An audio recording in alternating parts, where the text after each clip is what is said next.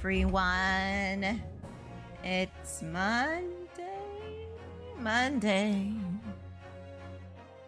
Happy Monday, everyone. I know it sucks that it's Monday and everybody's going back to school or work or have shit to do today, but it's fine. We're here right now to enjoy yourselves and play more Great Ace Attorney.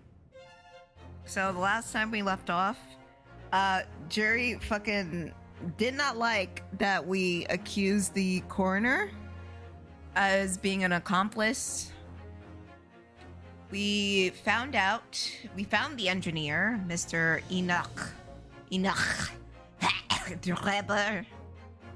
I don't know why I said it like that. Enoch Trevor. And he's lying out of his ass. It's clearly lying out of his ass. Also, the experimentation stage blew up because there was a bomb in Trevor's house, and there ended up being another bomb in the stage, so that blew up. Feels kind of weird talking about things blowing up right now, but it's not. It is what it is. I can't do anything about that. And let's see what else happened. Yeah, he said, "Oh yeah, I built everything just like I was supposed to," and trying to gaslight us into believing that instantaneous kinesis is possible, but it's not. And I will keep saying it's not until proven otherwise here in the future, because there in the past it's of course not possible, because they have not sent even radio waves or invented or even experimented with X-rays at all, or anything on the in the gamma radiation spectrum. Nah, it's not. Gamma radiation is on the spectrum. But that spectrum. So I'm going to take their word for it with a grain of salt, but that's just me. In fact, it's now theorized that there are 2 bird cages that the victim was in. One of the bird cages was in a balloon, which I still call utter bullshit, but fine. In a balloon. And the other one was in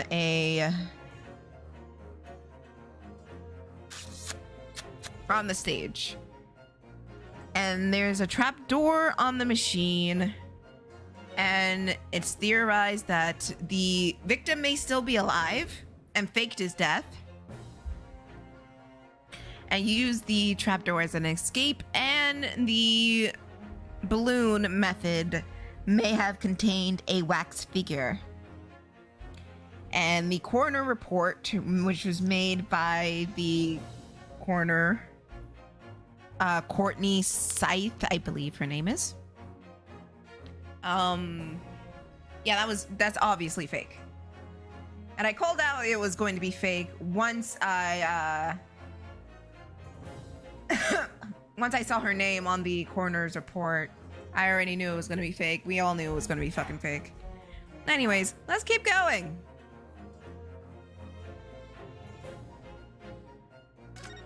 I think I had to convince the jury to continue the... Yep, here we go. I have to do the summation examination once again because the jury does not like to listen to me. And it's just like fucking... It's like fucking like K-pop stans and their opars. Like, hey, your opar did a very bad thing. My opar is not that. You're just jealous of my opar. But in all actuality, their opar is like a piece of shit. That's where we're at right now. Let's get into it. I've known that one man for years. She never been an accomplice to anything. It's utter nonsense. I think... Hi, Sarv. To think those two would ever become conniving with one another. Oh dear, this is most troubling. But surely the waxwork the man stole it's nothing to do with the coroner, is it?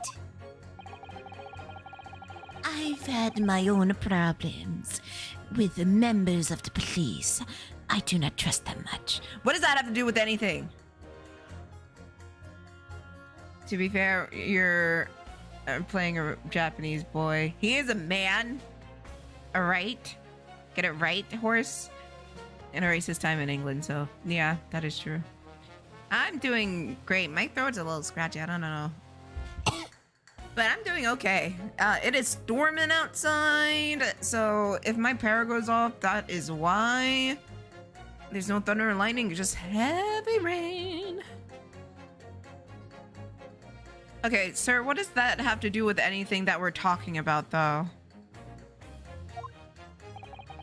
I've seen no rigorous proof that this waxwork would ever inside the birdcage. It's conjecture. I can't send someone without right evidence. Is not proper job, busy. I will add it.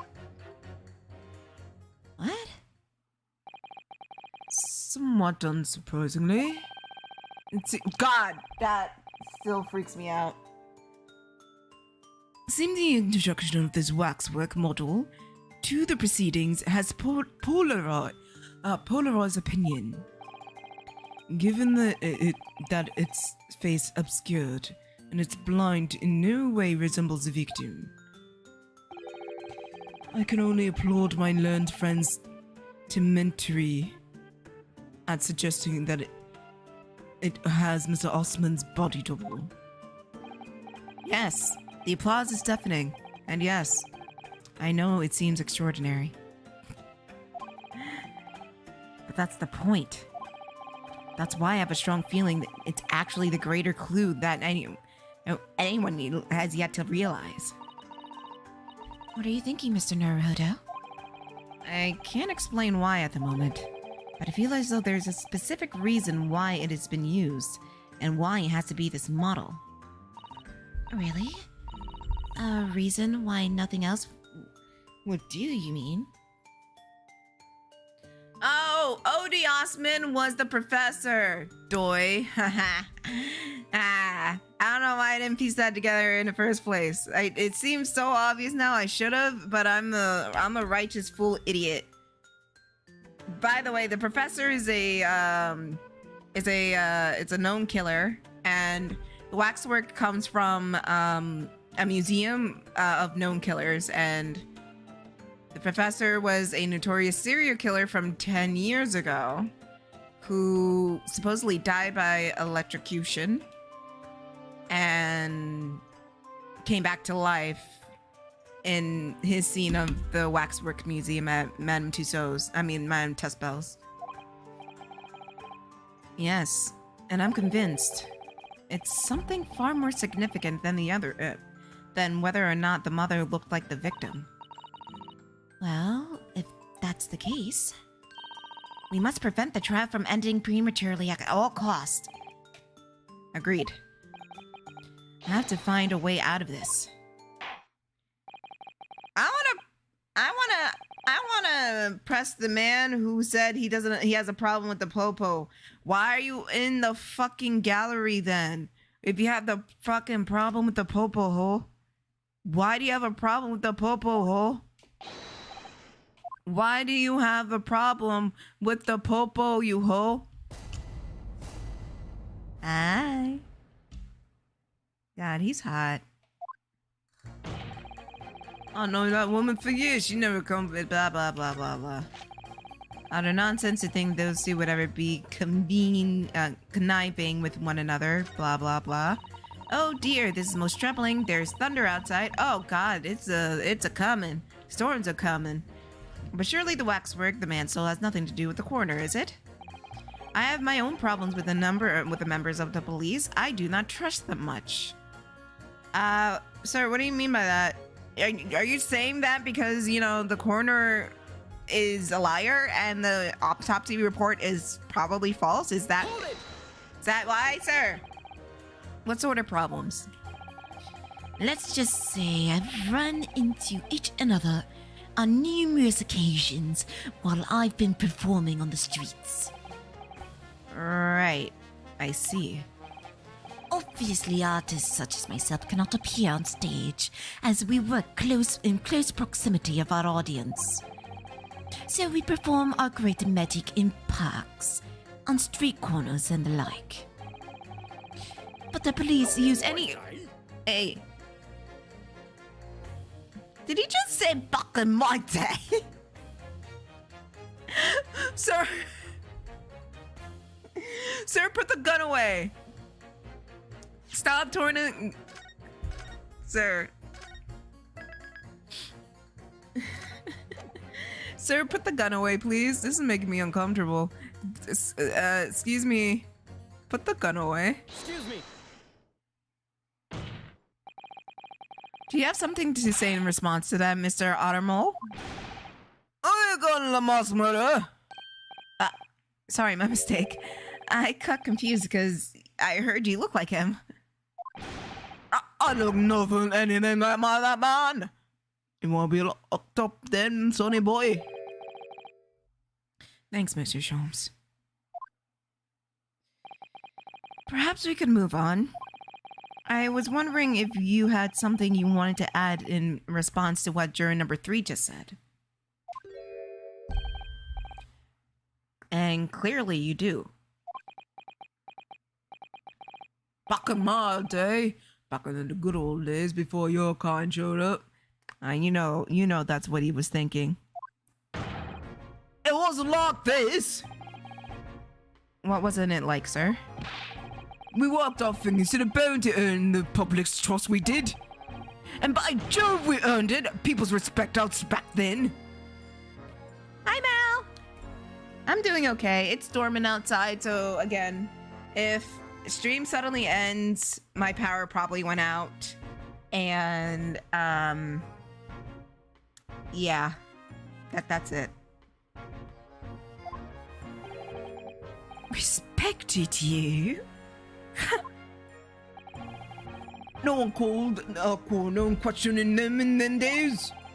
A coroner's report was a hallmark of the investigation not done right. Especially when Dr. Courtney Stevens put her name on it. She was the best of the best. Hold on a minute. What are you talking about?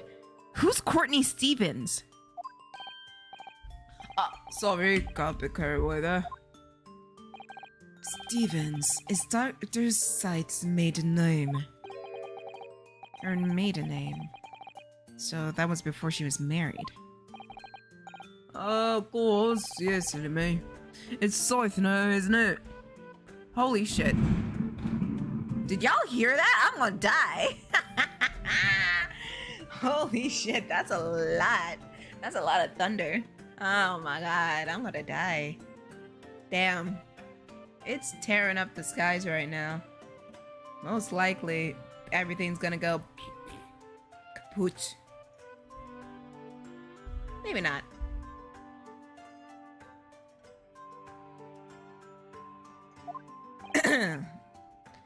Stevens. I'm sure I've seen that name somewhere recently. Hold up. Stevens.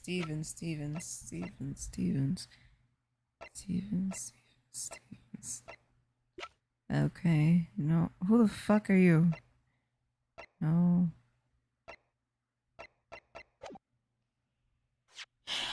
Stevens.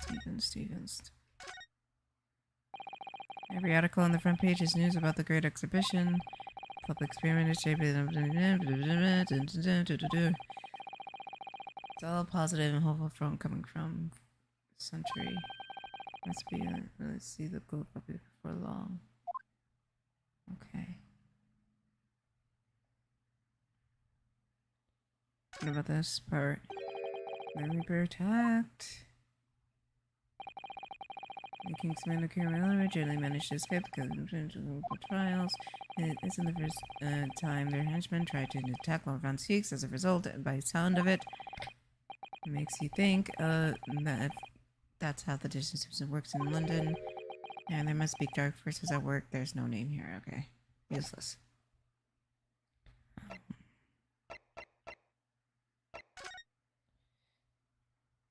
Is it in the autopsy report? No. Must be something. What's this?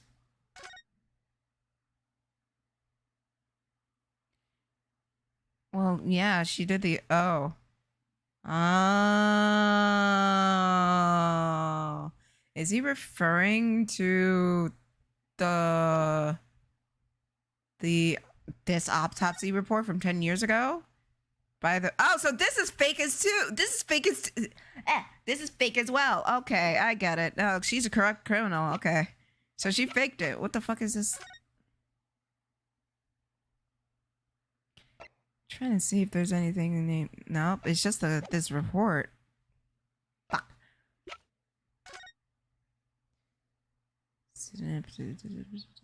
Yep. This must be fake as well. So, if there are two fake reports, if there are two fake autopsy reports, then dude is still alive. He's still out there. He's still running around like la di da di da. He's still there. So this trial is a whole waste of my time because y'all can't do your fucking job right. All right, cool.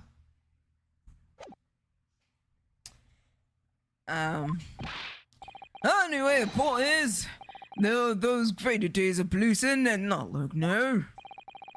Sorry to interrupt, sir. But do you think you could change your statement to include that name? Oh, well, yes. See what not. She was Courtney Stevens back then when I knew her. Of course, a legendary coroner even. Okay. Utter nonsense to think two would be conniving with each other. Oh dear, this is too much troubling. Sure, the waxwork, the man still has nothing to do with the coroner.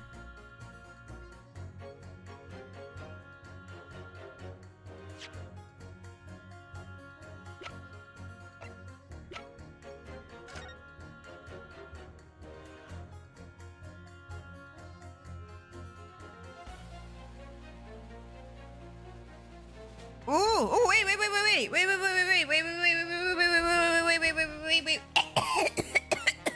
I'm okay. So the waxworks of the professor and who did the professor's autopsy is Courtney Stevens. Obviously, this is fucking fake because she's a fake bitch, but could it be possible? Oh my god. I have a theory. Okay, don't strike me down for my theory, please. Just let me hear me out.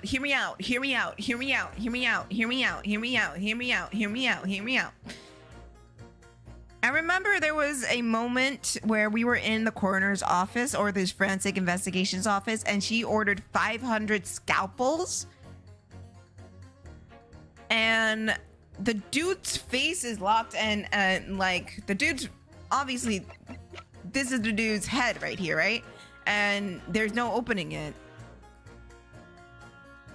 Like, and I'm sitting here wondering, either this is going to be the face of Osman, or it's going to be like, it's not going to have the same head. Hear me out, because what if the coroner performed plastic surgery on Osman to make him look like a totally different person?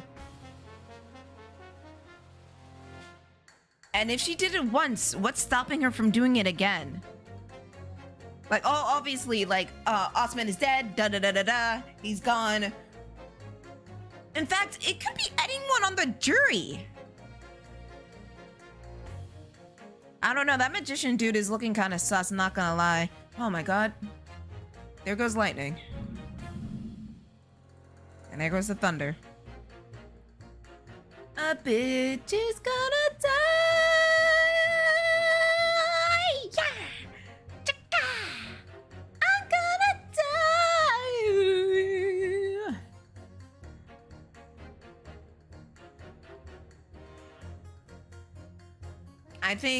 I think I'm onto something here.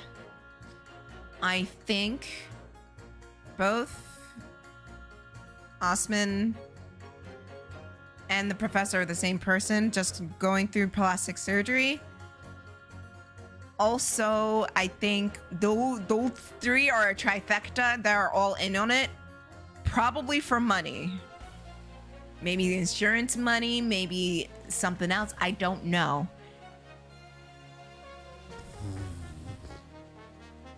But they must be in it for something. To screw over the government, maybe? Because they're anarchists? And that could be possible.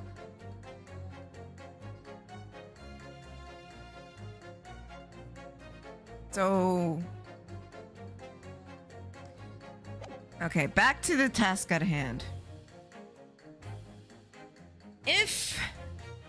sure, the waxwork has nothing to do with the coroner. The coroner who did the waxwork on the professor, the coroner who did the autopsy on the professor, and the coroner who did the autopsy on Mr. Osman is both the same person, Courtney Scythe or Courtney Stevens, which is her maiden name.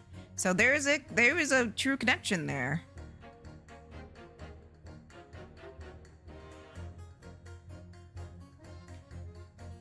Question is, fucking, I need to pin her against someone. Who the fuck cares about you? Crap. Don't tell me. I know. Don't tell me. No. I know. You don't need to tell me. Don't tell me. I got it. Don't tell me. Don't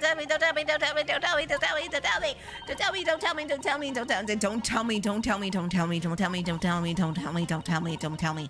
Don't tell me.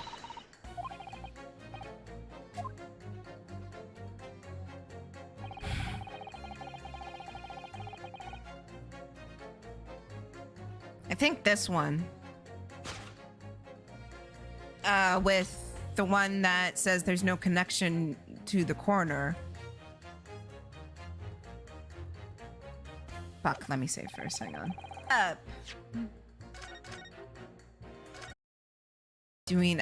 That wasn't apparent before. Well, naturally.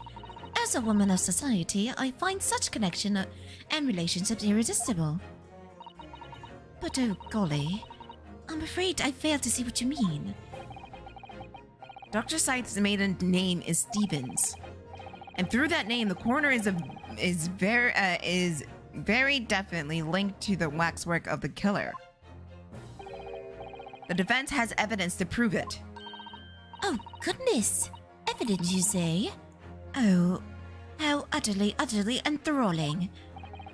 Counsel, the court cannot overlook that last remark.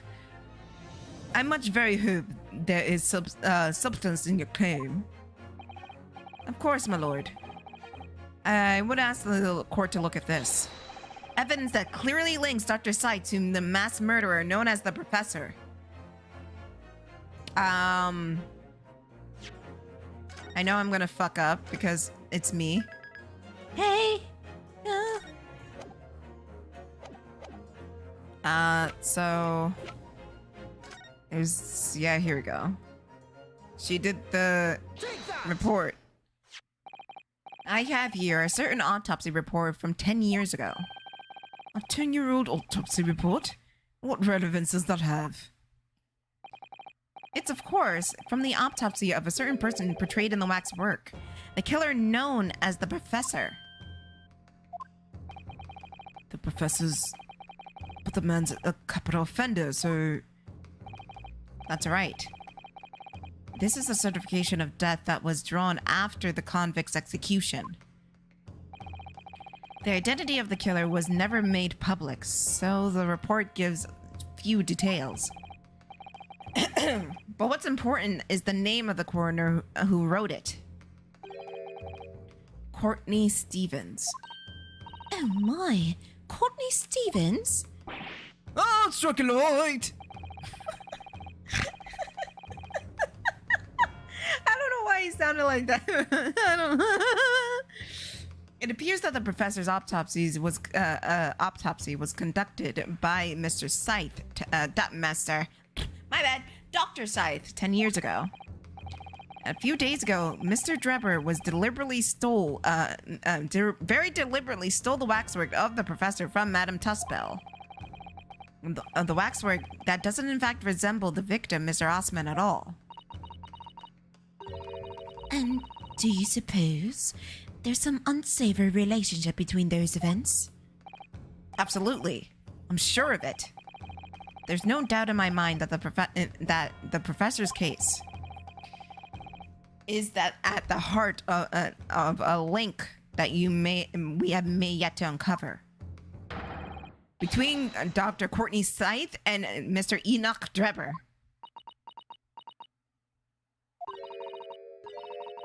Hidden links, mysterious connections, secret relationships. This is almost extraordinary. We're surely obliged to now explore this further. Okay, we got one. Quite right. Can't let this trial come to an end now. Not while the cloud of suspicion is hanging over the yard's best corner. It's like in my days, we're still up to hold Justin to the right. I don't know why I'm making him sound operatic.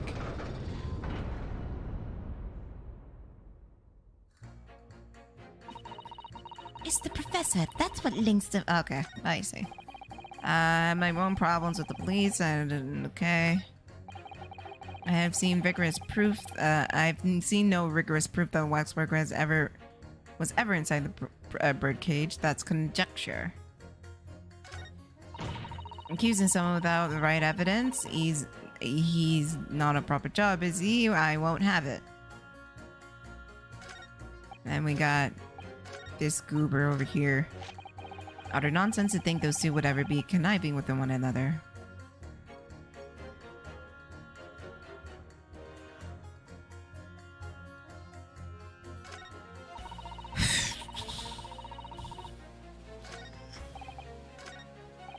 I've seen no rigorous proof that this waxwork was ever hidden. Do we have proof?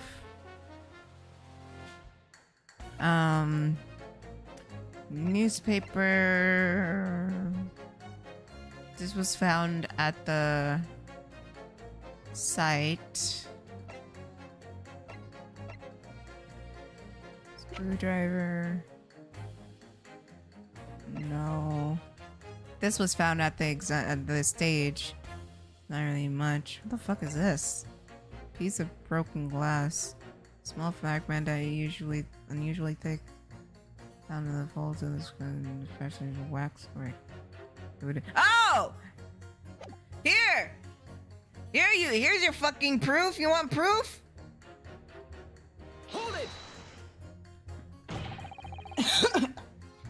But you claimed the whole instantaneous kinesis demonstration was a trick. I did. But there are more ways to pull a rabbit out of one's hat, isn't there? Sorry?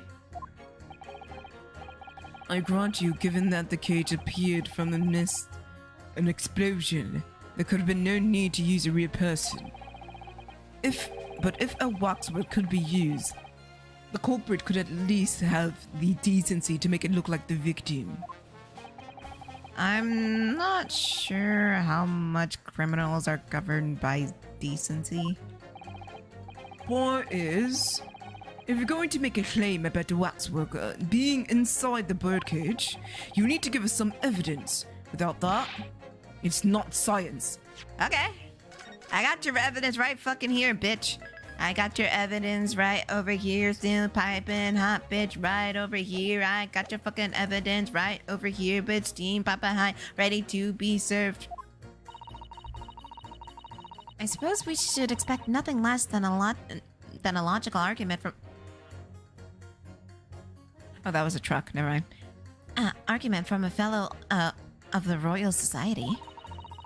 But perhaps that means his mind could be changed if we manage to present suitable evidence. Evidence that the professor's waxwork was inside the birdcage. Yes! Yes! Yes, I have evidence. Actually, I have something I would like you to see, sir. Oh? I must warn you that I firmly believe it's only wise to trust men in white coats. What is that supposed to mean? You're not wearing a white coat either, sir! You're wearing a black coat, like me! Whoop. You're wearing a black coat like me! Sir! You're just being stupid! So, given your jet black outfit, You're wearing the same! I don't mind admitting to a sense of trepidation here. You're wearing a black jacket. You're wearing a black jacket. He's wearing a black jacket. You're wearing a black jacket. He's wearing a black suit. And he's the police. What do you mean? What are you talking about? Make it make sense. For someone who's all about logical explanations and logical conclusions and all things logic, you're making no sense whatsoever. So you don't trust anyone in black? Look in the...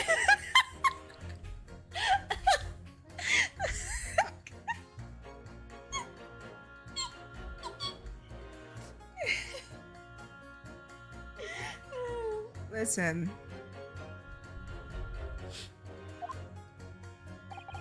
I do have some evidence that proves the waxwork was inside the birdcage, namely...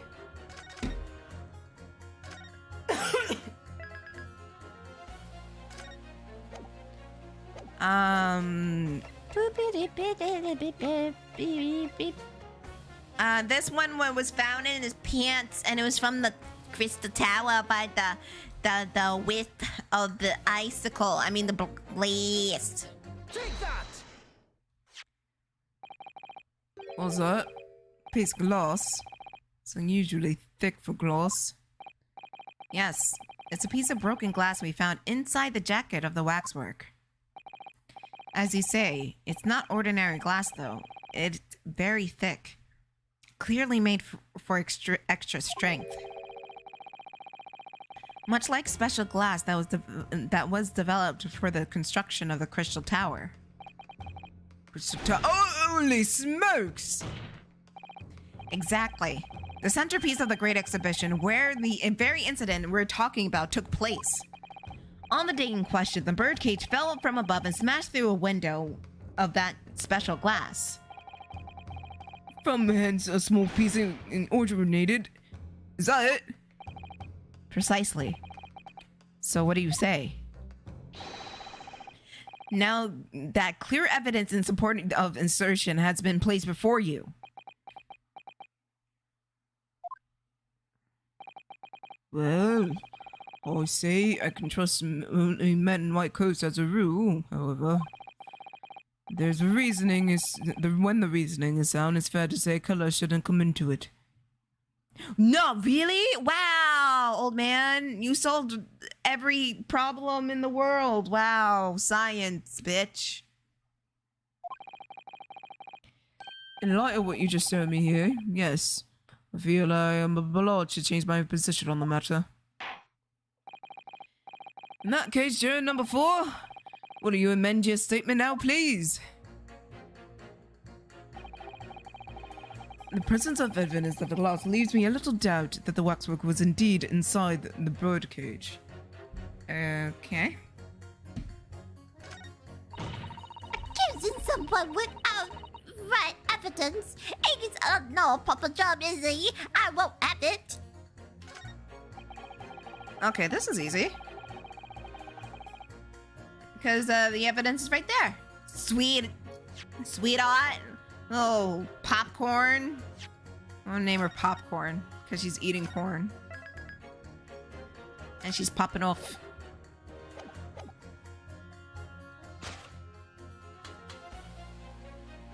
Yeah, they're just talking about the same thing as evidence. Objection! Those two statements clearly contradict each other. Good gracious! To whose statements do you refer, Counsel? If you could put down your corn for a moment, jury number 5. I mean, May. Here he goes again! Amazing animation. You pointed out what's wrong to make an accusation without evidence. The accusation that the waxwork model was inside the second bird cage on the day in question is not without supporting evidence, as the defense demonstrated it to jury sitting beside you. Oh, is that right? Who let the child in here? She's a kid. She's a child. Would it be fair to say you didn't follow the argument? I don't understand, besides comical, to be honest. Of course you do. Stop! I'm begging you, sir. Stop being so rude. I just want to leap in your arms and say, be rude to me. Shit, stop. Stop it. Stop. Stop. Stop being rude. You're so fucking rude. Stop being rude. You're fucking me up, bro. Oh, God. You're ruder than Phoenix. Oh, my God. And I love it. Oh, God. Carry me away. Even though you can't physically, but it's fine. If I die, I'm dying happy today.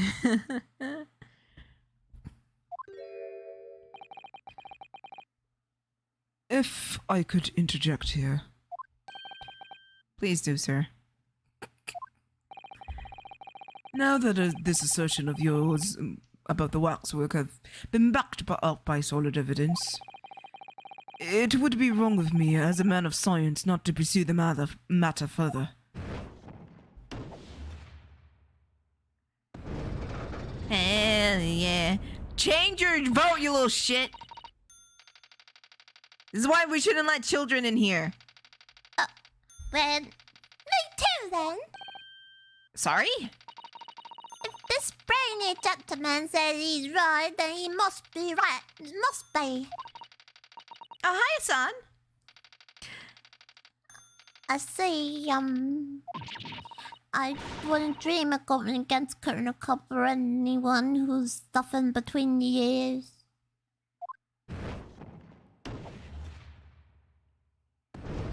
Can we get the child fucking out of here? Success. If you can call it that. Shut up! Stop! You fucking freak! It's a success. It's fine. Damn. So rude. I love it. Thank you, Counsel. That will do. As a result of the summation examination, the jury's overall leaning has changed. 2 jurors called guilty, 4 who called not guilty.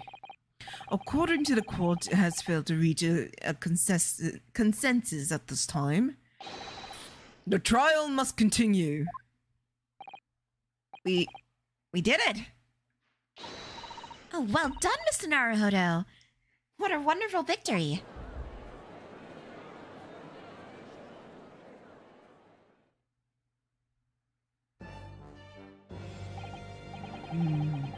A waxwork of the despicable professor. Used as the body double for the victim in this quite extraordinary case. I must say, it's extremely hard to believe the assertion could possibly be true. However, it would appear that it does at least warrant further investigation. It's the waxwork of the professor that links Mr. Drebber and Dr. Scythe. And I'm convinced that there's a special significance to that link. I don't know what you're hoping up to prove, lad. I really don't. The truth, sir. By using evidence and testimony. If the court is to delve deeper into the alleged involvement of the waxwork in this case, then the prosecution calls for the owner of the model to be summoned as a witness. The owner? Madam Tuspel. No! What the fuck? Bro, stop. No, don't be dumb. Legit, don't be stupid about this. Do not fucking... Bro, why? That is so... Maybe, I don't know. Maybe it's necessary. Call the coroner! What are you doing? I really thought Lord Von Zieks would adapt to this whole line of inquiry. Very well, I concur. Make arrangements for Madame Tuspel to appear as a witness with immediate effect. Listen carefully, my learned friend. Oh, yes? Don't fucking... You should know that you're on the brink of opening Pandora's box.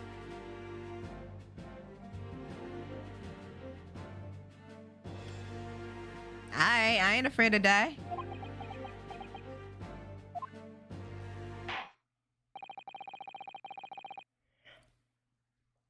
The court shall now adjourn for 45 minutes.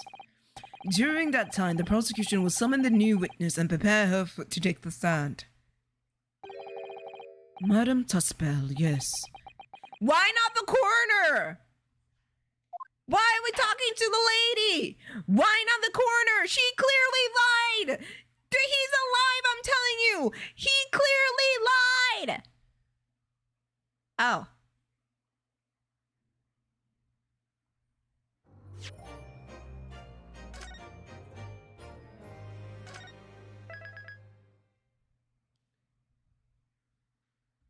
Oh, okay. So now I'm just here like, oh, it took 45. It didn't take that long to do that part. I'm expecting it to go longer. But then again, if I did that on Friday, I would have been there all night, and I was not about to do that.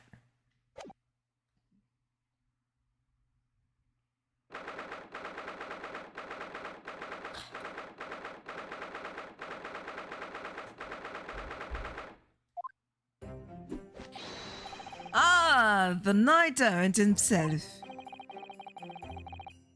Oh, you've been watching from the gallery, Mr. Chums, and you're awake? You're still awake? What time is it? What time is it? It's summertime. And my vacation. Oh, it's still before noon and you're still awake. I'm impressed. Okay. That's a new record for you, isn't it? I've been on the edge of my seat the entire time. Courtroom trials are fascinating affairs, as a spectator at least. I'm glad you've been enjoying yourself.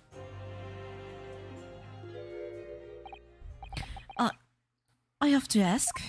What on earth is going on? It doesn't make sense. What's this professor's business all about? It doesn't look like any professor I've met before. Who is he even? Ah, of course. You were in Germany already 10 years ago. Yes, the professor. When I discovered he was the one to be abducted, I sense a forbidden stone within me. But who knew the monster would come knocking at your door? My heartfelt sympathies.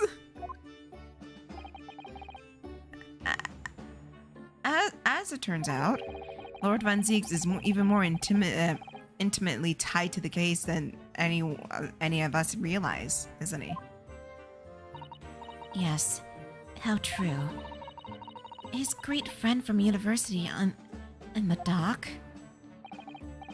And now a waxwork of the killing who took his esteemed brother's life to make an appearance too. I imagine even the shrewd Mr. Reaper failed to foresee this kick in the teeth. An extraordinary move on your part, my dear fellow. To throw that in front of the man? You make it sound like it was deliberate. can't help but feeling that this professor case is very Because he's not dead! Everything was fake! It was fake! It was all fake! Fabricated! Deception! Deception! Disgrace! You as plain as the scar on his face. Deception! Disgrace! He asked for trouble the moment he came.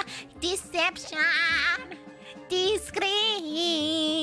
Even at the moment he came. Deception! Disgrace! He asked for trouble the moment he came. I need a emote with that zebra from Lion King 2 to sing Deception! Disgrace! whenever something happens.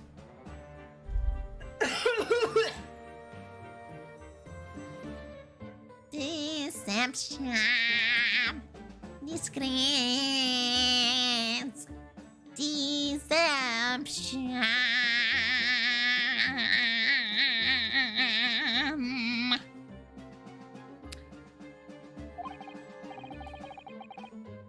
Oh, yes, and in what particular manner?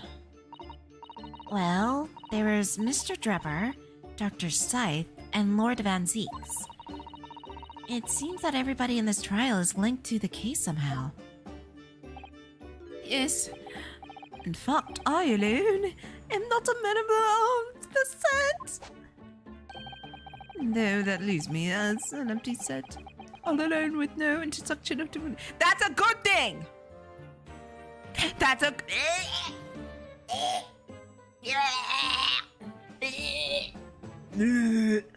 Accidentally lit my pop filter. Gross. As I was saying, that's a good thing. That is a good thing. You are not involved. Mind your fucking business. Don't have FOMO. This is the worst possible moment to have fucking FOMO, you freak. Excuse me.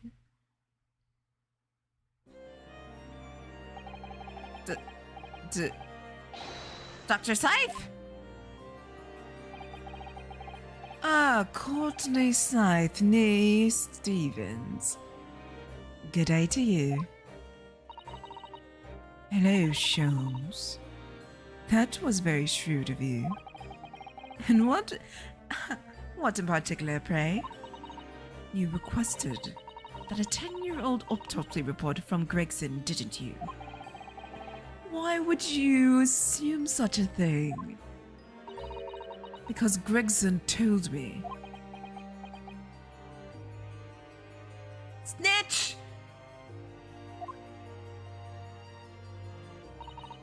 To think it's been 10 years. 10 years in the laboratory, welding my scalpel. The smell of nothing but corpses and disinfectant.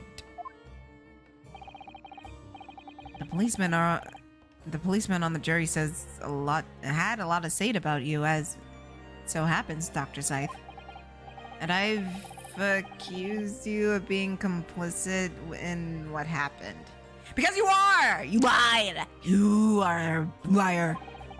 I'm hoping you'll take the stand and tell the truth of what really happened.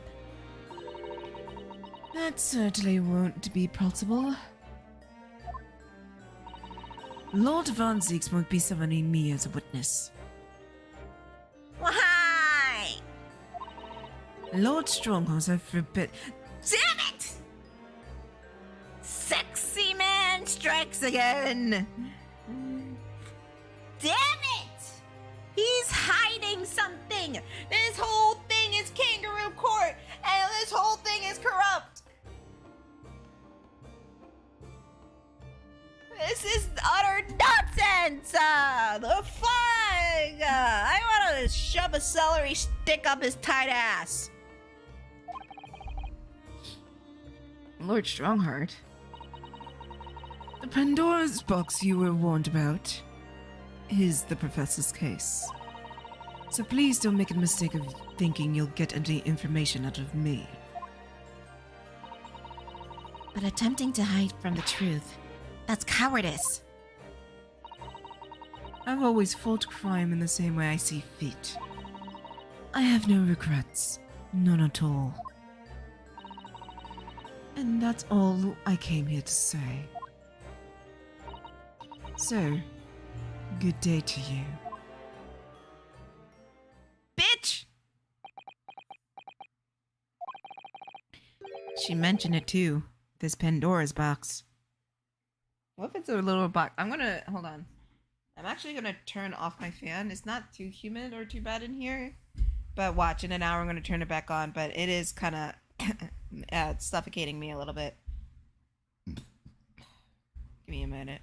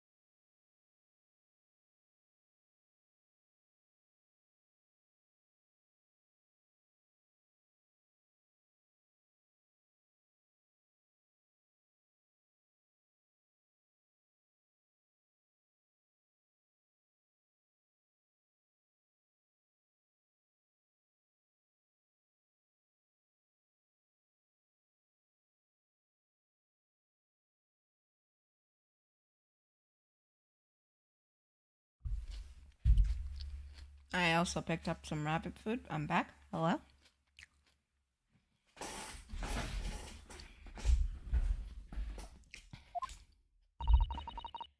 Whatever does it all mean?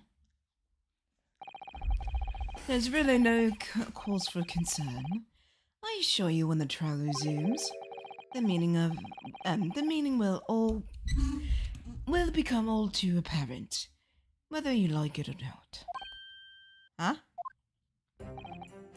Now then, believe it's almost time. I must make my way back to the public gallery. The edge of my seat awaits. I think maybe you're enjoying yourself a little too much. Oh yes!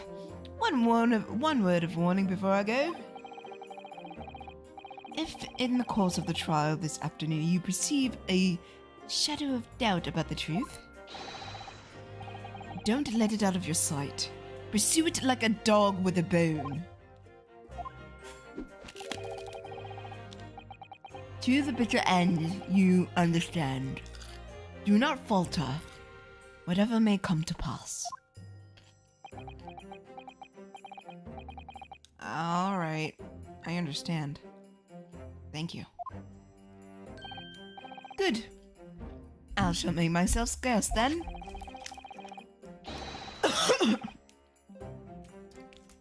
I purchased a bar of caramel earlier. I shall be gnawing it as you gnaw away at the truth.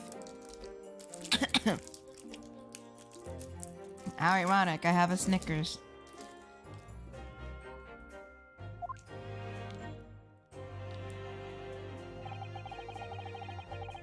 What did that Mr.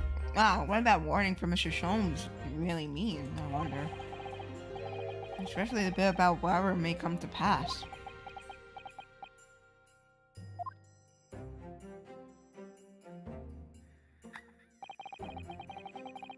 It's time for the final chapter then.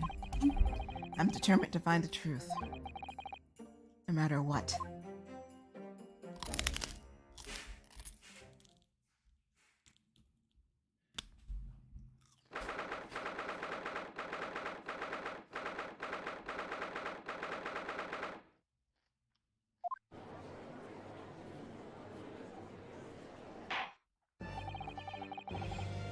In her name, the Majesty the Queen, I hereby reconvene the proceedings of this court. Counsels for the defense and prosecution, are you ready to and able to continue? The prosecution is ready, my lord. Yes, my lord. The defense is also ready.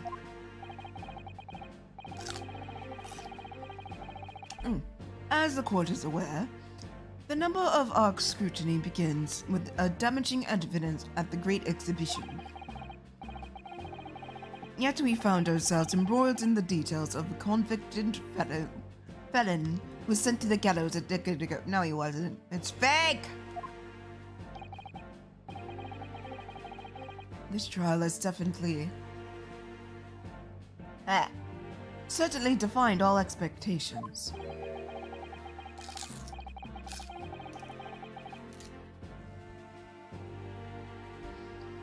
As soon to be the fate of all trials which this Nipponese is involvement. Fuck you, bro! So then, let us begin our explanation of the defense's assertion that the waxwork was cordially involved in this matter. Lord Van Zeeks, my lord. Are we still awaiting the arrival of Miss Tosbell? Not at all. She's in the antechambers as we speak, ready to be summoned. Very well. Bring in the witness. At once, my lord. Bailiff! Ow. Ow. Ow. Ow.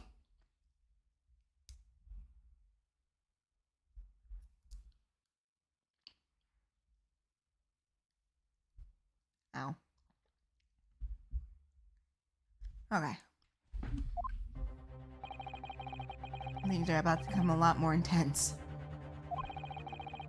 If Trevor is responsible, and as I'm sure he is, it means you must have an accomplice, Dr. Scythe. And what connects the pair of them is the waxwork. He has the model of the professor. That's the key that links these otherwise unrelated individuals. The tenuous link, admittedly. But at present, it's all we have to go on.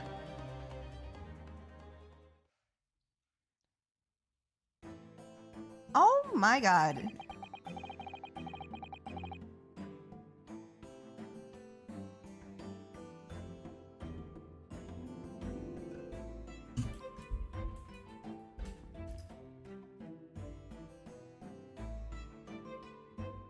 Sorry, I'm answering messages. I'm so sorry.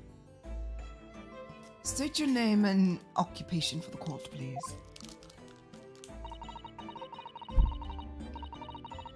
I say I eat a Snickers bar.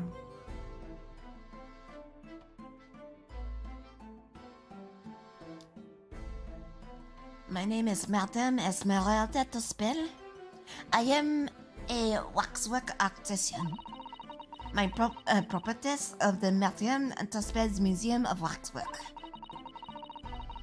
You will have to pardon moi for for working as I testify. My new exhibition is exhibit must open very soon.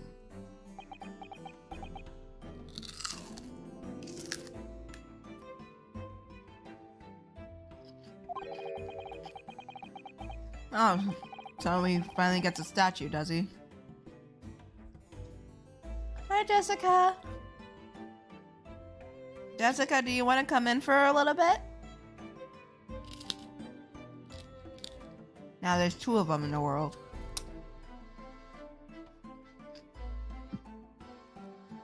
God damn, you're the worst, Rinosuke.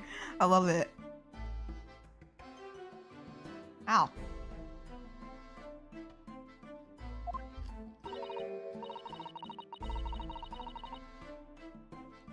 Oh my. What expression is she covering into that face?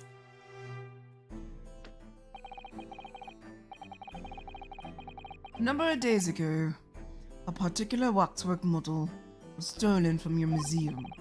Can you confirm this? Oui. This is true. At first, we believed it was kidnapped. A waxwork model kidnapped? Yes, my lord. There was a demand for ransom money left behind by the culprit. However, according to what I've just been told outside the court, that was not the true reason. I understand what. Hold on. Something happened. We got Maddie Sings over on Twitch with the follow. Thank you, Maddie. I appreciate it, and I appreciate you.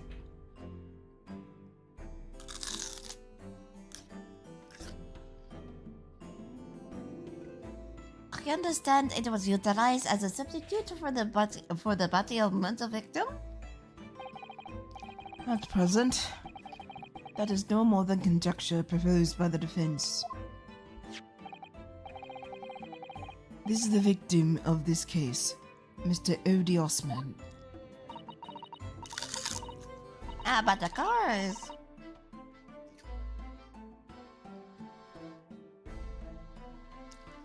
Okay. I know him well. He is a part of my odious personage exhibit. I desist to say it is evident that Mr. Osman does not resemble the perfection at all. Give me a second here.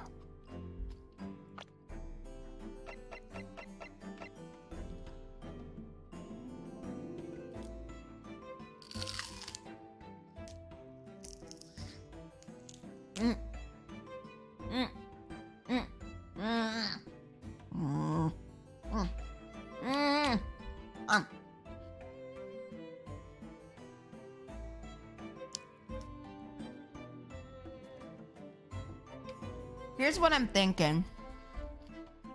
If they're the same person,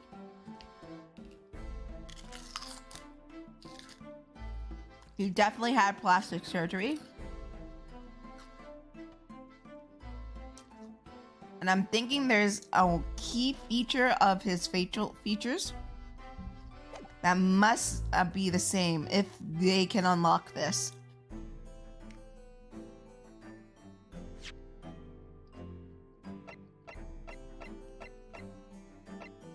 And I'm guessing it's his mole.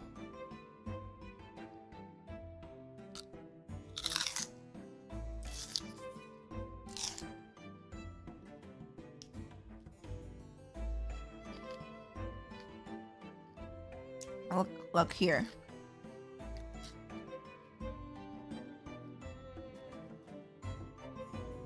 Right here.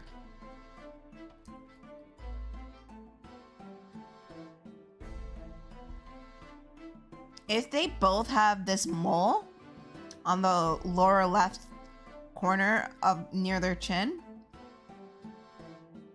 I think that's our smoking gun.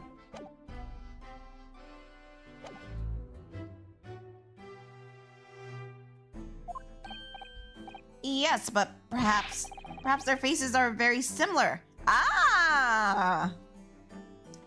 Know how they highlighted similar? I think I'm on the right track here.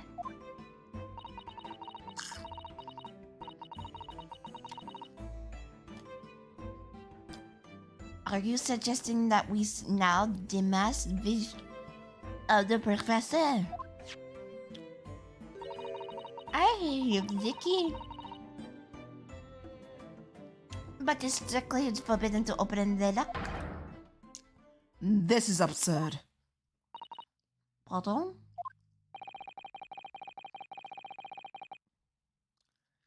I don't know what face you've carved into your fancy figure underneath that mask.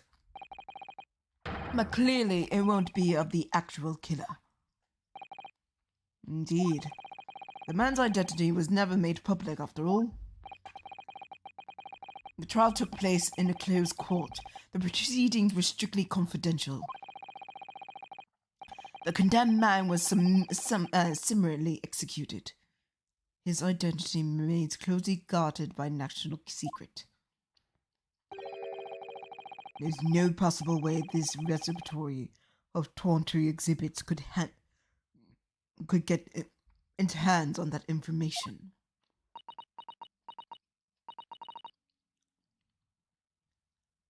Que dommage. It would seem you're unaware of the Tuspill's principles. What principles? Okay, hang on. I'm gonna get Jessica in.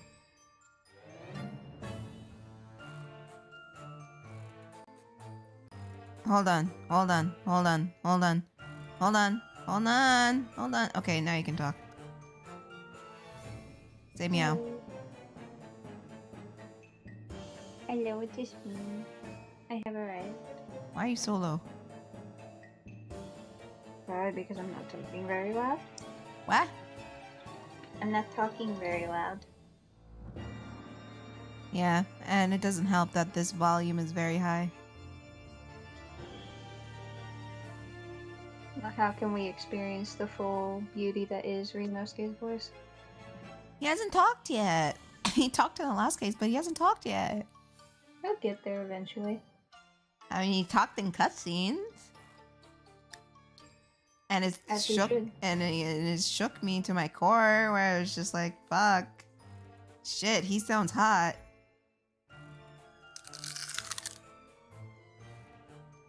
I mean, he is his ancestor. He's rude! He's ruder than Phoenix! Yeah, he is. What do you think Phoenix does it? So fucking rude, bro. I didn't think it was possible to be ruder than Phoenix Wright, but here we are. But you like it. I know, I do. God damn, I wanna go on that pony. You wanna hop on that pony? I wanna hop on the pony. Hop on the pony and ride it until the sun breaks. Yeah, I'm gonna break his back. I know you do.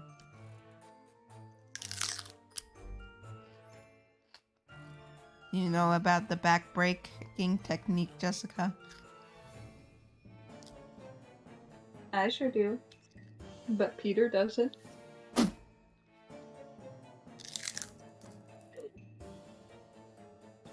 Moving on.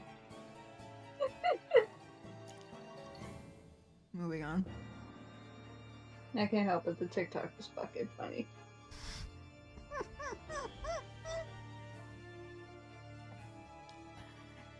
The family Tuspel has always prided itself in sculpting its mother à la perfection.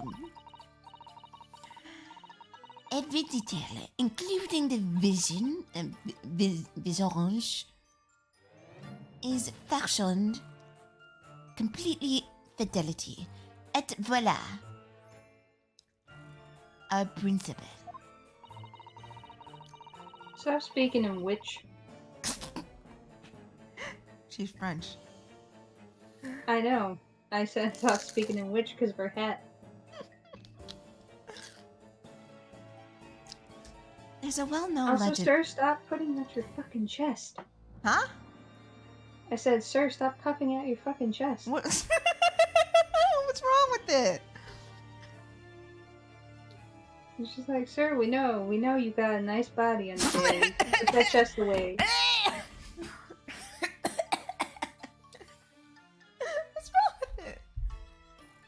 It's just, damn.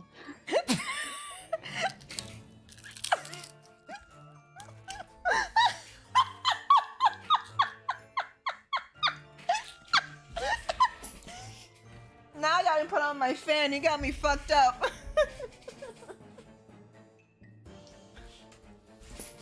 Damn.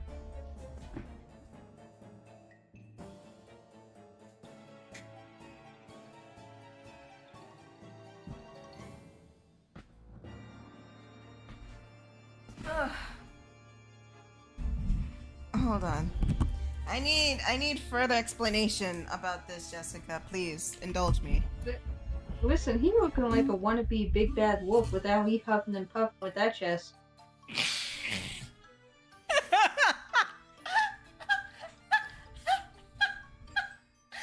does that mean? What do you mean? I want to. Is he a Dorito, by the way? Like, does he have like does he like have big titties hidden behind the fucking constraints of that goddamn uniform with an itty bitty waist?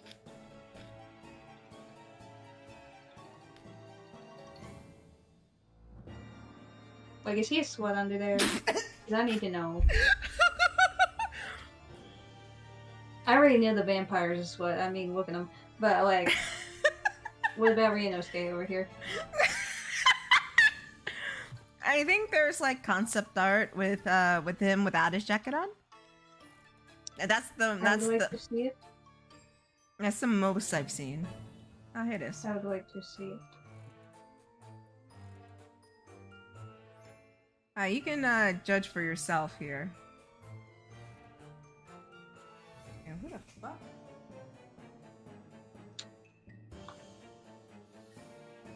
Oh, yeah, that's Batman. Sorry.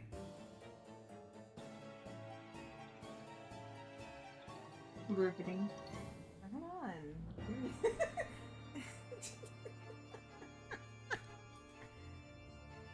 Alright, let me see. Let me examine. Oh god, he is slut.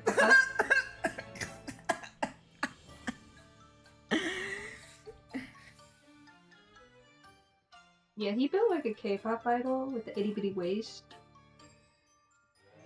Why he built like that? That's disrespectful. And not to mention the way the shirt is like the fucking folds of the shirt are not helping.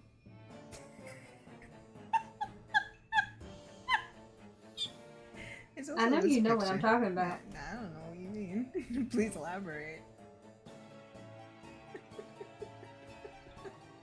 Damn, he sit like a slut too. Pussy exposed for the world to see.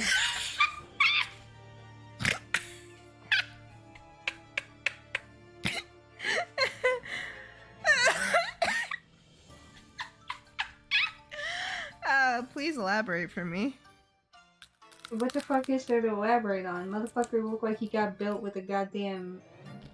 he looked like he got built by SpongeBob in that one episode when Squidward was giving him shit for his art.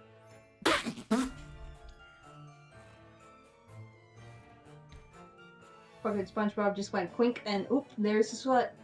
Oh, I will say, there's an animation that he does where he paces back and forth and he walks like a slut. I wanna see that. It was earlier in the stream that he was doing it. Ah, fuck. Oh, this is my lovely partner Jessica who's on the call with me right now. Well, it is me, Simpmaster 9000. Yeah, she's even a bigger simp than me, and that's really saying something because I said a lot of things of what I would do to this man. Yeah, I know you do.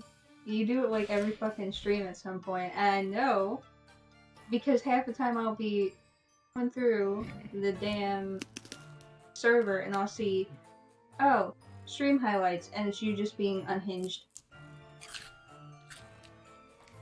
I see no problem with that. I mean, I'm not gonna say there's a problem with that because I can't really say anything because I can't judge. No, because when I was playing Apollo Justice, you were just like, hoppity hop hop hop, huddy hop hop hop hop hop. That's because Apollo is my man. I fucking love Apollo. You were disrespectful in Dual Destinies, okay? He has been constantly disrespected throughout the entirety of this franchise, and I fucking hate it. And the audacity to stick him with that fucking flimsy fucking asshole who plays the guitar should have been set on fire, asshole. Clavier is the worst, yeah. Yeah, I fucking hate him. Put him back on the stage, set him on fire again. Oh, yeah. DIY Arts' name is Melinda. You can call her Mel. Hello. Hello, it is nice to meet you. Jessica is nice when you don't piss her off. I mean, you just have to not be hoarse.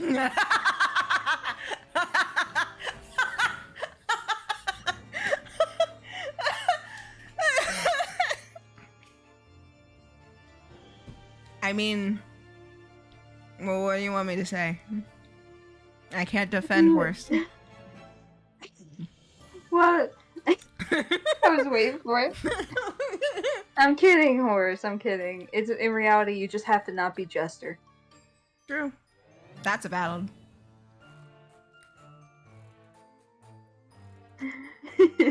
Or say dumb But shit. no.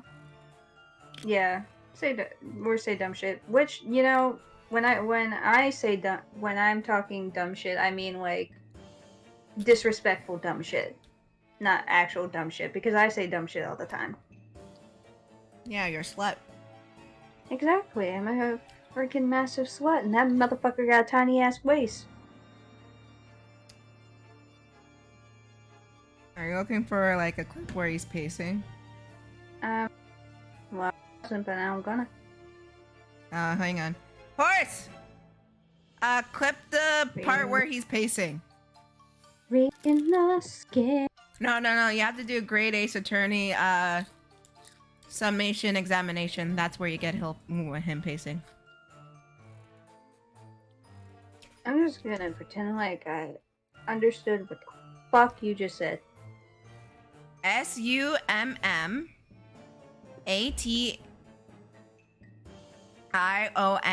space examination. And then grade Ace Attorney.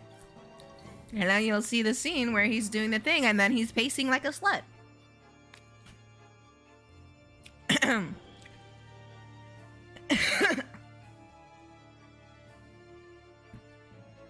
There is a well-known legend about the Tuspel Waxworks from the time of the French Revolution. A member of the Tuspel family is said to have made a waxwork of the queen who has been executed. yeah, I didn't even have to look it up. It's in GIF form. Huh? It's in GIF form. Oh. There you go. I'm just gonna. Send it over. Well, you can see, like, he's a slut. What are you doing? Take that link. I'm gonna put it over here. There you go. Ow! Fuck my finger. Yeah, see, I told you, he's a slut. There you go. See? He is definitely a slut. I'll see you here. And you get to see his whole back. I know. I'm looking at it. He has kind of broad shoulders. Mm-hmm. I don't appreciate that, but yeah. Kind of just reminds you of the what? The slut with the broad shoulders. I love how I'm eating celery. And I choked on the celery. I was going to get the fucking sentence out, even if I died trying. Damn it. I mean, I'm not going to pay attention to the sentence after you just said you were choking on celery. Listen. Also, I like there's celery. a lot of bitches I know with a broad shoulder back, so... Yeah, Rinosuke's one of them. Congratulations. Look at that. Yeah. Now, if only we could do something about his fucking hair.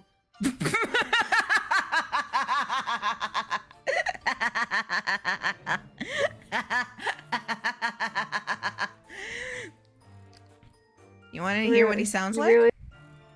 I mean, I know what he sounds like, but Do you want either way, Do you want cutscenes? sure. But anyway, I want to know what his thought process was when he got his haircut. Like, did he look at his fucking barber and just go, "Yeah, keep it like normalish, but like leave like a little tuft in the back to make it look kind of fucked up." Yes. I want to be like sophisticated with a bit of business in the front, party in the back. Exactly. Now you're understanding. You get it now. You understand. You understand. Dweeb. Yeah, you understand now. Doy. Oui. That is true. It was a century ago now. I believe it was the queen's face carved in minutes following her death, actually at the guillotine site. You're correct. The model is in display today in the House of Horrors. Winter spells will stop at nothing to obtain the faithful replica of our subjects. Dear me. Oh yeah, we got Santa. Santa. Santa. You better watch out. You better watch out. You better watch out. You better watch out. You better watch out. You better watch out. You better watch out. You better. It's his fucking hair like that, dude. That's a wig. I was not paying attention to the stream. Huh? I was not paying attention you- to the stream. I were was you- looking at the clip.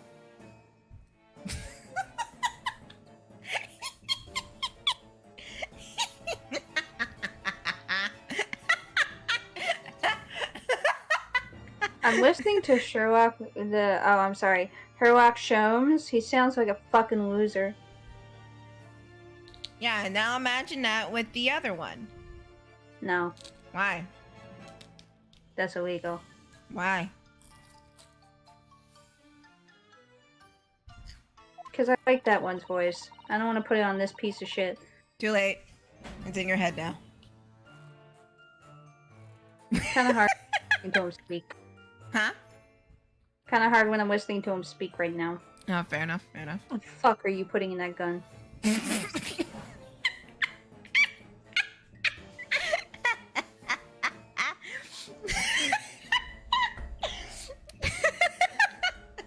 Sorry.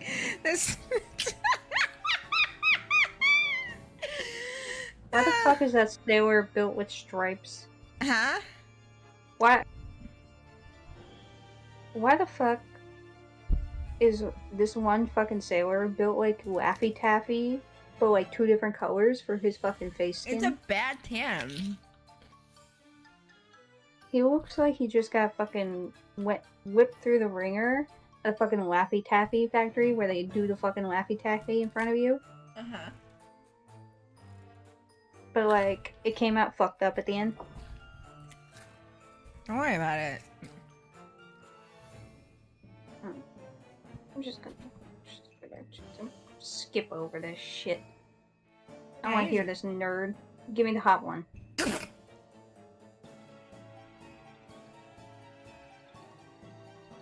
Dweeb.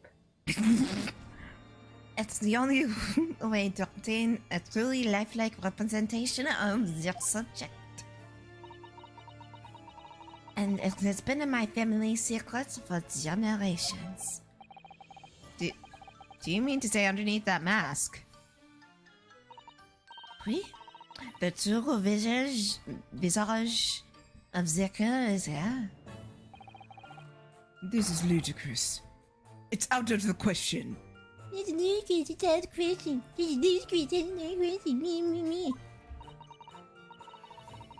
The professor spread terror throughout Great Britain. As a result, Madame Tuspel's special exhibit remains extremely popular even today. What? Huh? Oh, I thought you said something. Oh, it was thing going on where it was just like, oh, welcome to Great Britain. And I'm like, gross. Like, shut up. We want to hear the hot one. Exactly. Plus, I've been here already with the hellscape that is Black Butler. This just triggered my fucking desire to look at Victorian fashion and shit like that again. Oh shit, it's a vamp dude. Yeah. Everything's on fucking fire. Yeah. Alright, speak, you dweeb. The killer emerging from his own grave. It's a sight to behold. You should come. I think, madame, it would be more beneficial to hear your formal testimony on this matter.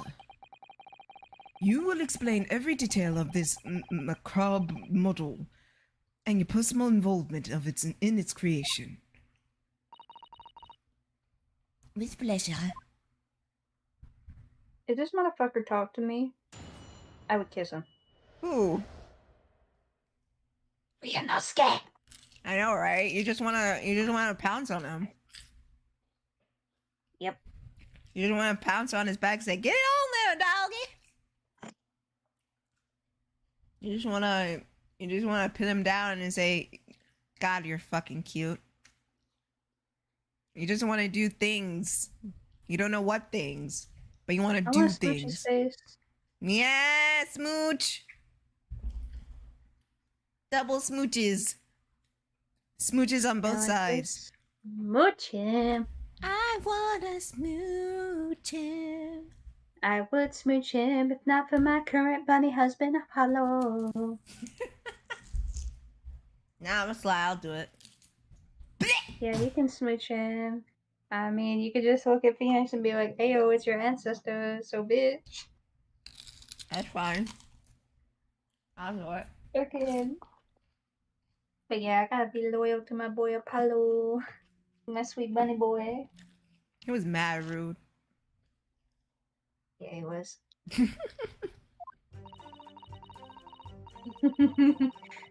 This special exhibit in the House of Horrors is based on the rumor of the Shock Society in London.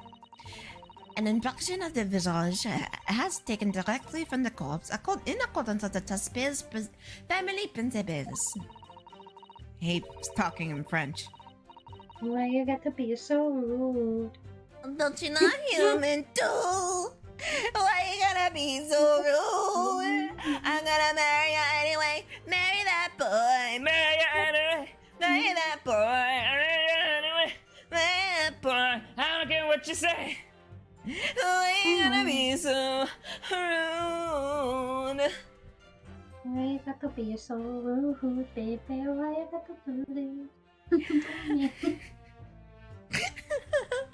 Oh my god. I enlisted the help of the grave digger and created a mold of the head in the cemetery just before the interment. I hid myself until he gave the signal, and I was there for a very long time in that night. Oh yes? As dawn approached, I was very worried. I could be discovered. Ah, crap. His secret level. L'Oréal. Parfait. The gravedigger? The man sanctioned this? Oui. I will allow all the necessary to achieve the true resemblance my family is celebrated for. Nobody else knew, only the grave digger. What did he do, huh? So you truly saw it? The face of that monster? Never speak again.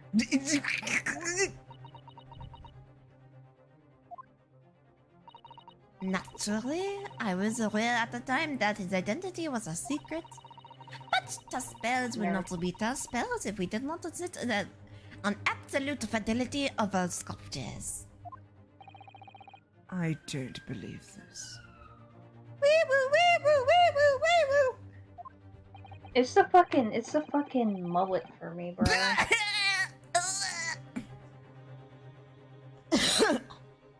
don't mean that in a good way. I know you don't. The fucking mullet really throwing me off. Like, everything about this man, this vamp dude, except for his attitude, is hot as hell. Yeah, But, like, it the is. mullet is really fucking with me. Really? I And thought I it would say be that- the racism for me. I mean, yeah, that's why I said his attitude. Uh-huh. But, like, even though I'm a hypocrite because I do like some characters with mullets, I don't know, his is just not doing it for me. What kind do you like with mullet? Give me a second. Does Lance have a mullet? No, but Keith does. Oh, Keith Colgan. Keith. Mr. takes his Mr. toast, man. Yeah, Mr. Yeehaw boy man. Yeehaw! Mr. Baby locks them doors and turn around. Everybody thought he was straight up just Korean. Nah, he fucking texts. It's like, Dad? Keith. Literally. As soon as he said Keith's name, everybody was just like, damn, he texted? I remember they slapped his face on Texas toast boxes left and right. Yeah, I was sending it. Like, I was waiting for people to watch the damn thing so I could send all my fucking Texas Keith memes. Ah, yeah. I was waiting for fucking weeks. That's sorry, I was in school. I know you were in school. And that's why I waited until you said you saw it so I could spam the shit out of you.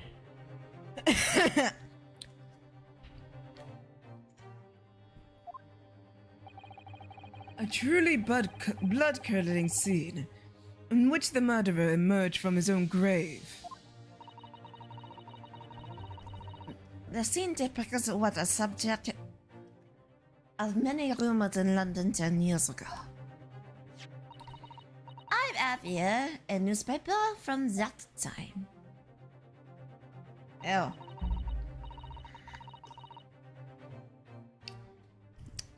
The special exhibit it was based upon the picture in the article. It was the most detailed account of what happened as reported by the eyewitness who saw it. Give me the shit.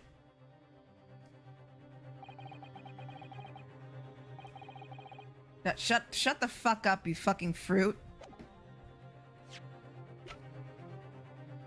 Let me see this. Okay. Mr. Drebber's dreadful encounter.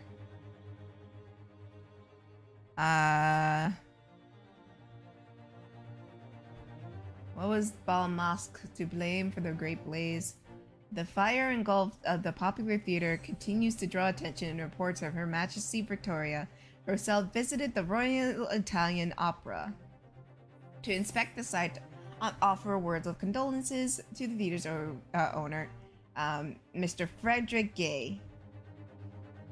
The theater had been under lease to the famed magician John Henry Anderson, and there have been speculation that the blame of the fire lies squarely on him for his insistence on holding Mr. Bal Mosque there. Could his magic trick have been played a trick on him, costing him a great center of arts? The investigation into the true cause is expected to continue into the next month, if not beyond, according to our sources. At Lowgate Cemetery, just behind the prison, on the night of that foul demon's execution, a newly entered or whatever professor forced off his grave cover as he clawed free of the earth. The young man who witnessed the scene was on the verge of raising a shriek when in the second a gunshot rang, and suddenly from behind. Wait, what? The bullet pierced through the resurrected man's chest, whose breath then stilled once more. The youth then finally raised a scream he'd been holding and ran for his life. The university student who experienced this shocking event, Mr. Enoch Dreber, a disciple of science at University of London and a resident of its student dorms.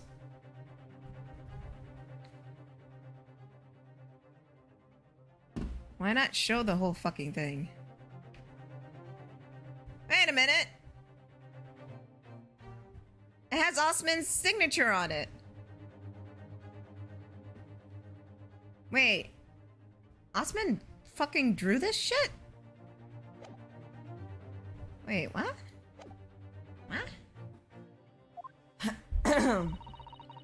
The public enjoys obscurity, monsieur.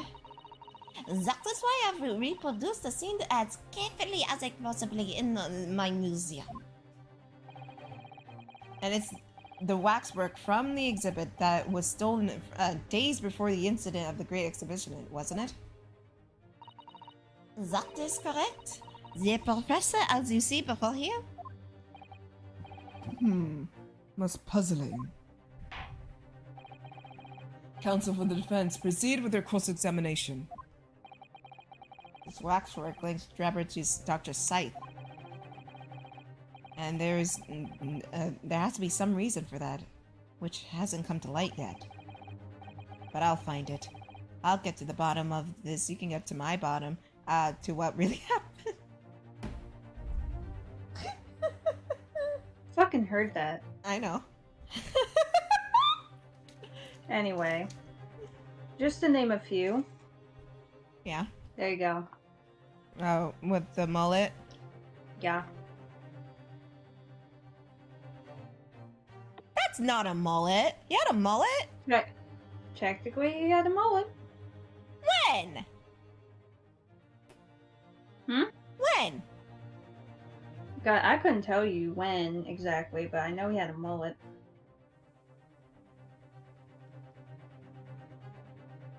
Okay. Ah, crap. I'll prove that Dr. Scythe and Drebber were on the crime together. I mean, they were, Skates. It's fucking obvious that they were. But you're lucky you're cute.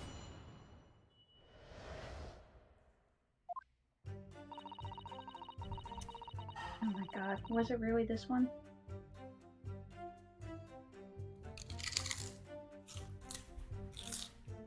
Sorry, I'm making it my personal mission. Okay.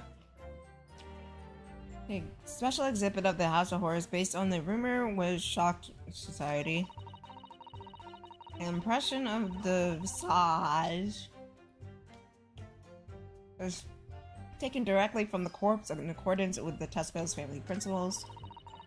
I enlisted the aid of the grave digger and created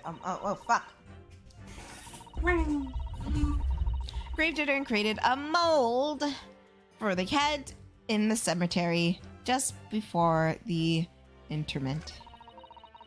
I hid myself and he gave a signal. I was there for a very long time that night. So you saw this happen? Hold it!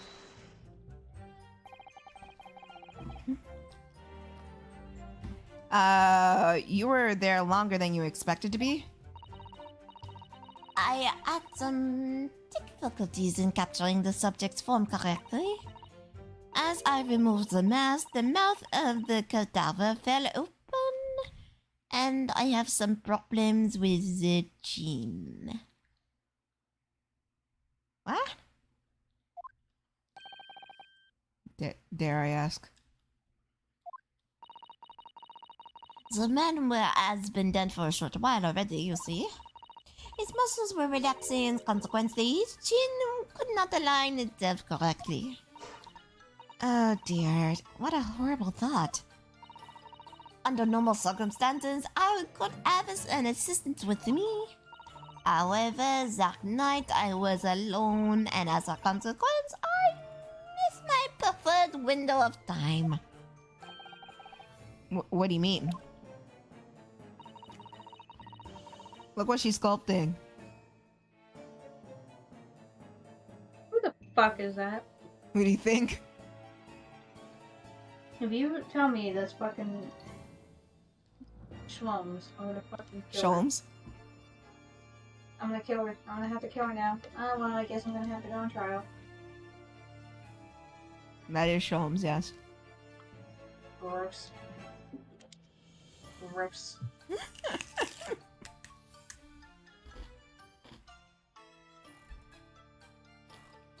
When I take the impression of the visuals with a cadaver, I always wait until 3 hours after death.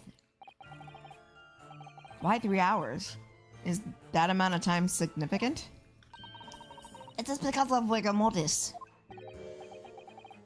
Shut up, Ryunosuke. Stop. Oh my Shut God. up. Oh my god, shut up. You Ah! sure you went to school? Yes.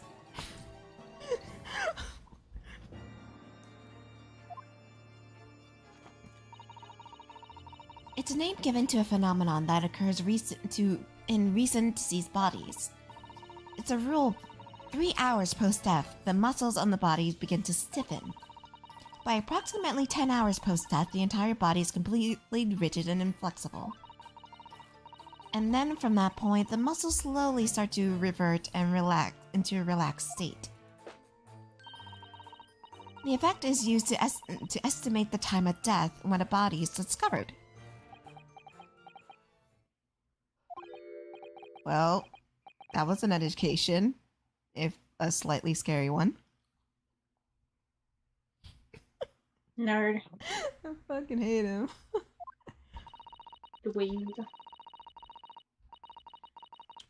Oh, you should have been here the last time when I was like in the fucking like the forensics office. Ryunosuke had so much sense of denial. It was funny.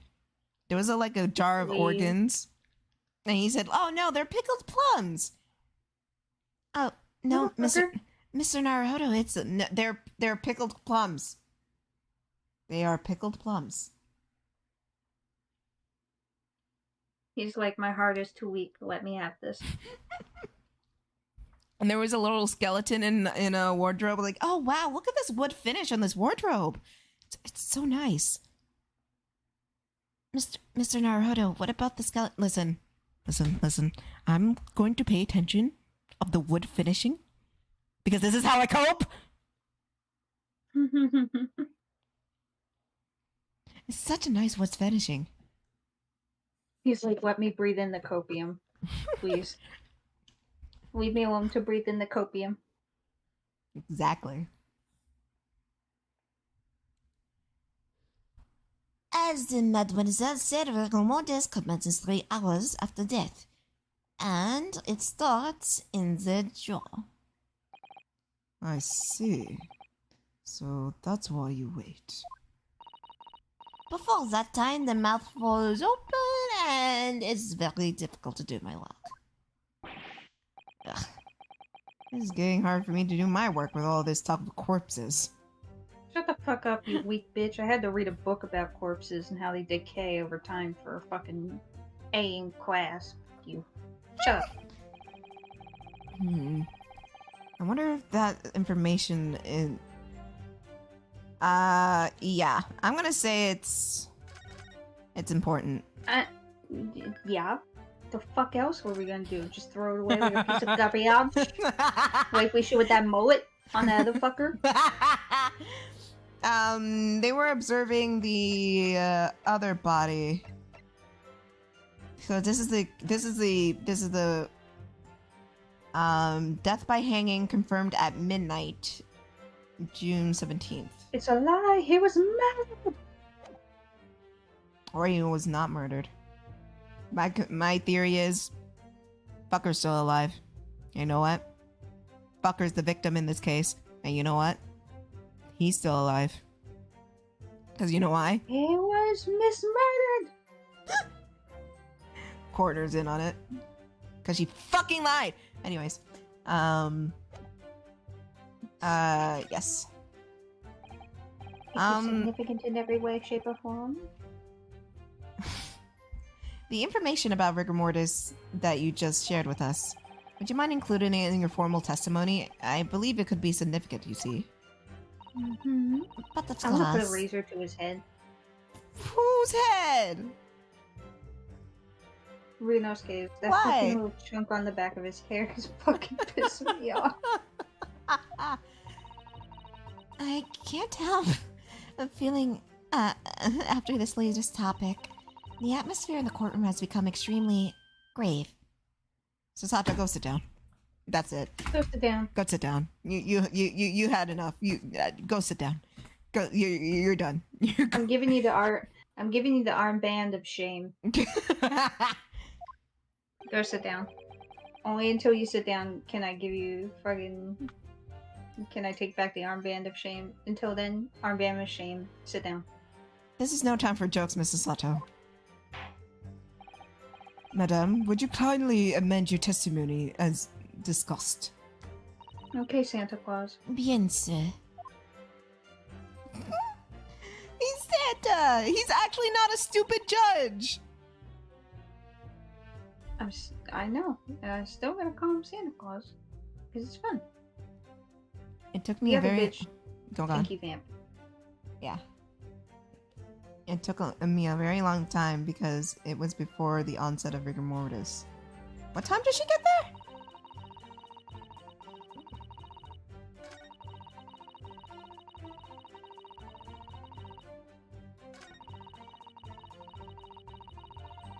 Doesn't say a time.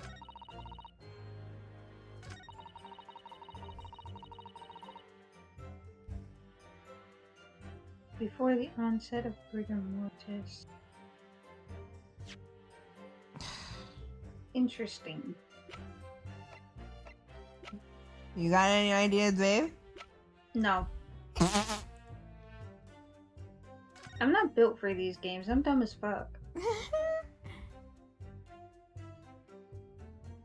You're the smart one who guesses shit before it's even revealed.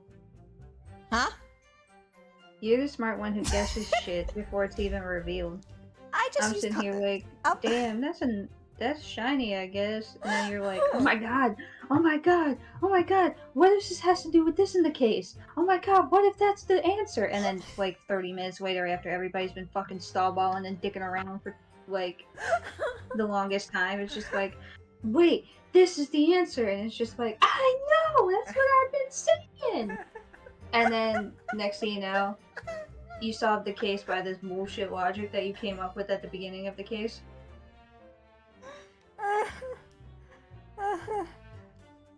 Because I just see context clues. My favorite ones are where you guess it, but you're like so annoyed at the idea of that being the possibility, and you're just like, nah, I'm please still. don't. And then it ends up being that, and you're just like, I'm gonna go lie down. Because that's how it feels like most of the time. And like some of the time I joke, and it's a joke. And then sometimes you can tell that you mean it. Sometimes you're actually just like, no, actually, fuck this case. Fuck this. Fuck everything. I want to go home. Listen.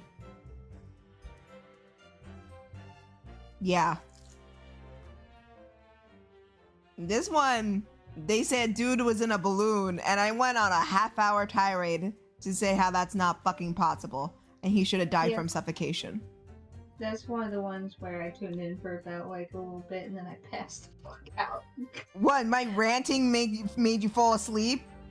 No, it was you and Nick going back and forth. Right, I think it was right before your entire tirade. Right before what?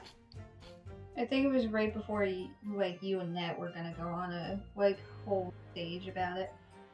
Oh. Because it's bullshit. It's not my I mean, fault it that it's stupid. Well, now I know the dude wasn't actually in the balloon. It was a wax figure. Anyways.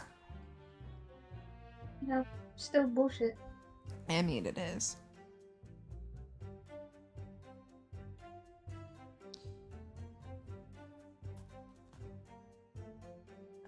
I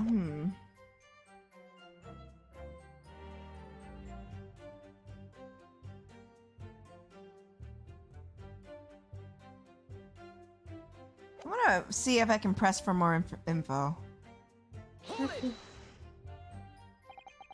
Rigor mortis being the phenomenon you describe here by the corpse being stiff after death. I think you said it starts at the jaw about 3 hours post-death. Is that right? Oui. Siska. Of course. The exact duration depends a little on the season. I didn't realize a waxwork artisan would be so well. Wait, what? I had one of those days where I wanted to rage quit. I found both relatable and funny. Thank you. Because it was dumb. No.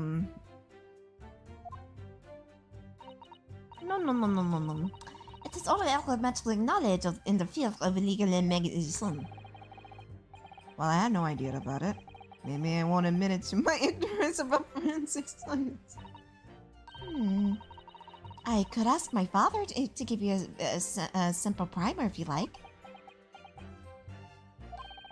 I think corpses should be your domain. I'm not good with them. Oh dear. I'll do my very best.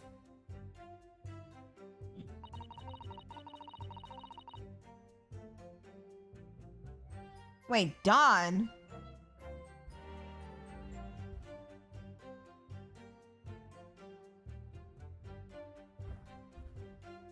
And this is in October, so... Wait, October what? Wait. Jessica? Huh? Do we change the clocks in October or November? Excuse me. Huh? I'm looking. Wait. Better check if they do it in Britain, because we're in Britain.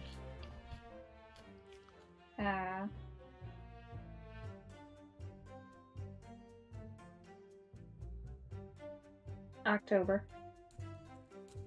Do they do it in Britain? What I'm seeing. October.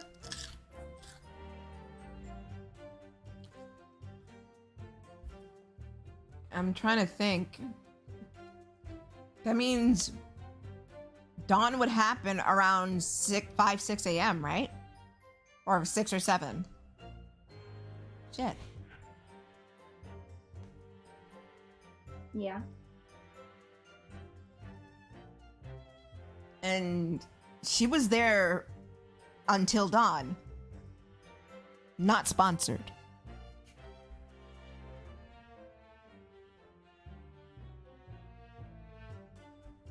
But he was killed or executed near midnight, so she would have had to been there around 3 a.m. I knew something's not right here.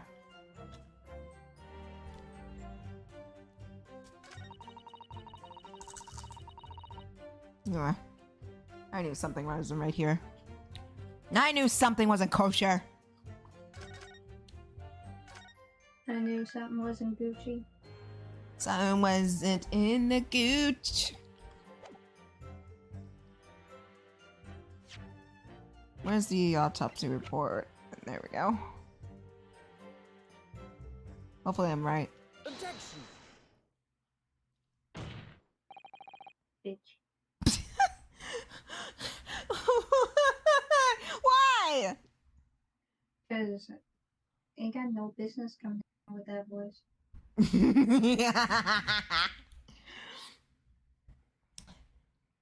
Madam Tusfell, I have here an autopsy report that was filed 10 years ago now.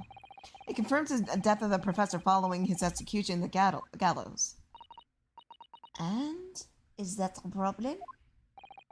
I believe it is, because your testimony and a particular detail in the report completely contradict one another. Qui? Are you going to explain yourself, my Nipponese friend? Shut the fuck up. You got a shitty mullet. I'm gonna fucking shave it off in your sleep. Maybe I'll do something to change your fucking racist ways. Highly doubt it. I know how we did it, but maybe that's the rat. The rat and his attitude. Yeah, Fucking I think shitty he got sucked off by a Nipponese person, and they fucked off, and now he's all bitter about it. Well, unfortunately for you, this motherfucker is too busy being hella fucking occupied by both sluts alike and his fucking best friend. Exactly. So he doesn't have any more room for sluts like you, bitch. According to her testimony, Madame Tuspel was creating her wax impression just before dawn. At the time, rigor mortis has yet to set in. Am I correct so far, Madame? You are, yes. As I said, stiffening of the jaw is the first sign of rigor mortis. 2 to 3 hours after death. But the man's chin was limp, so he could not have been dead for a long time. But on the other hand, if you look at Dr. Seitz's report, it quite clearly states the following: death by hanging confirmed at midnight, 17th of June. Look at his pose. What the fuck was that? Ew.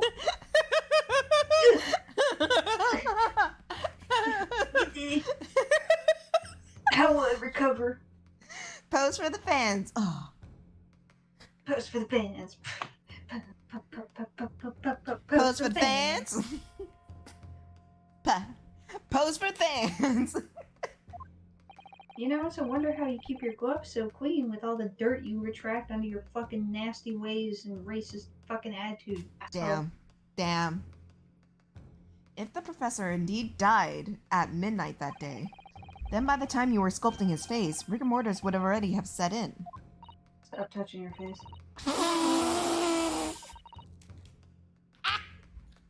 That's slut behavior. You don't like it when he's like thinking about it? I don't like when he's thinking, because then he touches his face in a fucking sexy way. I don't like it. I know, right? It's great. It's disrespectful. I'm trying to stay away with my boy Apollo. Get the fuck out.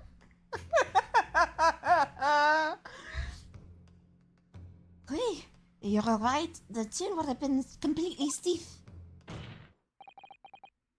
That's what I meant.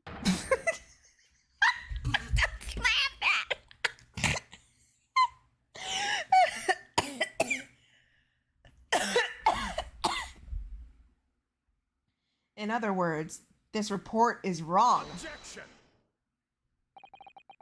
He's still in the pose. Get yourself out of that pose, you fucking wannabe Vogue ass bitch. You will never be recruited for the cover of Vogue. You'll be recruited for the cover of Time magazine because you're an ancient piece of shit.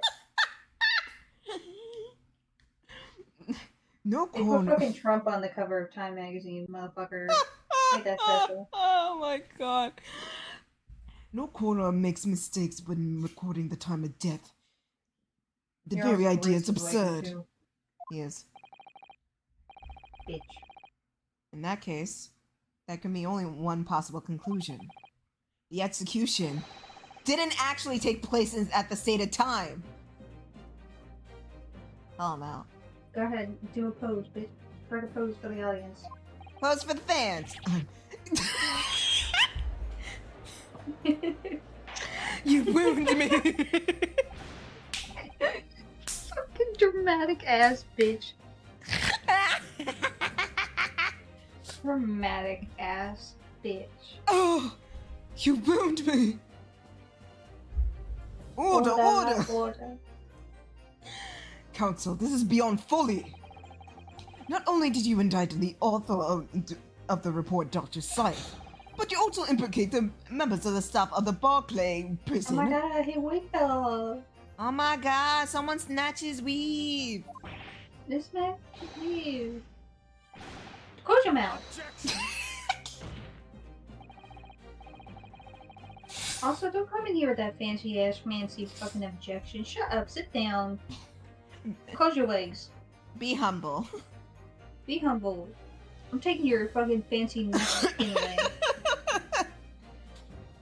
My learned friend appears to have overlooked one very crucial fact.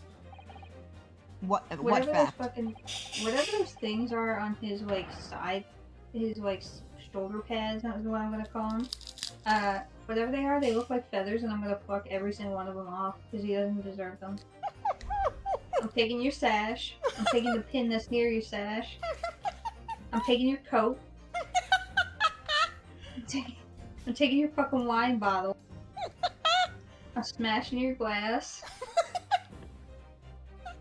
I'm fucking up your hair. And I'm taking the gel you used to fix it. Also, I'm taking your pants. I'm pantsing you, bitch. And of course, you know, if I'm pantsing you and taking your pants, I'm obviously taking your boot. Taking the boot? You're not taking both? You're just gonna take the one? Yeah, I'm gonna take the one boot. Take the one boot. Watch him hobble. Because I want to watch him hobble because the boot gives him like a leg up on height, so I want to see him hobble with his little dangly feet. I want to see him like quip clap, but like it's clip and then clap of the clip. Goddamn. Oh shit.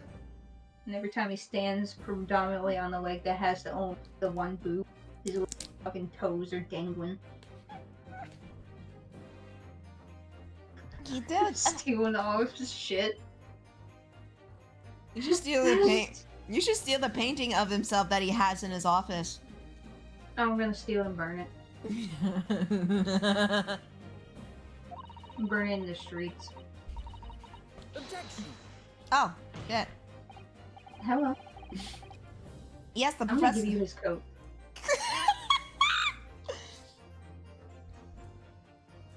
Yes, the Walk professor around like a died squirrel. that night. But what if he didn't die at the gallows? Didn't die at... Are you insane? I'm taking your gloves. What exactly are you suggesting that happened in that case? I'm taking your eyeliner. It's almost impossible to believe, but to explain the link between Dr. Scythe, the professor, and the other person of interest. I have evidence that will explain exactly what I'm suggesting that happened that night. Don't point your finger at me. Present this evidence at once. Evidence that alleges... Okay. Go, obviously. Probably the article that they're referring to where he was, like, climbing out of his grave. Because he's probably suffocating there. Right, loves? Right. Probably these. Mm-hmm.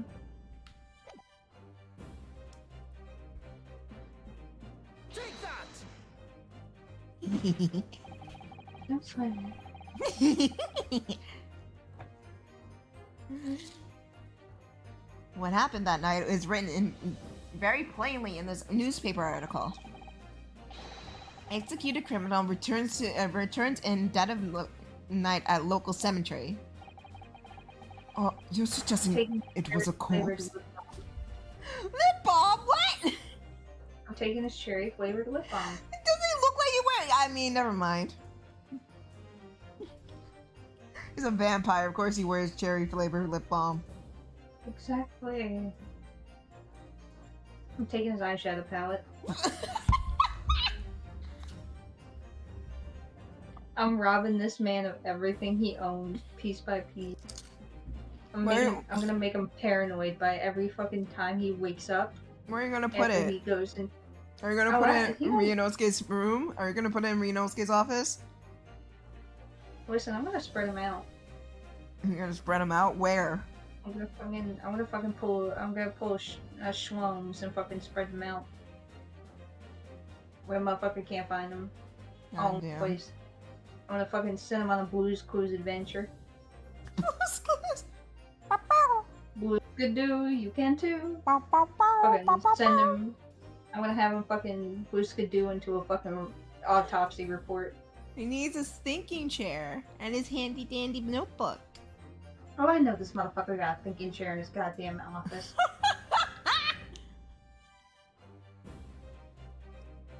He thinks of how he can ruin the motherfucker Renosuke's day. How can he be more racist? Well, Bitch. if this article is to believe, yes. The professor assumed dead following his execution, emerged from his grave, and was killed again. Oh my god, shut up. I'm making you paranoid. You deserve it. I'm gonna steal one piece of the article of everything you own in the night, every night, and you're never gonna know what it is until it's gone. And you're never gonna find it because I'm gonna make you go on a Blue's Clues adventure, scavenger hunt, and you're gonna hate life. You're gonna have to follow a small dog for hours, wondering why you ended up in this part of your life. But you know why? Because you're a racist piece of shit with an awful mullet and dirty ass gloves. And he's an alcoholic. Yeah, he's an alcoholic. You're an alcoholic fucking piece of shit with a shitty mullet, racist tendencies, and dirty ass gloves. Don't be a fool. That's simply a rumor published by the Gutter Press. Can you be certain of that? Are you serious? You really done show me proof, bitch. You know what? I will say, it doesn't help. That fucking thing on his hand. No, it doesn't. No, it's just making it look him more attractive. Like shit. Mm-hmm. Disrespectful.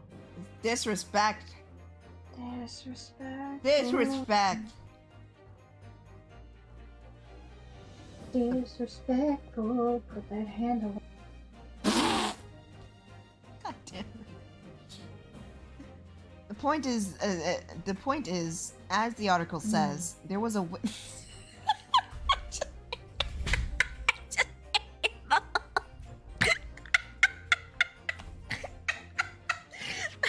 I just hear her go.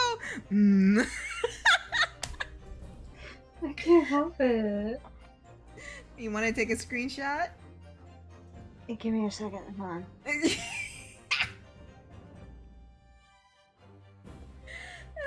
Ooh. Where's paint? Oh my god. I'm gonna fucking choke and die, bro.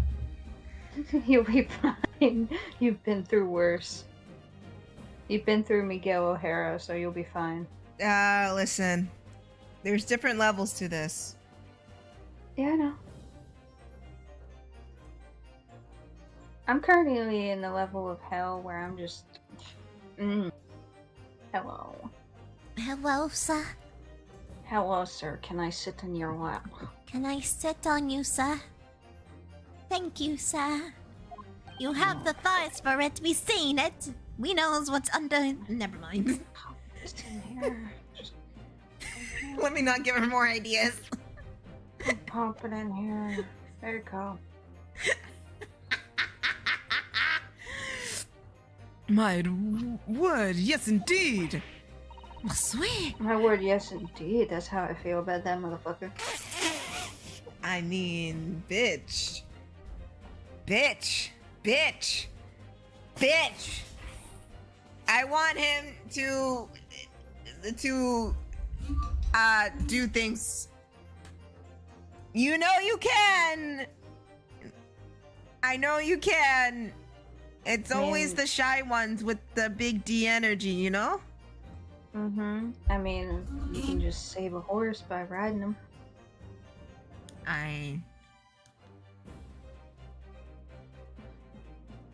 He might not be a cowboy, but he sure knows how to ring a rope. Riding my pony to your body. If the man knows how to handle a sword, I know he knows how to handle a rope.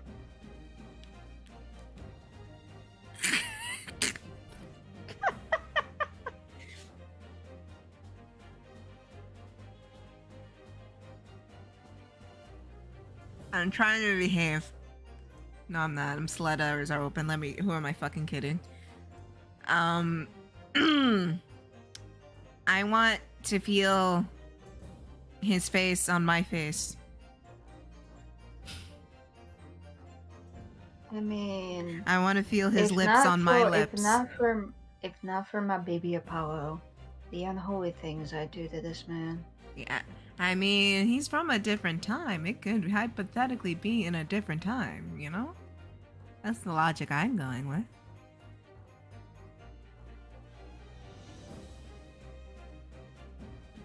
Baby, lock them doors and turn the lights down low.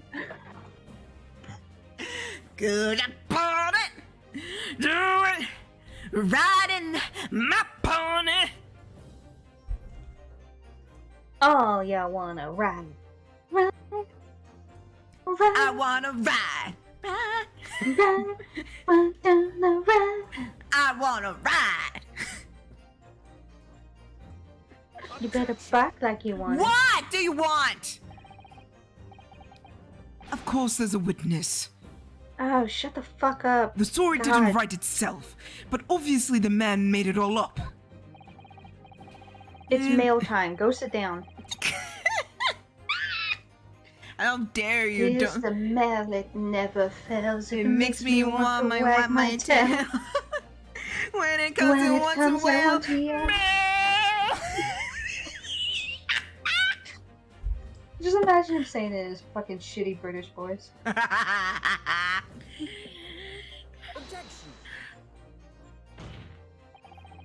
Don't slam it. Oh, whimper. Like, don't slam it. Slam it harder. Slam me on the wall. Throw me through the wall. To the window, to the wall. I mean, I wouldn't object to that, but don't Slam it. slam to the wall. Give me a gram slam. Give me that grand slam. Take me on a journey.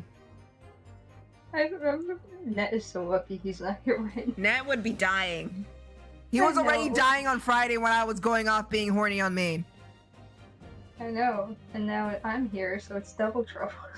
Maybe that's why he hasn't shown up yet. Yeah, he's probably still at work.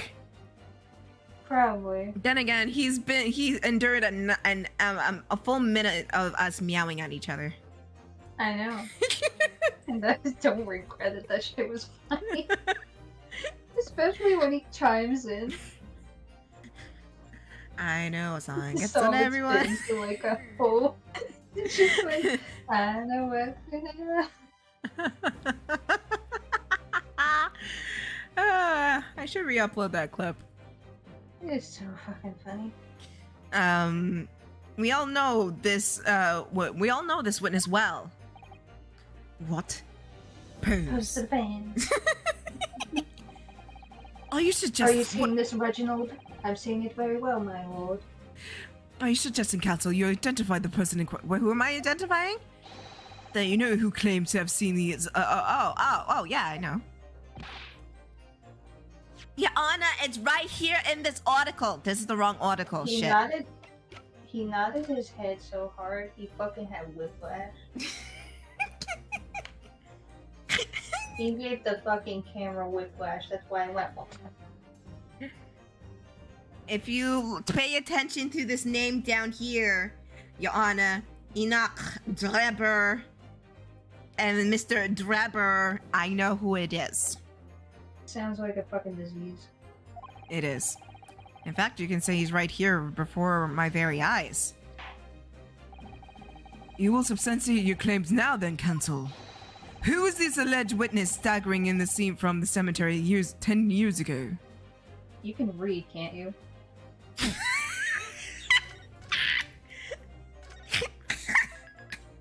my eye!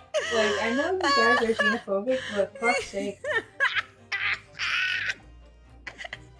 I'm pretty sure what I'm reading is from a fucking English article. You can read this shit. There he is. Okay, I'm not gonna lie, I would unironically fuck that. I know. I would too. Let's just go. Let's go. Too young, literal child. If you don't talk, smash. But if you do talk, get the fuck out of my room. Smash. That's Honestly, yeah.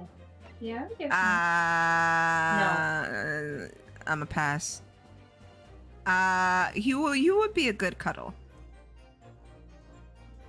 If I didn't know you were racist, then maybe. But now that I know your personality and you won't shut the fuck up, pass. I hate that the other one you technically were on point, because I was looking at him like, he looks like he gives good aftercare. Right? Not you, you fucking mullet This one? having ass. Yes, him. Yeah, The mullet, I'm stealing all of his shit. Yeah, we're stealing your shit. It's Reginald.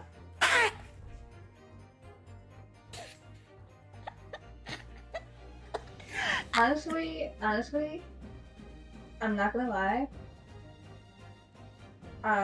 Kinda would smash if his voice is deep. Double smash. Never take off your mask. Just put it on.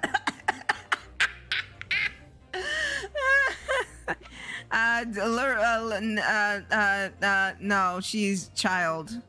She's baby. She's a little too young. No. Sir, you are all neck. And I don't mean that in a mean way. I just mean you literally are giving me fucking Phineas and Ferb's dad vibes. It doesn't help that he's British. They're both British. No, it really doesn't.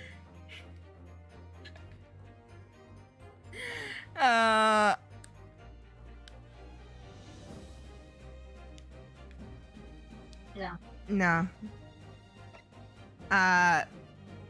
You look like you could, I don't know. You're Mario brother. Yeah, no. Pass. This is a little brat child. No. Smash. I knew you would. She looks like she would degrade me. Smash. I'm not going down the bunny trail. No, thank you. And smash. Yeah. I'm going down the bunny trail.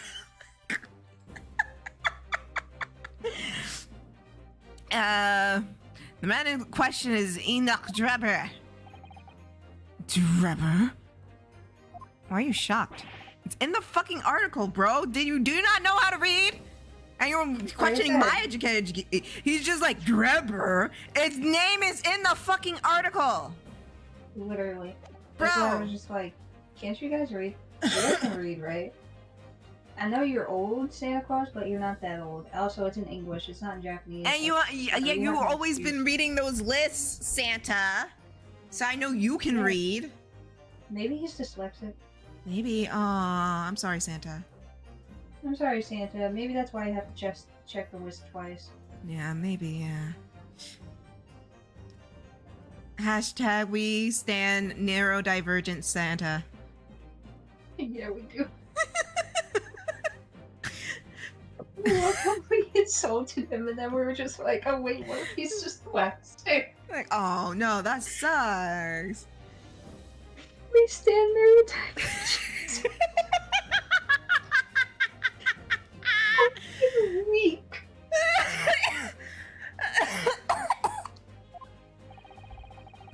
The special exhibition in the House of Horrors at Madame Tuspel's Museum Waxwork. I'm fucking weak, dog. Stand neurodivergent Santa. Make that canon. Santa has ADHD and fucking dyslexia. Recreates the old decade scene in great detail. Holy... Oh, hello. The condemned criminal emerged from the grave, and besides the tomb, A young man with a If lantern. you stand for Divergent Santa, put fucking Santa in the chat. Subscribe now if you fucking stand near Divergent Santa.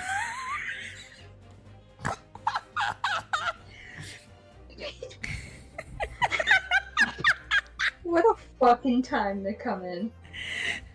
Wait, what? That's here. Oh, hi, Dad. How you guys doing? we're standing near Divergent Santa. Divergent Santa. Near Divergent Santa, yeah. Yeah, we're standing near Divergent Santa. He's dyslexic. That's why he has a hard time reading the autopsy reports. Exactly. He has ADHD and he has dyslexia. Fucking Oh. weak. Fucking weak. Why do you think he has to check off his list twice? Exactly. Damn, you right.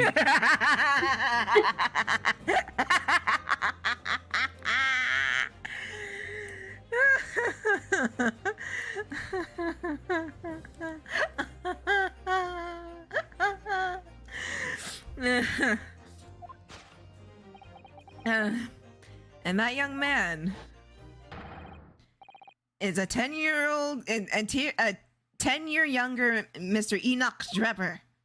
Yeah, I'm not gonna lie. I'm smashing him present day. Zach didn't know.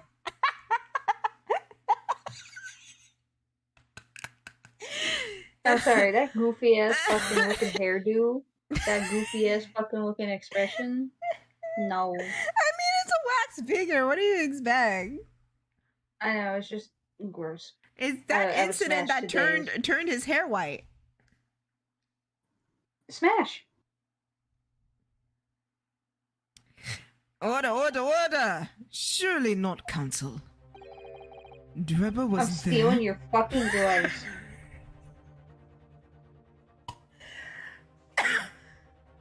Ned? Yeah, Ned? This has Yeah. been a running gag for the past half hour. Where every time I see this man on screen, I tell him I'm going to steal all of his shit and make him go on a booze cruise adventure. You know what? I'd watch that. God I damn. make him blue skidoo into a fucking autopsy report. Hell yeah. Wait. Blues could no. do and we can Wait, too. he can Blues could do with this.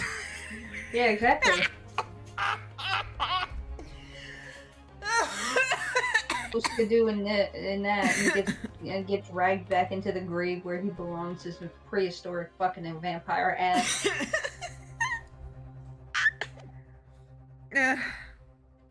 Man makes me fucking feral in a bad way.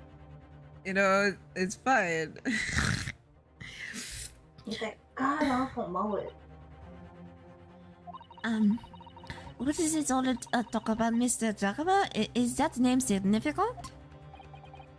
Of course, Mana Tuspel doesn't know, does she? Yes. Don't puff out your chest.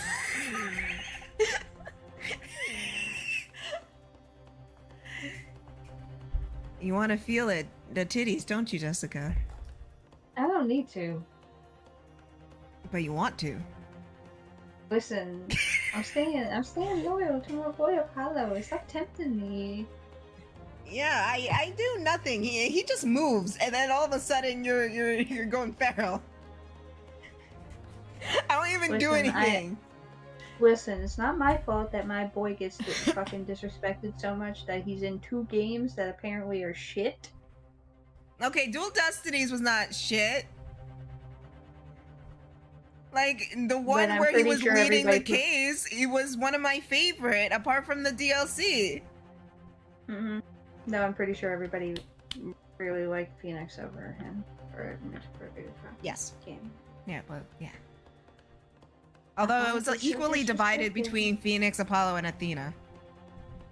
I know, but my boy's constantly disrespected. To This be is why fair, he towards only the end, appears your in boy 2 was like games. acting like a brat. I He know, and that's absolutely why he was. deserved to get his ass slapped. He did. Oh, absolutely. I'm sorry. My bad. I'm about to launch into I hate him. I'm not gonna lie, and say he didn't deserve to get his ass beat, because he did. Because I'm gonna beat it. Honestly, if I were in this universe, I would have beat his ass for him. I would have beat his ass for wanting to defend Trucy. Literally. Fucking beat his ass. Yeah, but that's his sister, though. I'm gonna beat his ass again. For what? For being related. Disrespectful. Being disrespectful. You know what? That's fair. Are we winning? I'm winning because I get to simp along Jessica and Net gets to suffer through it. I'm Yes. here, guys. Wait, when Jess get dibs because she's currently in Japan. Listen, the only dibs I want is on Apollo. Thank you very much. Yeah, Apollo's more popular in the West than Japan. In Japan, they fucking hate Yeah. him. Yeah. How I know is Yeah. because I went into the secondhand stores and there was like one itty bitty fucking little thing of just his charms. Like, you know how like you go into a secondhand shop and they got stuff on like the little I don't know what the fuck they call them. Like they're hanging on like plastic over the thingies. Uh-huh. I don't know what they're called. And there was a single line of just Apollo. And it was like pretty much all the same fucking charm. Did you get And then one? it was just like, no, because I already have something Apollo. I don't want it. Damn. Also, like it's like $12 for a pin. I'm like, no, Oh, hell no. I'm good. I'm good. and then there was Reinosuke. I don't know why he only had one too, but like Phoenix was expensive. I can Phoenix- see that a lot. Phoenix Yeah. was 35 fucking hundred yen. I'm not gonna say I'm not. It's bullshit, but I can see why. Because he's the most popular one. Even though he lost the fucking poll to fucking Miles Edgeworth. Oh, Edgeworth is expensive. I can see that. He's very expensive. Disrespectful. But yeah, fucking Apollo, they had like one line of merch for him and it wasn't even that big. It was like tiny and it was all the same thing. And I was very much disappointed. Well, think about it this way: the Apollo, the quote unquote Apollo Justice trilogy is coming to Steam in next year. Please stop disrespecting my boy. He deserves it. He deserves it and everything else. Net, I will hog tie you and fucking put you over a fire. He deserves it. I will put you over the fucking lava of Mount Fuji. I don't care. It's worth it. He deserves it. You have no business talking such a way about my boy with a fucking cute ass Lucario image. Get the fuck out of here. You are you can't be coming in here with that opinion when you still suck ass at Left 4 Dead co-op. Hey, did I not top everything? You Motherfucker. fucking missed with a rocket launcher. What the fuck? I mean, yes. You know what? Fair. I did. But hey, I did top everything for like most of the night.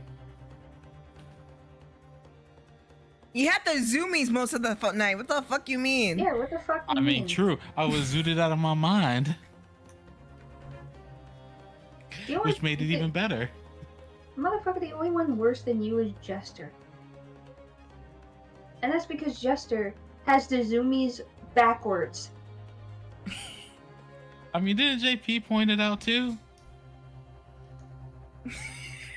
Who? Who? Oh, damn. JP, you gonna take that? He ain't JP, you even gonna hold that here. now? He ain't even Oh, here. he ain't even here. Damn, I guess he's holding that. He's holding that. Damn, okay. Oh, that's another clip. Dang, even Horse is calling you out on the rocket launcher. That rocket launcher was the funniest shit I've ever fucked up on. It was just like, Oh Are my you sure god. about that? I'm just not paying attention. Actually, what was more funny? Because that one was like, oh my god, I can't wait to use this. I can't wait to use this. And then like so immediately they gave me the chance, and I so immediately found out that that shit does not work. And I fucking watched it happen from a fucking third-person perspective, and I just went, bye net, as the charger took your ass into the next dimension. It was just so immediate. The punch, I like think- set up punchline, and then just it went.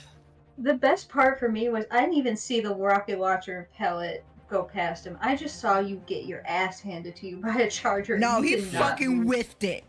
He whiffed it. I have it recorded. The fucking pellet Good. does. Here's the coolest thing about it is that I shoot it, and then just in the corner you see the pellet appear right behind the charger because of the lag.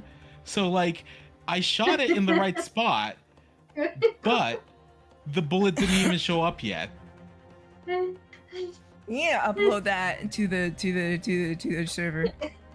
You do. I Because I wanna- desperately need I to wanna render that watch- shit out because that was hilarious. I want to Ah, watch yeah, the yeah. POV of that because, like I said, I didn't even see the rocket launcher pellet go off. I just saw you stand there and take the charge.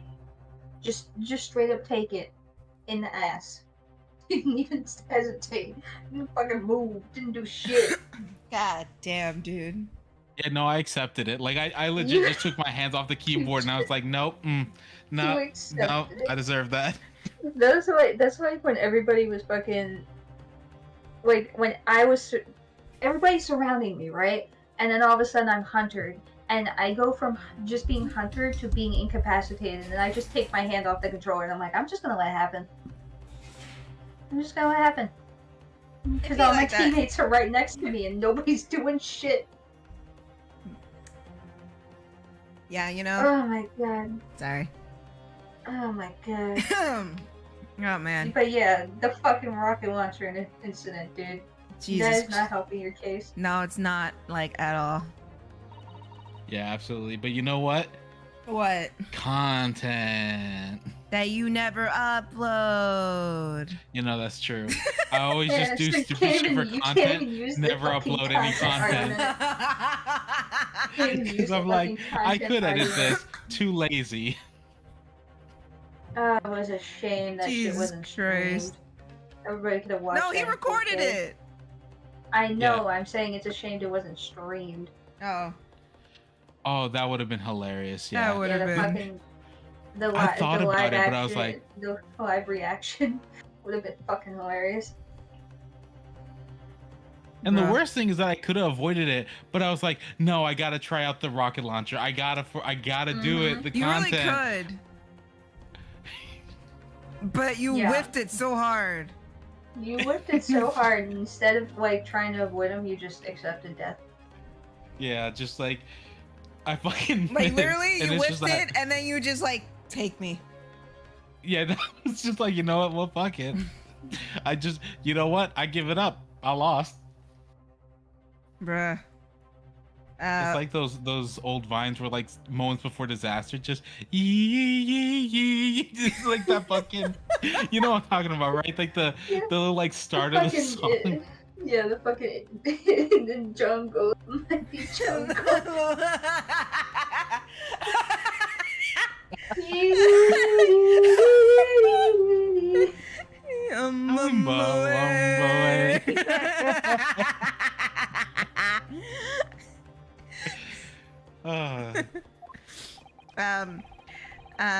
The thief of the Professor Waxwork from your museum. Hey, Jessica, look what BionicFox is see doing. it. Look at it. I see it. Look at I'm it. seeing it. I'm looking. Oh my god. It was perpetrated by the very same man. Oh yeah, I can think of a very same man of perpetrator. I know where you can perpetrate me, Mr. Naruhodo. Exactly. Mr. Naruhodo, I need a defense attorney. My crime, Hey yo. being down bad. I've been I a wonder when- bad little baby. No, don't ring that. Nah. Mr. Naruto, you certainly know how to flip through your papers and files very fast. I've been a I wonder what bad else girl, you Mr. do with Naruto. these papers. A very bad girl. Will you defend He's flipping me? through evidence, and she just goes, "What those fingers do, though?" That's what I said. What are those fingers do? I would love to see what those finger works on me. Can you put an objection into me, Mr. Naruto? Oh Fucking nah. Net is living in the worst timeline. I mean, you know what? Yeah, because I fucked up with that rocket launcher.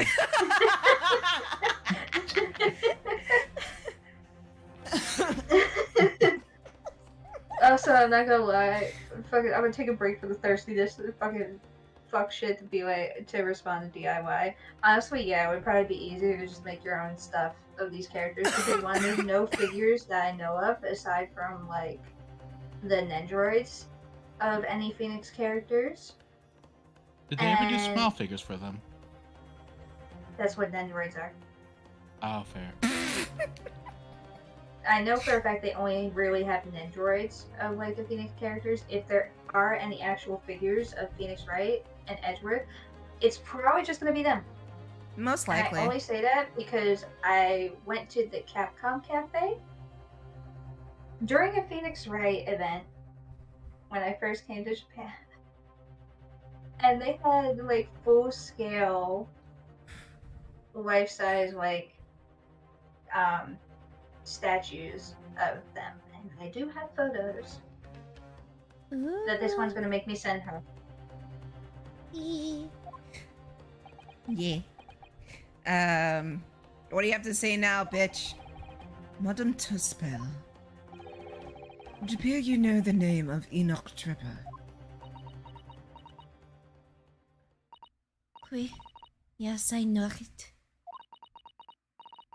But from a long time ago in the past, Wait, she's 26. You know this man since you were 16? Damn, she has real boomer energy. What Shut the, up. what do you It's- mean? What do you mean? You know when somebody's young and they do the back in my day? Oh, so you? Yeah, exactly. That's why I said real boomer energy.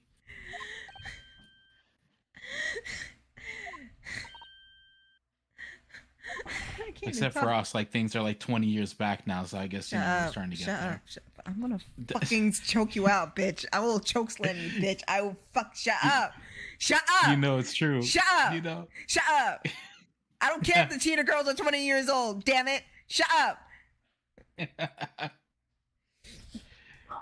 Good gracious! Explain yourself. Tell us everything you know. How about I kick you in the balls? yes, yes, of course.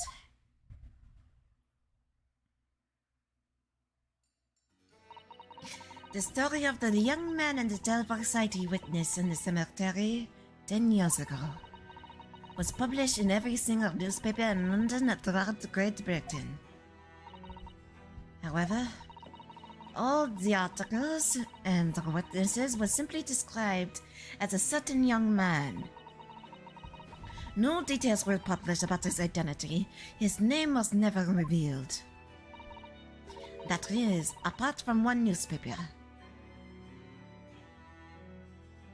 Let me guess. The Daily Circus. Let me guess. I'm gonna take a guess. I'm gonna take a fucking guess who's owned. Who's owned it? Who owns it? Who fucking owns it? I fucking wonder. I fucking wonder who owns it. I fucking wonder. I fucking wonder. Later, Mel. Fucking wonder.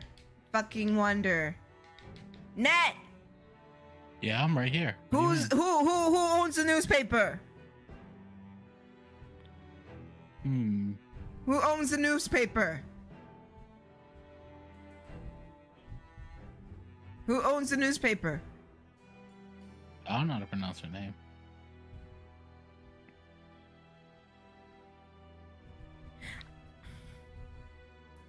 Of all people who don't know how to pronounce shit, between the two of us, Why? between the three of What us, is it? what do you mean? I don't even see the name that well. What is it? Osman. Fucking moron. The fucking victim's name, you idiot. I don't know why, but I couldn't tell that was a cursive S. Put Jesus the Christ. magnifying glass over it again. Are you And serious? here's a boomer here. I know, but the thing is that like I'm so used to that being a little bit more swooshy, but that's a hell of a way to point it out. That's a very old man way of pointing it out. Swooshy. I couldn't think of a better fucking descriptor than that. Proceeds to show how much of a boomer he is. But what I was trying to say is that like I'm so much more used to that having more of a curve to it that I thought it was a small A for a second there. You know what I mean? I was about to be like, "Hey, Aaron." You know what? Bittersweet. I can see how it could look like a small A. Go to sleep. Jessica, Yeah, of okay. course, does not share that same sentiment with you. Damn, I guess Also, I see. sent the picture. Let me see. Let's get it. Ooh! They made him snatched. Of course they did. It's Phoenix. That is true. He is a snatched Post for bitch. the fans. Pose for the fans. You're saying that his full name was only publicized in that article? Another Goodness thing me. he got from his ancestor.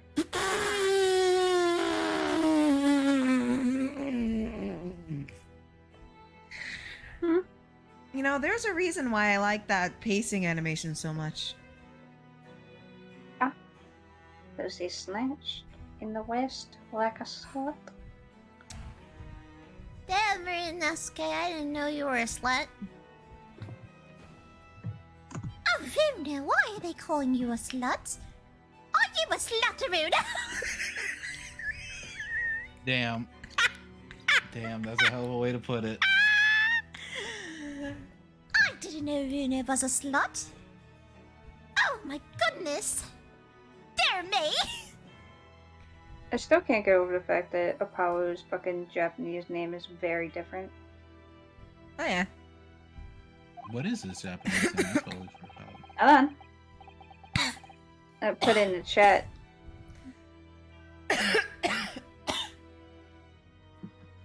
Nat, you have to say it out loud for the fans. Yeah, Ned, read it. Read I know how it. to Why I say gotta it. do it.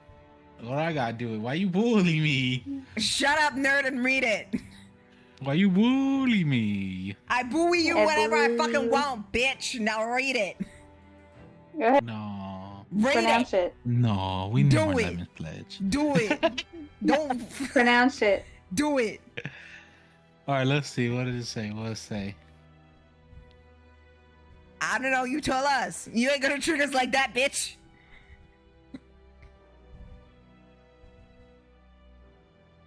Good. He's probably fucking looking up a goddamn pronunciation. Yes. Well, you guys will be able to hear me typing. Let's be real. This keyboard isn't exactly quiet. There is your mouse. You can copy and paste it, you idiot. I'd still have to type it into Google and open up my fucking browser. Oh, okay. I'm sorry. I apologize. Oh, I'm sorry, big man. Sit your ass down.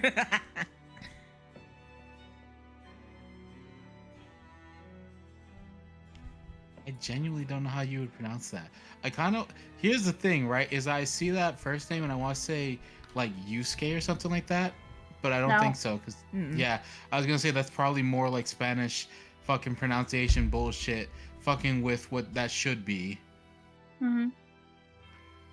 Take it one. And that one's Break it up. You know how the last part of the name is because it's just like that, motherfuckers. which motherfuckers? I'm what? Ryunosuke. It's just the first part you're having trouble with, right? Yeah, and I don't know what sound that's supposed to make, so I'm kind of lost here. Try it out. Just try it out. Give it all the old college try. I just did. Bitch! Did I not? No. No. I literally said it looks like Yusuke Odoroki, but I don't think that's right. And you guys said no, it's not. So I was like, well, that was my best guess. My God. Like literally, that's what happened. What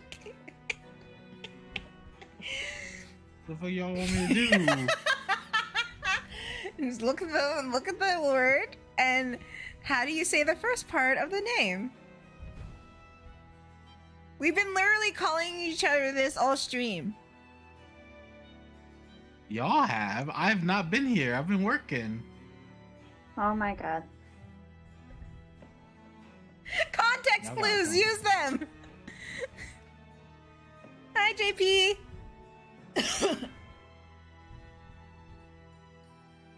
Oh shit! Didn't mean to do that. I genuinely don't know. Yeah, you got my Oh. best guess already. My God. I mean, we already know I'm not a weep, so this is kind of one of those things where it's like, that's a given. I'm not gonna know this. Uh-huh. You are insane. I mean, at least Motherfucker, it's Ho. it's really ho. Hosuke. It's Hosuke. That's a silly name. Motherfucker. Why do you think they call him? Ho. Why do you think they call him Apollo Justice? You know what? Fair. His fucking Japanese name is Hosuke Odoroki. What's the pun in that? Why are you Or is there asking no me? pun? Why are you asking me? Well, because if there was gonna be a pun in it, there'd be a pun in it.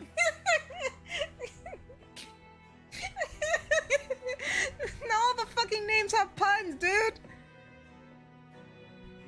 I mean, I said not Sit down. all. Sit down, eat your vegetables. Sit down, what be do you mean, humble. sit down, eat my vegetables. We've been eating my vegetables. Sit down.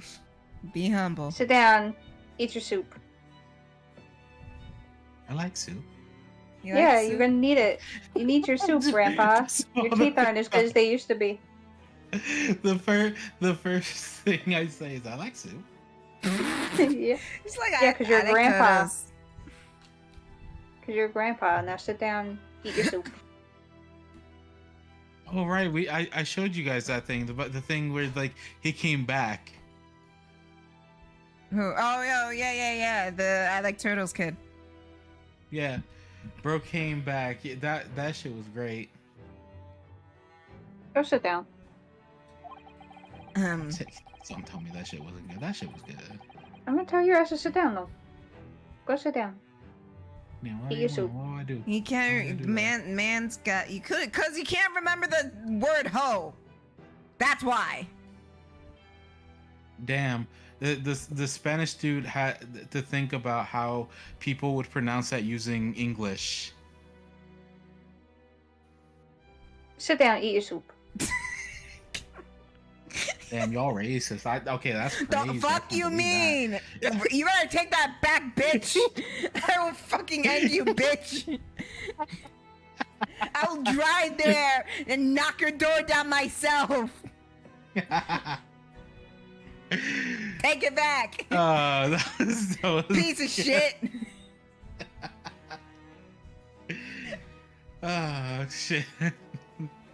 Also, I'm sorry, guys. You I don't know I'm- the I'm phrase interrupting called the video popo game. ho?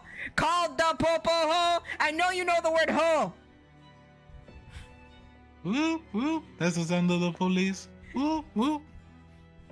Exactly. Shut up. Little piece of shit. Unbelievable.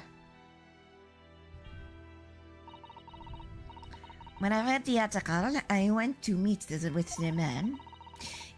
his discovery of the condemned criminal coming back to life in the cemetery at the dead of night would make a perfect exhibit for my house of horrors, whether it was the truth or not.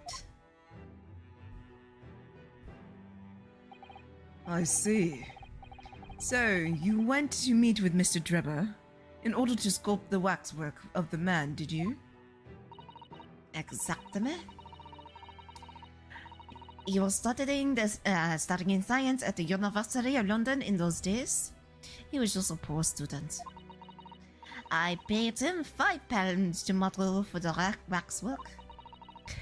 And since that time, it has been in my museum to recreate the scene of terror from the cemetery. Wow.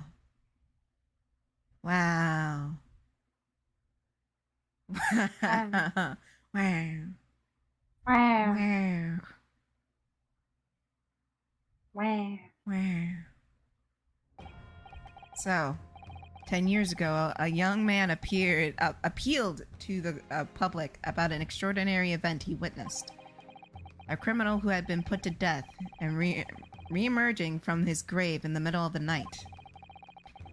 But the public treated his claim as nothing more than an amusing anecdote that was soon forgotten. 10 years later, the same man steals a waxwork model of the executed criminal. Ostensibly words to use as a body double for the victim in a case we're discussing here today. Wait, Jessica, take a picture of this. Hold on. Oh, hold on. Had to wait for his ass to blink.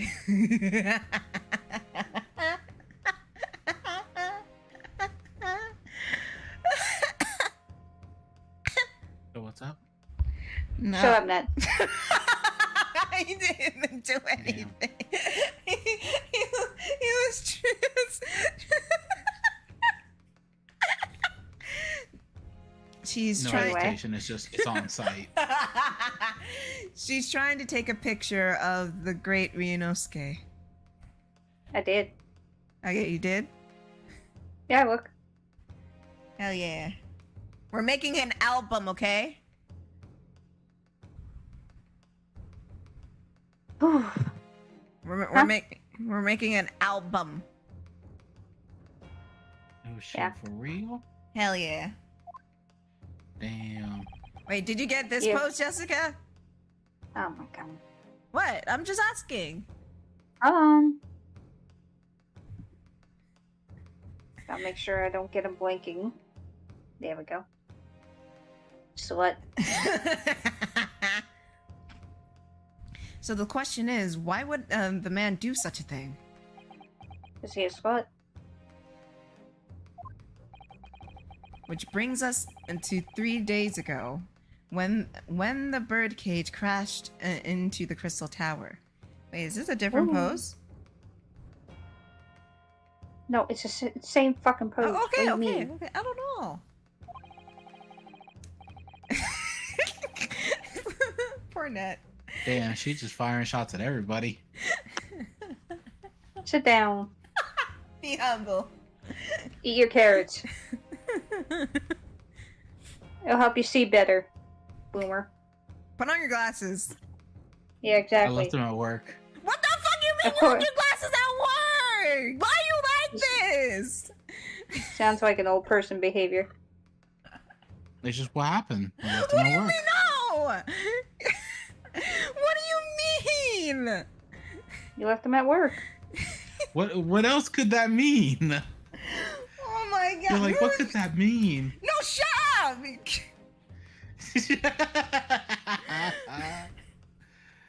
Ah, Oh, I'm jeez. just I don't know what happened. I just left him at work. I didn't notice until I couldn't fucking see. Bitch. What the fuck, bro? What do you mean? What do you mean? You left your fucking eyesight at work. Well, yeah. That's not all. When else am I going to like need my glasses? I don't know, at home? So you can see? I mean, I could. But I'm pretty Not sure going to. if you drive, you need to wear your glasses. Oh, that yes. But I keep my driving glasses in my car. Stop talking. What? That's a pretty normal thing to do because they're polarized. So like I That's can't. not why I'm telling you to stop talking. Damn. I'm telling you to stop talking because you're really out here like, yeah, I left them at work. That's jester behavior. Damn. What do you mean? What do you mean? What do we mean? All you're missing is the wow. Well, because like think about it like this, right? Oh my god. My work provided me with very special glasses because if not, they freeze over, right? Mm-hmm. So I have those at work. Then I have my glasses for driving in my car. And then finally I have like my regular glasses, my reading glasses here at home, but they broke because somebody sat on them. Stop talking. You're a mess. Honestly. What do you mean? What do you mean? What do you mean? You literally can't see. Well, I can still like see for the most part. I just have to like close one eye. Do do do do do do do do. You're a dummy. You suck. Damn, I see how it is. That's crazy. Yeah, who the fuck doesn't get have glasses if they can't see? Shut up. You are a damn fucking boomer. Fucking hell, man. The coroner from Scotland Yard who investigated Dr. Scythe would have noticed immediately. But she didn't! Cause she's a liar! And yet she submitted this autopsy report for the victim, which the court has seen earlier. Why? What? Why? Jinx. What do you mean? We didn't say it's synchronized. In my ear you did. And on the stream we did. I don't know about that. That was an actual delay. I had my mouth closed and everything. Uh-huh. Mm-hmm. Mm-hmm. Mm-hmm. Thanks. He's not trying to find out what that mouth do. Hey, whoa, pause. Because the waxwork was done with the professor. And is that what you're saying? Stop, don't do it. Get it. Get this pose. Don't slam that. Don't slam that. That's Mr. illegal. Naruhodo, can you slam me on your desk? I've been very bad. Do you need a secretary, Mr. Naruhodo? I'm very good with paperwork. Mr. Naruto, it's been a while since I've been to Denny's and I'm in need of a grand slam.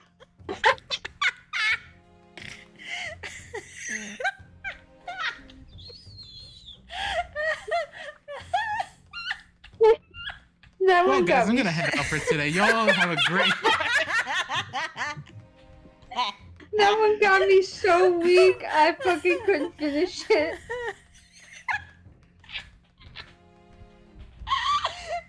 Oh, that had me so weak. I really could not finish that with a straight face.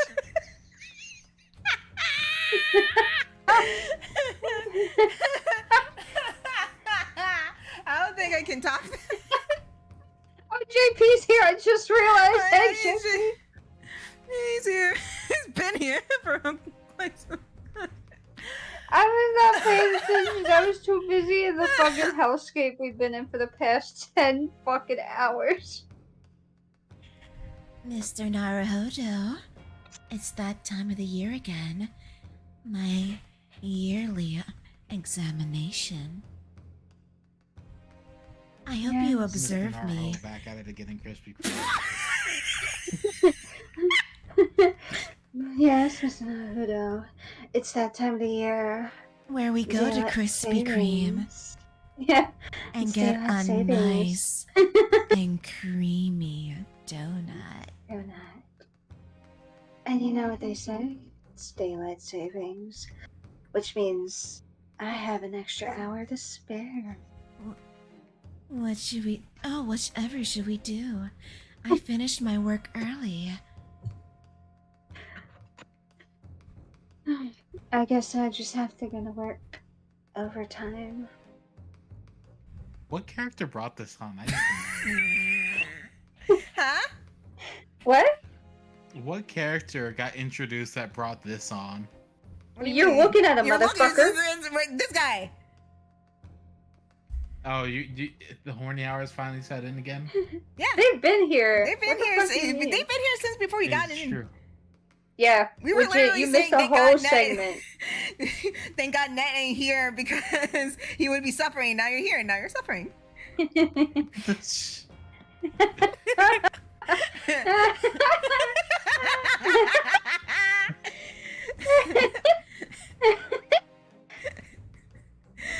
He's just shaking his head with his hand on his face. No, it's fine. It's fine. No, it's fine.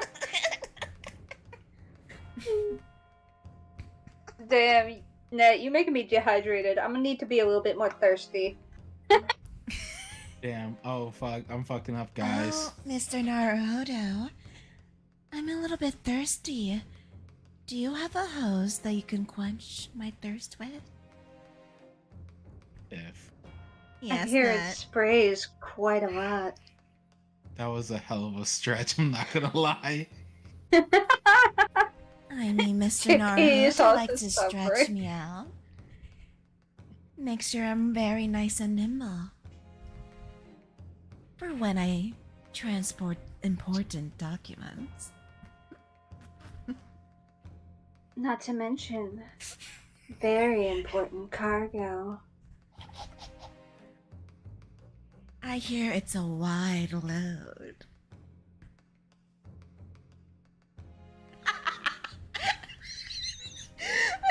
His silence is Weak!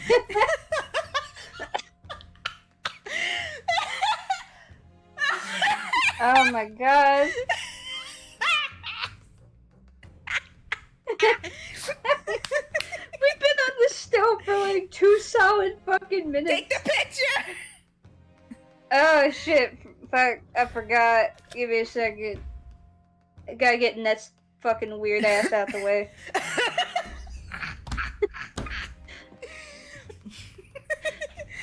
Step aside, Mr. Geriatric. How much you want to bet he probably took a lap? No, I'm He's still gonna need here. it. He's gonna need it for his bad knees. My knees are not bad. Hey yo. Damn, them shit still buckle?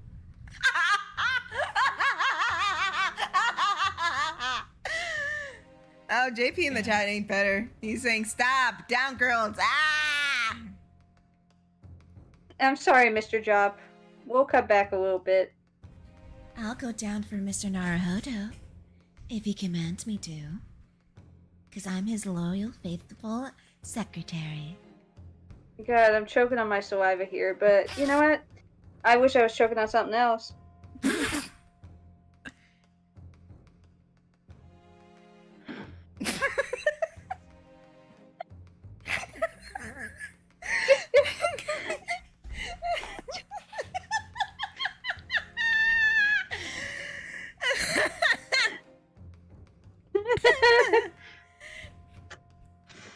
Oh my god, we got 3 hours with you motherfuckers. You ain't free of this for a while. You're stuck with him with me. Oh, my controller turned off. Damn. The criminal whose apparent resurrection was witnessed by Mr. Trevor. That misconduct was deadly. Was a deadly secret. The coroner would do anything to protect. Oh, where's my favorite emoji? Which is precisely why Mr. Trevor used that particular waxwork as the body double. Oh, you wound me.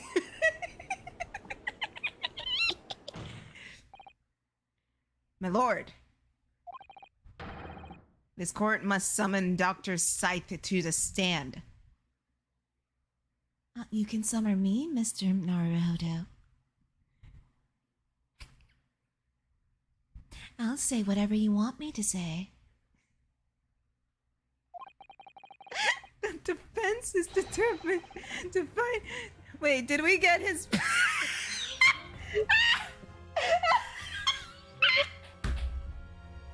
Ow, my head! Shot through the heart, but you're too late, darling. You give love a bad name. Wait, did we get this pose? We didn't get this pose. Jessica! We didn't get this Give me a pose! fuck. We didn't get the give me a objection fucking- pose! Give me a fucking minute. God damn. God.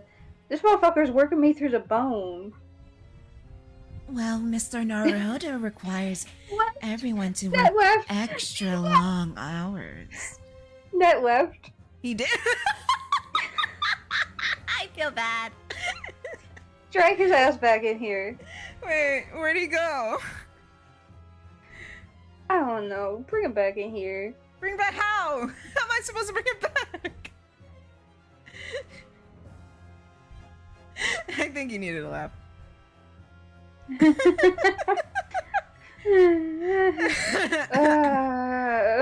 I'm gonna need a couple laps after I'm done with this man. Anyway. You can take a couple laps out here. of me. Oh my fucking god. It was dangerous to put us together, eh? Yeah. I made a miscalculation. Or it was a good miscalculation. Hello, Super Mario Bros. You came after a wild time. Yeah, her name is Sarv. Hello. Hello. Hello, Sarv. Hello. Oh, did you get it? It's now. I did. Okay, got it. Okay. I don't want to see the fucking man whose gloves I'm gonna steal. I'm gonna steal a shoe. I'm gonna have a waddle. Waddle like a penguin. Waddle like a penguin. Penguin through the halls because his fucking feet be dangling. Just hopping on one leg down the fucking hall as you're running off with his boot. Yeah, because it'd be undignified for him to put his nice clean toes on the nasty floor. He's gonna put it on the floor that's filled with smallpox. Oh boy. What did the Santa say? But according to this missive, I received this morning through the prosecutor's office, Dr. Scythe is unable to participate in the proceedings. Is that not the case? She's told us so herself, didn't she? Lord Van Zeeks won't be summoning me as a witness. Lord Strongheart has forbidden it. Lord Strongheart. And Pandora's box you warned about is the professor's case. But please, don't make the mistake of thinking you'll get any information about it from me. Something happened that night of of the killer's execution 10 years ago. And surely nobody would want to get to the bottom of this more than Lord Von Zeeks. The don't prosecution look at me. calls. For the instruction of the missive to be scrapped. Damn, boy, you have constipation rush through that? But Lord Von Zeeks, the missive was issued from the Lord Chief Justice's offices. Pose for Yes. the fans. The assigned He prosecutor. looks fine. He looks fine like this. And then you see his mullet later and you're just like, eh! The assigned prosecutor has the final say in policy in any particular trial. In other words, me. Yes. Let Enoch Drebber and Dr. Scythe both take the stand together. Oh no. Order, order, order! Very well. I will uphold your request. I forgot. We were simping so much. I forgot what I had a theory was. I forgot my theory. Why do you think I was like, maybe we should bring Ned back in here? Because you and Ned are better at hopping.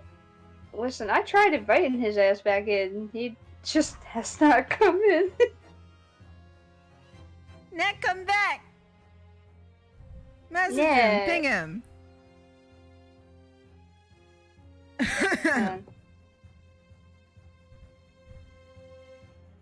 I was about to say something, but never mind. Bailiff, send a subpoena to the immediate effects addressed to Dr. Scythe of the Forensic Investigation Team. The woman is compelled to attend Her Majesty's orders. All right then, Enoch Drebber and Dr. Scythe. If they weren't concluding together, this crime would never have been committed. I'm just a stone's away. I can feel it. The truth behind all of this is about to come out. I'll behave. I'll behave. But what the fuck? Holy shit, the fucking head threw me off. Thank you for your attendance on such short notice, Dr. Scythe. I'm disappointed in you, Lord Van Zeeks. You've completely betrayed the agreed policy for both Scotland Yard and the prosecutor's office. Betrayal is not in my nature, as long as the truth isn't compromised. If it is, then there's not even a hint of wrongdoing, that no matter whom it concerns or disgruntles. Goes for the fans. Ooh, it's the perfect way I could slip his glove off and run away with it. He sent But us a after fool, that. you left yourself open. Ha, you fool! I have your glove! You're nothing without it! You cannot point, for your fingers are bare! Ha! Oh, eh, oh, oh. Your fingernails are crusty beyond those gloves, aren't they, stinky boy?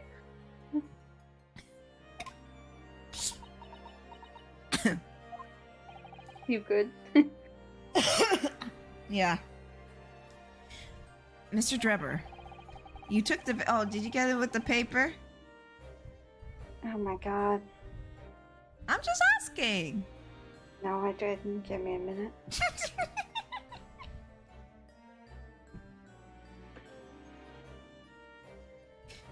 You took the victim's life by means of a machine that you constructed in your workshop.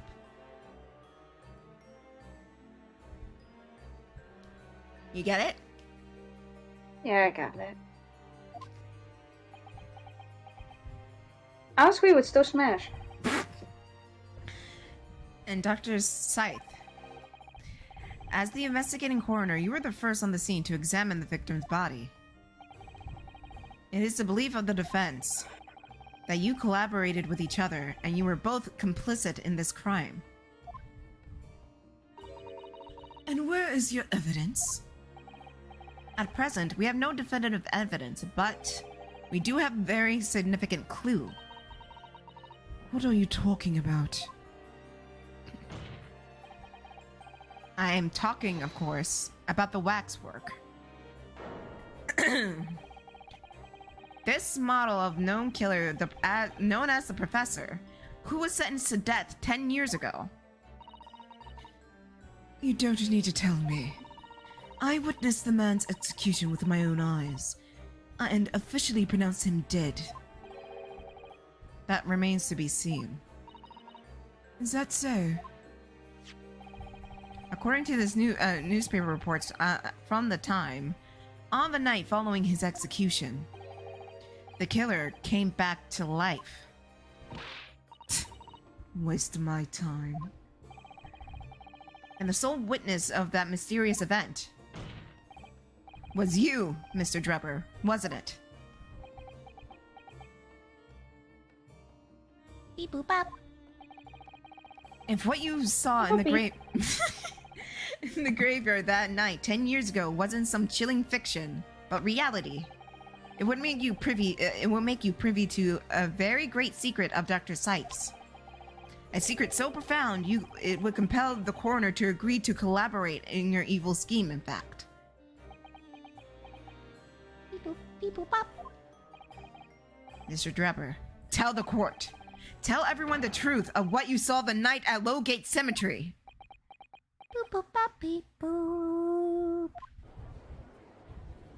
Oh, the cinematic shot.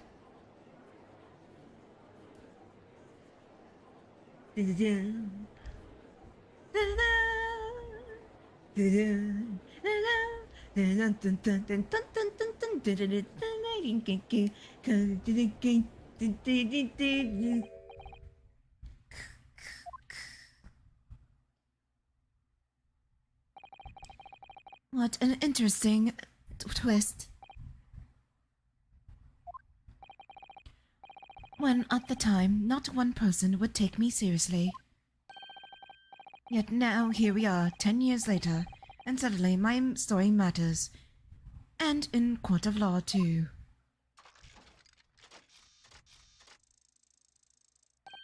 Okay, less on the smash after that. That was weird.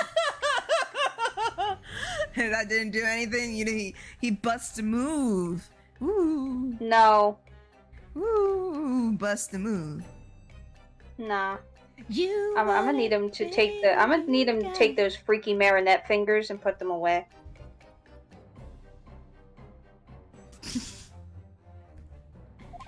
That immediately dried me up. Get the fuck out of here. Oh my god. Oh my god. Holy shit. Holy spirit. Like, I don't care if they're older, as long as they look fine. No, I'm good. Thank you. Whatever the Listen. fuck you just did, Listen. I'm gonna need you to stop. Listen. He was just doing some fancy moves, you know? No, Just fancy. no. I'm so fancy. You already know. I'm in the fast lane from hell into Tokyo. Nah, I'm good. Let's be frank. I'll tell you the truth of what happened that night. For what it's worth. The fuck is that motherfucker's name? What, Drebber? No, not him. Ooh. What's his name? John Kramer looking ass. John Kramer. Who? The motherfucker from Saw. Oh. So, Mr. Drebber, your testimony, please, about the events last night, 10 years ago. You will tell the court exactly what you stumbled across at Lowgate Cemetery. Ah, there he is. Yes, of course, as you wish. Come back, Ned. Oh. Stop. What? Come back, Ned. Oh, But this net. didn't Oh, need to his stop. internet went out, so we didn't scare him off. It was just his internet. Net, come back. Come back. Baby, come back. Ah! You can blame it all on me. Can't, my internet is still flaky. Oh. I smell cap. JP. Ooh. Oh, he's on his phone. That's fair. Ooh. I feel like one of these days, Net and JP are just gonna fight. You ever feel like that? They can fight in Minecraft. Or, you know what? Even better, them purposely sabotaging each other in a fucking Left 4 Dead game.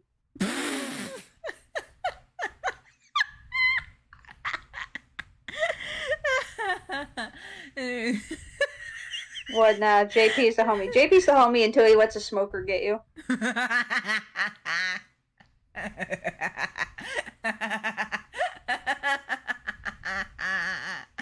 Nah, that would be my ass for real. I'm not good. I mean, you're not wrong.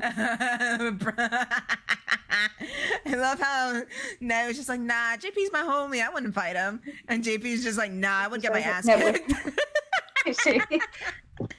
Two sides of a different coin. I know, right? It's so. It's so.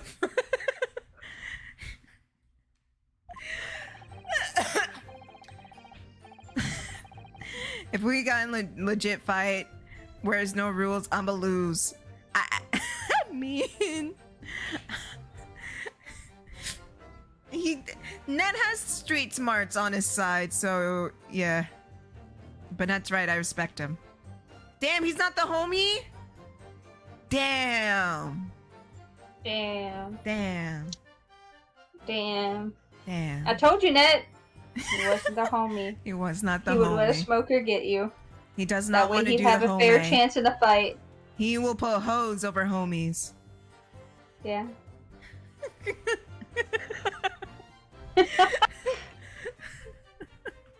Oh my god. Homies over hoes. Homies over. Sorry. The reason I was not at Lowgate Cemetery all that 10 years ago was for a spot of moonlighting, shall we say. Nah, JP is still a homie. What you mean? Nah, he's my homie. But if he wanted me, in a drive-by, I'ma stay home. You know what? That is fair. Yes, the illustration in that newspaper article was based on what I witnessed that night. But thinking back now, I realize I never really actually saw the professor. Soon afterwards, I was visited by a young woman who sculpted a model for me from wax. I'm gonna call Cap when he's saying, I didn't see shit. I actually didn't see shit. Cap, they're always lying about that shit. Ow, my ass. Ow, my ass. Ow, my ass. My ass, my ass. Ooh, ow. My ass. My feelings.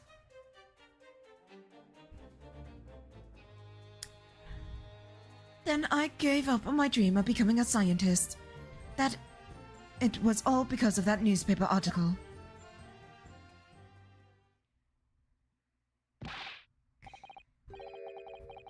Wait a minute. You're claiming you didn't actually see the professor now? Of course. You'd have to have a screw loose if you believe a corpse could come back from the dead. But, so you're saying the article is not worth a paper it's printed on? Would you still smash him if he smiled like that? No.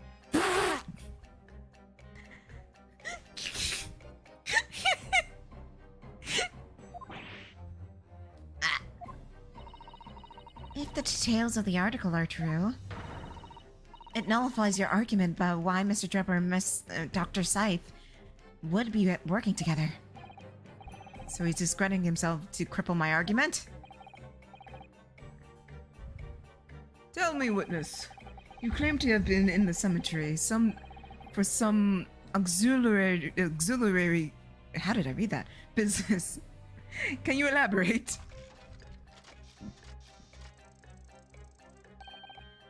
That's right, grave robbing, to be precise. As you know, Lowgate Cemetery is at the rear of the Barclay prison. So amongst students and at the university, it had a reputation for being haunted by the ghosts of condemned convicts. Grave robbing, you say? Yes, exhuming fresh corpses to sell is reasonably lucrative. Of course, I never laid a finger of any valuables buried with the dead. So you were of the so-called resurrectionists, a particularly unpleasant scourge of society. Actually, my fellows and I go by another name. The repurposers.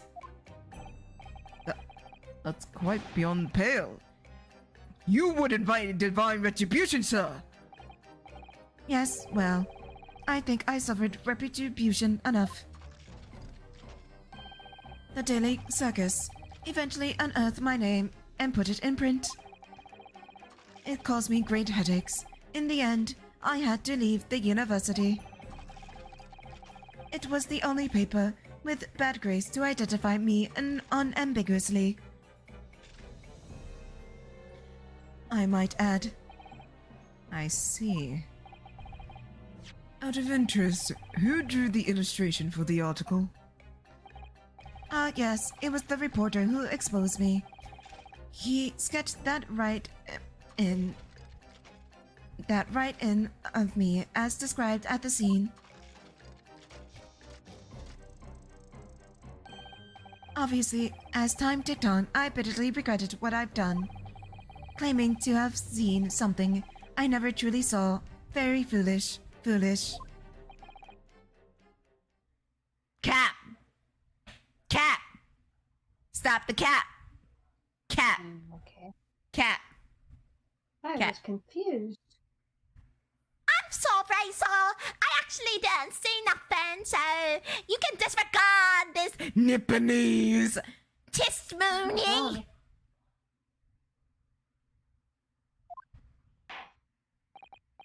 Well, counsel for the defense, you may proceed with cross-examination now. At once, my lord. I mean, what? Okay, let me go to the one where he's capping. Hard. Now, shut up. Shut up, B. Shut up, B. Where was it? Okay. Okay. Wait, what? Not you. Him. Not you. No, baby, not you. Baby, not you. Baby! Baby! Baby! Baby! Baby!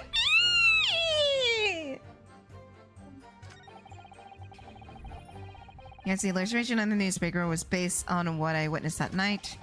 Thinking back on it now, I realized I never actually saw the professor at all, though.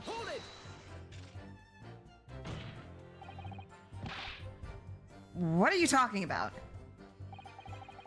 I think I explained already, didn't I? Low-Cat Cemetery is a real bar clay prison. So it was renowned for us students at the university for haunting the ghosts of the condemned convicts.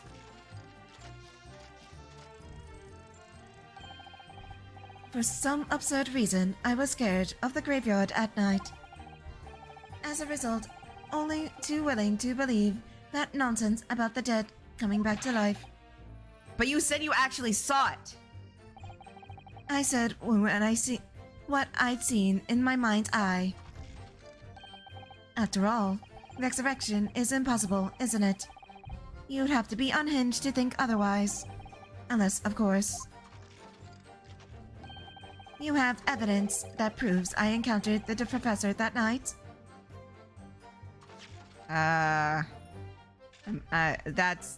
That's a sign saying, idiot, look at your evidence.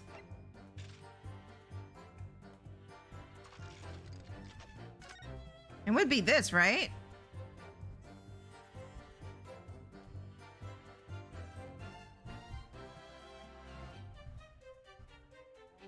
Yeah. It says right here, the young man who witnessed this scene was on the verge of raising a shriek when in the second a gun shot rang out suddenly from behind. The bullet pierced the resurrected man's chest, whose breath stilled once more. The youth finally released a scream he had been holding in and ran for his life. So I do, bitch. I don't know. Is there a material evidence that could show he really did see the professor? If we have anything, Mr. Naruhodo. I know. I need to present it. Okay. Now it's just telling me like, idiot, just present the thing. Okay, got it.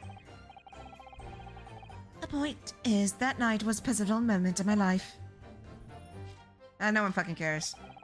Shut up. No one cares. Go back. All right. I see now. I guess maybe. Then why was this article written? Because you say this is the only article that was written with your name on it, meaning there were other articles where you're remaining anonymous?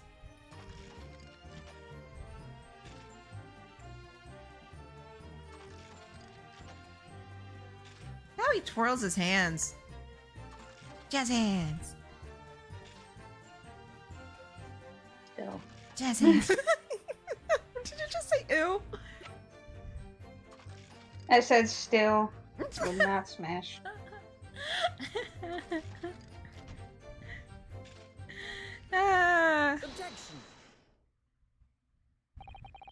Sorry, Mr. Drebber, but I don't believe that. Don't believe what? Your latest claim. You did see the professor on the night 10 years ago. Oh dear, it seems we're at odds. But I was there, you were not. I know what I did not see. The illustration with this article was drawn based upon what you told the journalists and what you witnessed.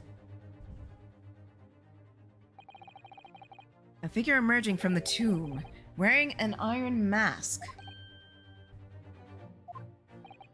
Yes. When the killer was tried 10 years ago, it was decided in closed court ruling that the man would wear a mask to hide his identity. It wasn't to be removed during his execution and subsequent burial. Not even prison wardens were to see the man's face. But obviously, the provision of the mask was not public knowledge. So, Mr. Drebber, as you've just heard, You need to stop doing that. And you're weirdo. well, you get to watch Ryunosuke rock this fool. As you should. Fucking freak. A lowly student of University of London certainly wouldn't have known about the condemned man's mask, unless you actually seen the professor that night.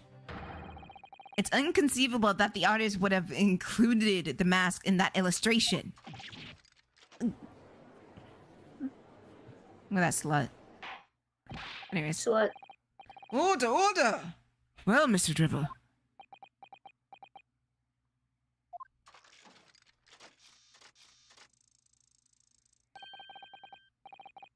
It's a vile scene, is it? If you look closely.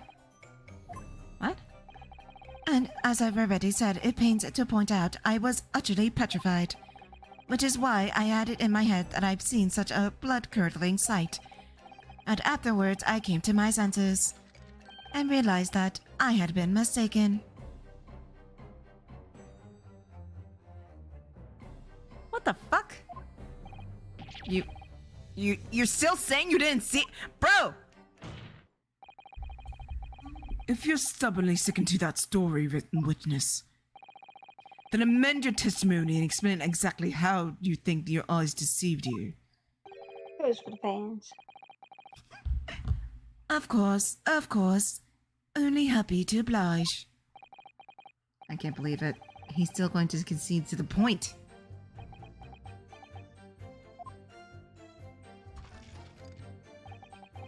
What I in fact witnessed was a fellow grave robber at work. So gross. I'm gonna. What did he look like? A fellow grave robber? What are you talking about? That's exactly. I didn't want to be mean. What the fuck is happening? Oh, it's my headphone. Nerd. Well, I wasn't the only one busy at the cemetery that night. You know, there were other body snatchers at work. Of course, when I saw one emerging from the hole, he dug. My heart nearly stopped. So that's the terrifying sight I actually saw, you see. I want you to stop talking and shove that smile down your throat. Damn. You're claiming that it was just another student on equally insubly brutally business as yourself. Stop using big words. Many of the medical students would wear metal masks to protect them from bacteria during dissections. Clearly, the fellow was using such a mask to protect his anonymity.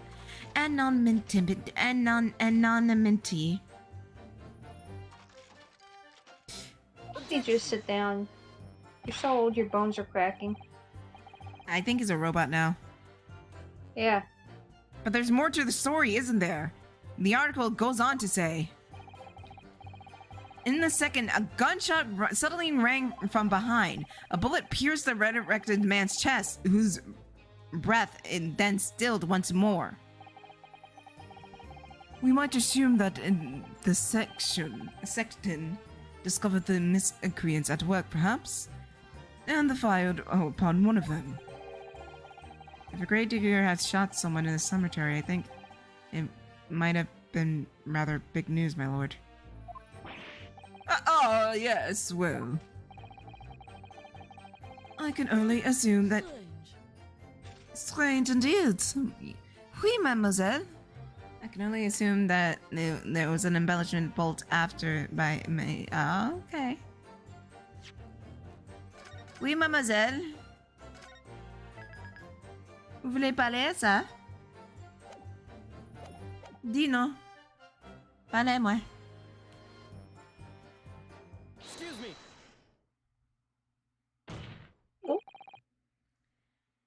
That's one of my favorite voices of Reno's case, I'm just gonna say. I can see why. Damn! Imagine him calling for you, calling out for you like that. Just going, excuse me. Baby, baby, baby, when you touch me like this, when you hold me like that, I'll drop to my knees and sing Celine Dion.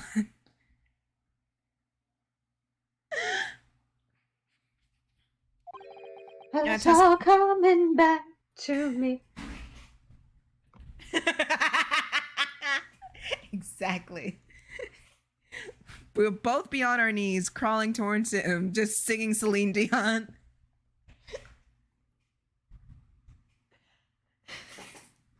And this would be his face. Don't take it out on Mr. Sholmes. He wouldn't be fucking. He wouldn't know what to do. So confused. Ooh la la, pardon. I was lost in my thoughts. Are you sure about that, bitch? Would it be fair to say Mr. Drebber's last remark was significant to you in some way? I thought it was a little strange, that's all. How Monsieur Drebber could claim this now. If you don't mind me saying, madame, what are you talking about? Shut up, you fucking bitch. Well, when I met you 10 years ago at your university dormitory, you recounted to me your adventures in the cemetery, no? Ooh. Including the gunshot. Ooh. Stop. Oh. You might want to watch your tongue. Objection. Have a care, Drebber. That is no way to speak to a lady. You talk to know. women? What would you know? With that mullet, you look like you haven't touched a woman in 1700 years. He hasn't touched a woman since he turned into a vampire. Exactly. It's still in your boot.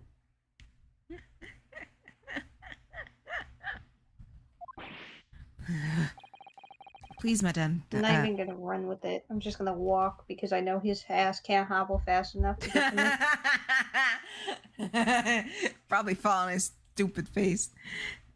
It's deserved. But of course, according to what Monsieur Drebber told me at that time, he uttered gunshots from behind him and the bullet hit the condemned man. I said nothing of the sort. No, you were very explicit with the details. About the mask the figure was wearing. And the blood that splattered all over you when he was shot. Enough! Shut up, woman! You're making this all up! That will do! Mr. Drebber. Yes. You reviewed the account just given by Madame Tuspel.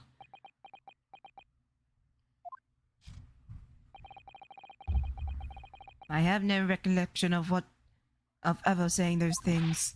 Oh, come on! Do you really expect us to believe it? Control yourself, Council. I will not permit baseless accusation in my courtroom. Right. It's okay.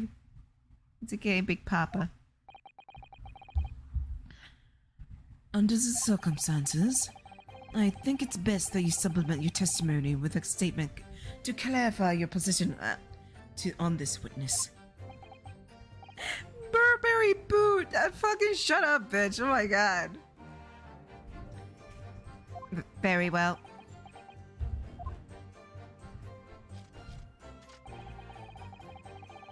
There was no gunshot from behind me at all, nor any splattering blood.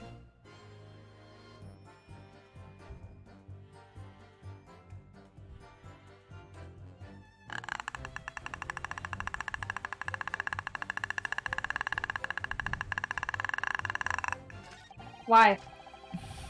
I'm sorry. So afterwards, I was visited by a young woman who sculpted a model.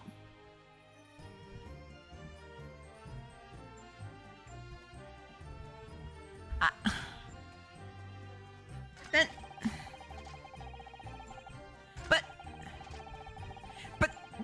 then you're just confirming what she said. You're just confirming what. Hold it!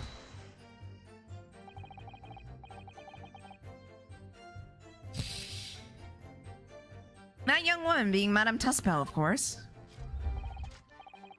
Precisely. I must say I didn't expect her to run into again. I thought you said you didn't! As I have explained, I went by the name published in the article. Commander, I found the man. Yes, the article in the Daily Circus, I think you said. I was a poor student with barely a penny to my name at the time. What's the difference now? The young lady put 5 pounds in front of me.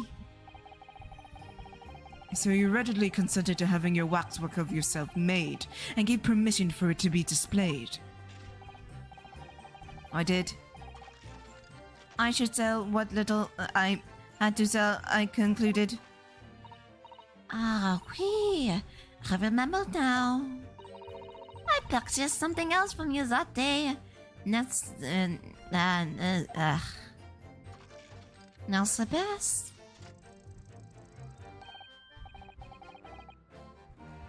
Did you? I cannot remember. What was it, madame? It's camera?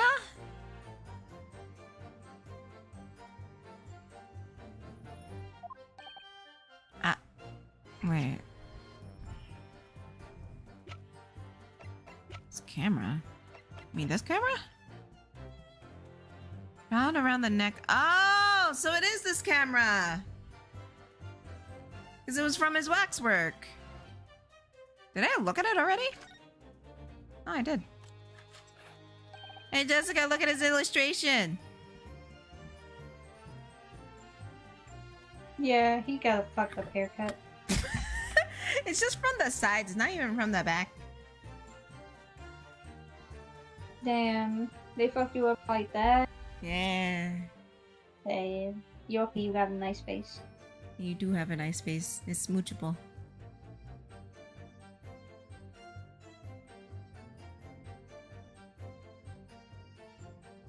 I will say he has nice lips too, because whenever he smacks his face, he puckers his lips. I'm just saying. Okay, I'll stop. Oh look, the cupboard came open. You did that. What? What? You hush. No, I will show you, bitch. Not right now, but I will show you. Yes, now there should be a glass plate inside. You have to change the plate with each new photograph if you want to, you want to take, you see. Something wrong? There's no plate. It's been removed. Ah, what a pity. But I suppose if you think about it, this wouldn't be the actual camera used at the time, just like the waxwork wasn't the actual person. So we never found a photographic print of the executed convict coming back to life anyway. Oh. Yes, you're quite right, of course. Of course, it's Sato-san. She looks devastated. And click the front. Oh, right, there was blood on it. Oh, I forgot. Oh, what a wonderful machine. Oh! That's his blood! That's the blood from the splatter of the blood. The blood splatter. It's splatter on the face. Splatter all over the face. Splatter on the face. Splatter all over. He got on this camera. Got it. So he fucking lied. What a wonderful machine. Really love contraptions like this, don't you? Oh, yes. Anything mechanical I find absolutely irresistible.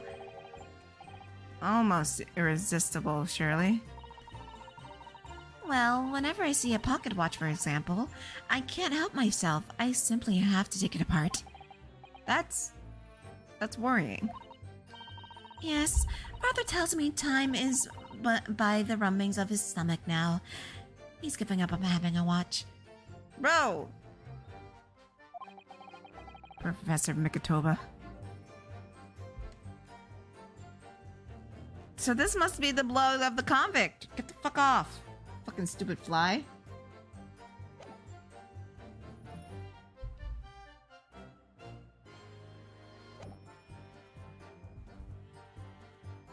Ah. Oh, yes. I made it a point of taking it with me whenever I made an excursion to the cemetery. So you took a camera with you, sir?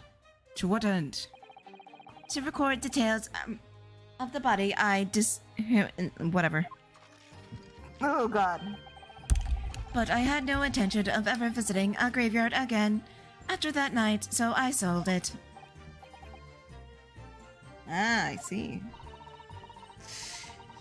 But I still have a monster.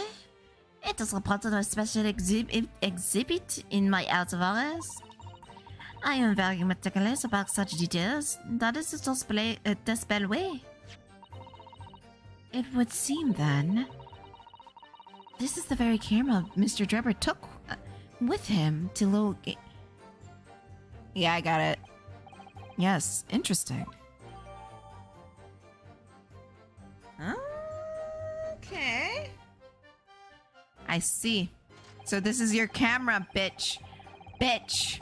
Bitch. Use a lie, bitch. There was blood. There's blood on your camera, ho.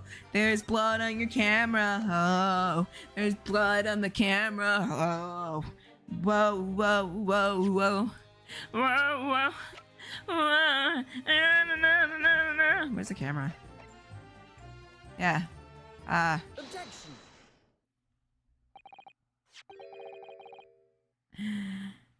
Mr. Drebber, do you remember this camera? Oops, I did it again. But that's just a camera from that fateful night.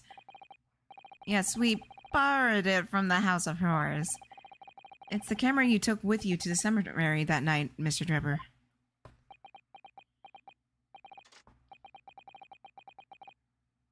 And that is supposed to be significant? This kind of camera is rarely seen in our homelands, so my colleague and I were keen to examine it closely. We noticed the lens extends forward in the at the end of some bellows. Like this. Hold it. Oh, okay. What's that? Just there on the bellows. It looks like a dark red stain. That's right. It's rather conspicuous mark on here, on the bellows, in fact. Good lord! Are you suggesting? Yes, my lord. It would appear to be A splatter of blood. Something that could be confirmed with a simple chemical test. Isn't that right, Dr. Scythe? It would be difficult to determine if the blood of human blood and not blood of some animal. But yes, a test whether or not it's blood at all is simple enough. I propose that Madame Tuspel's testimony was correct. On that night in question 10 years ago, you were splattered with blood from a gunshot wound. Well, And furthermore, you really did witness the condemned professor emerging from his tomb. I think I broke him. There's simply no way you could have forgotten such a traumatic experience. In other words, the only explanation is that you're trying to hide the fact that you saw the professor that night. Objection! What? But why? Why would you want to do that? Well, not for his own game, it would seem. For whose then? For who could benefit? I don't know, maybe the lady who fucked it up? Mr. Trevor was obviously lying in order to protect somebody. My goodness! He's shielding someone! Wait a minute, is that your wife? Is she your wife? Yes, my lord. And clearly, it's someone who doesn't want the truth to be about the professor coming back to life to be exposed. Well, Counsel, who is it then? Who is this witness trying to protect by lying to what he saw that night? I don't know, maybe the lady over there sweating up a storm, lying through her fucking teeth. I'm just saying. I'm just saying, just saying, just saying, just saying, just saying, just saying, just saying, just saying, just saying, just saying, just saying. Where is she?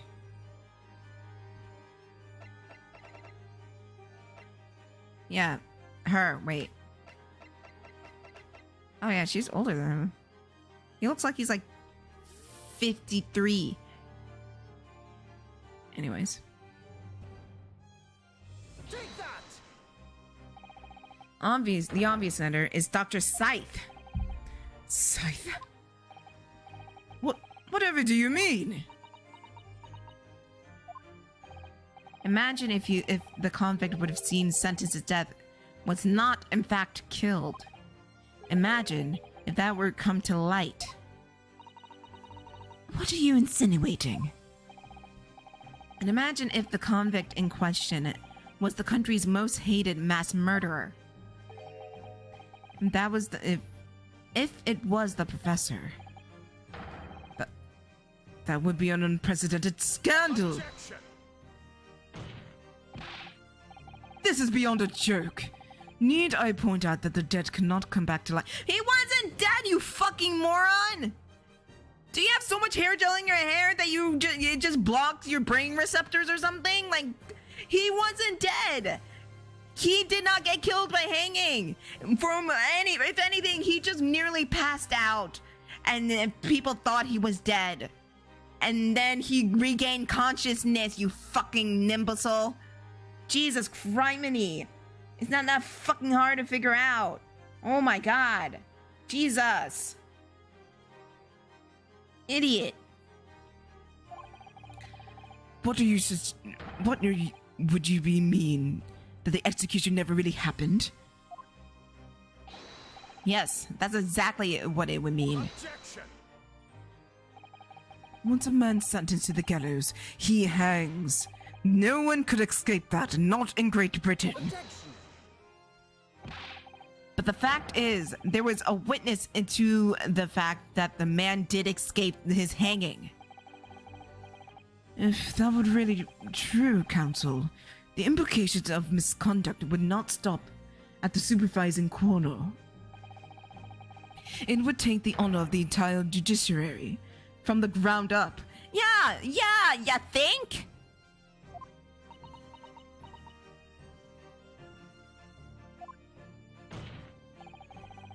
And it's exactly because of those monumental repercussions that Dr. Scythe would consent to any demand made of her by someone who threatened to expose the secret, even if that meant being complicit in a crime. You mean? I mean, Dr. Scythe wasn't collaborating with she was black. It was blackmail. It was not his wife. Okay. She was coerced in collaborating in order to protect her decade-old secret. She switched the dead body of Mr. Osman with the waxwork model and fabricated then the autopsy report.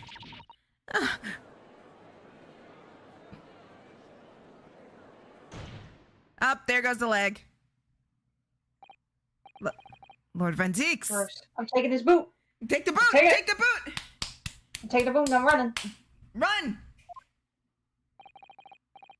Taking that fucking Burberry boot and running. Pray forgive my selfishly filled, hollowed challenge, and a whole freight of other discourtesies now. Goodness me! It's just sort of tall tale the Londoners would enjoy. I grant you. An executed killer rising from the dead, a Scotland Yard cover-up, a conspiracy of... It's all there, bro. What the fuck else do you want? You're just blind to the facts at this point. You're just stupid. Let me ask you one thing. What's that? If the condemned man really did emerge from his tomb that night, only to be shot in the chest, who pulled the trigger? Who disposed of him forever?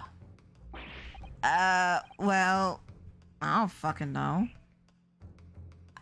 I thought it was just someone...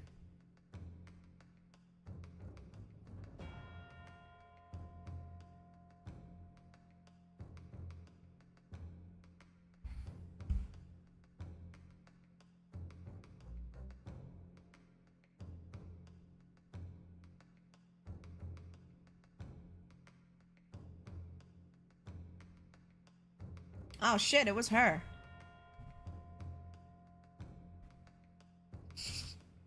It all makes sense now. It's just like, think about it, like, how would that guy know to blackmail her if everything is so under wraps? You know what I mean? And everything is so, like, secretive and closed off. How would he know to blackmail her, Courtney, Dr. Scythe? Unless he saw her shoot. So he must have seen her shoot him. Oh shit, okay. We have too little information to work with at the present moment, I think. I couldn't agree more. The Old Bailey is no place for wild fantasies.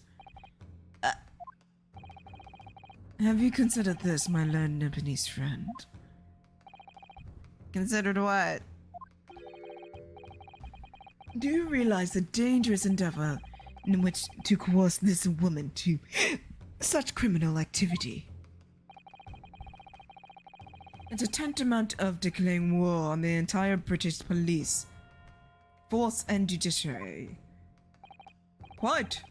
Hard to imagine any sum of money would be offered for research could warrant. To rely on such stage deception when so much is at stake would be madness. Well, I suppose. This was no petty crime either. The victim was murdered. A man who was already invested money in the venture, and would be instrumental in future profits too.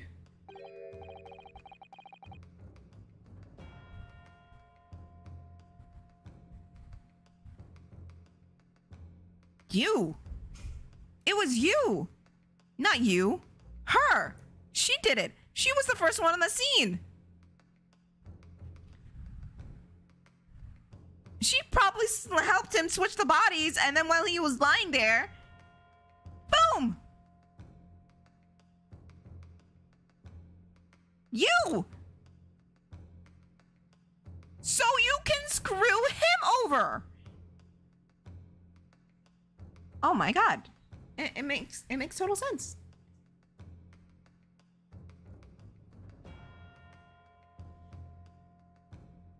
Yes, I had no reason to kill Mr. Osman at all. Are you forgetting his death resulted in me receiving not a single penny? The court is already aware of the contract between myself and the victim. No. Here's the contract, and that's very true. The motive for this case runs deep, though. I can feel it. Using threats to force the head of forensic investigation team to cooperate is extreme, especially for a government grant he had no guarantee of receiving in the first place. If the research grant was the aim, then taking Mr. Osman's life would made no sense anyway. Which means Mr. Draper's motive wasn't money at all. He was just trying to kill Mr. Osman. But why? What was his motive? What about no? But her? Was it really her? Hold on. Shut up! Shut up! Shut uppy! Shut uppy!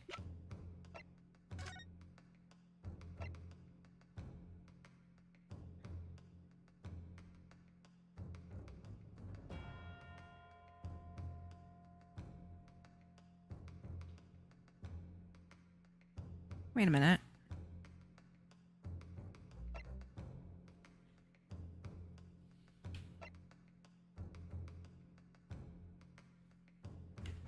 Let me see something. Where is it? Where is it?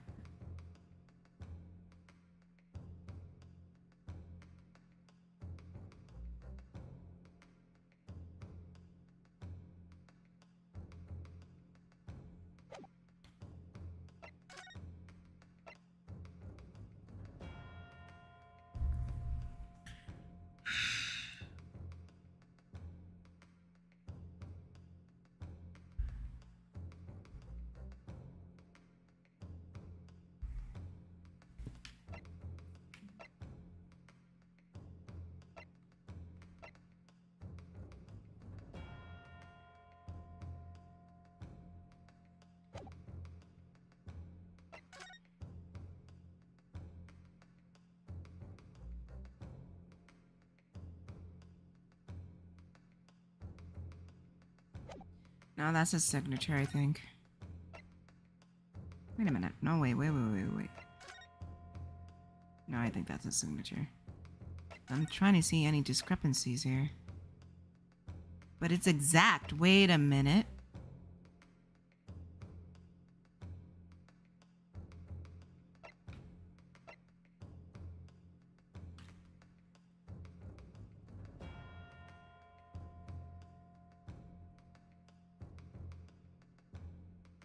This is almost...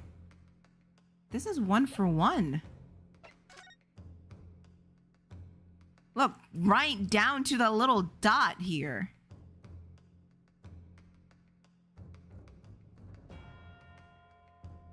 This was forage.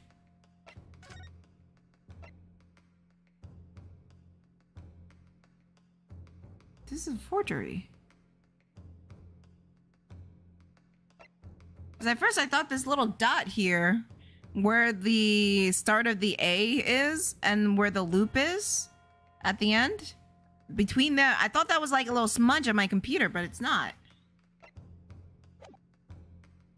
And looking back and forth at the article,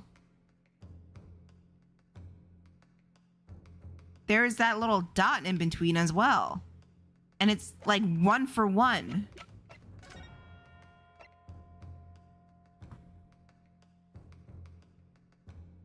And this is not dated either.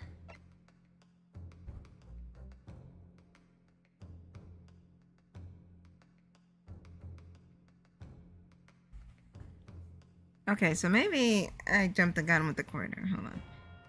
Because I think Drebber does have a motive for murdering him. Basically, the owner, the man who did this article, obviously was Osman, who probably owns the newspaper or some shit like that. And he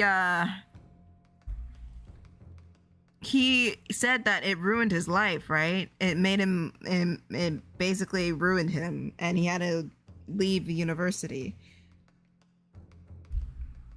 Wait, I had a trophy here. Yeah. That's his motive. He was a up and coming prestigious scientist, and then he basically was doxxed and exposed by Osman, ruining his life. Oh, I see. That makes total... Hold on. I'm gonna go to the bathroom, because I really gotta pee. I'll be right back. Yeah, get. I'm gonna go talk to chat. No. Talk to chat! Fine. Hello, chat. It is me, the other nightmare.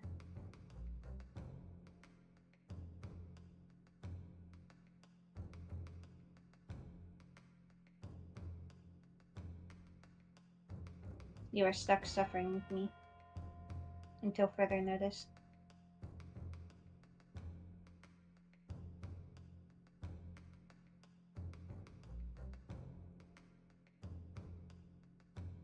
How does it feel to be trapped in this hellscape?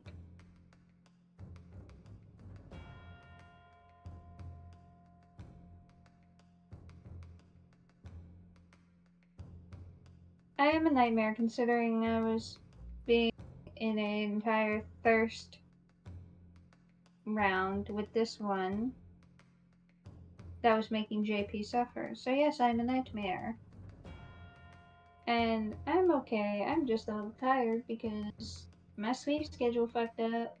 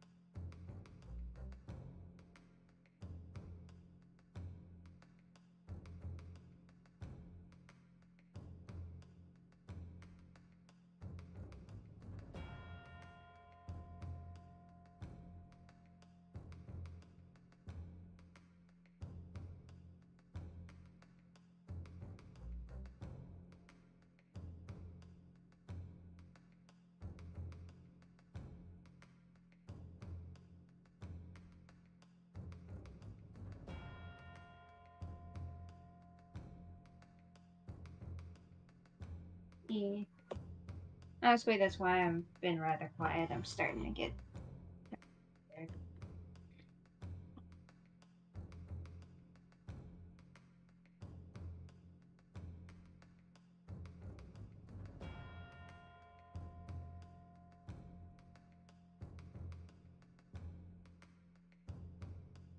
That's why it would be nice if Net could come back in. Because I probably will not be able to stay up for the entire stream.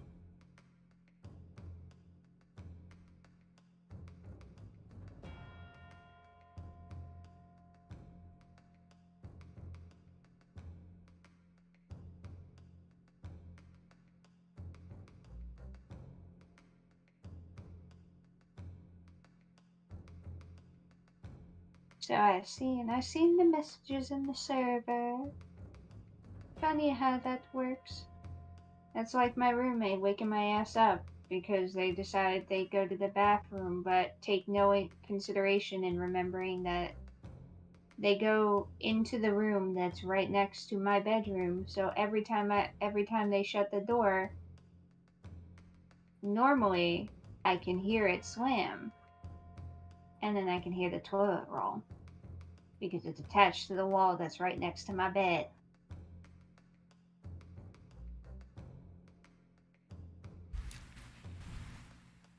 How is your chat with the chat? Kidding. Huh? Are you tired, baby? A little bit tired, but I ordered food, so waiting for that to get here. Oh, okay. There was chicken. I got a piece of chicken. The chicken. Chicken. Down. I'm getting me a McMuffin, griddle. There we go. Griddle. McGriddle. Yeah. I would prefer to have them just leave it at the door, but unfortunately, I made an oopsie and I have to pay with cash. No. So I gotta meet them at the door, which sucks. It's so lucky to pay with cash with that shit. Yeah.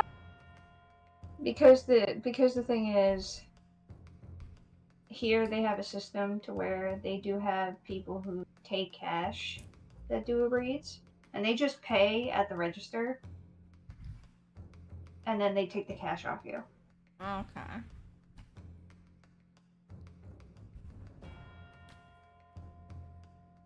They did that here. Nah, because you know for a damn fucking fact, people Yeah. don't take cash because it makes it harder to scam people out of their food. Yeah. Also, I'm sorry to hear that, JP.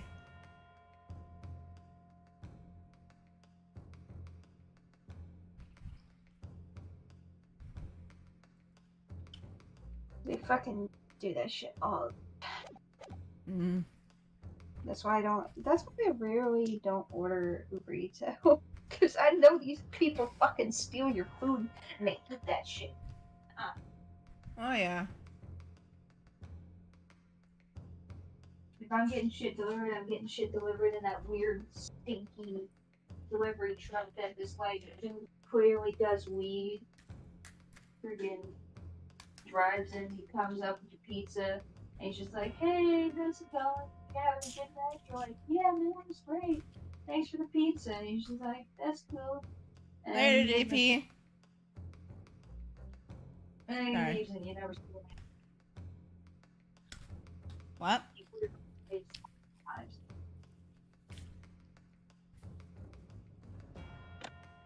I don't know. I'm gonna put on some pants since I have to meet this dude at the door. Yeah, that would be wise. I'd say you have one last chance before the jury Yeah. loses their patience Gotta with this wear rod. pants 'cause- Here. Let's see if you can back up your heady proposal, shall we?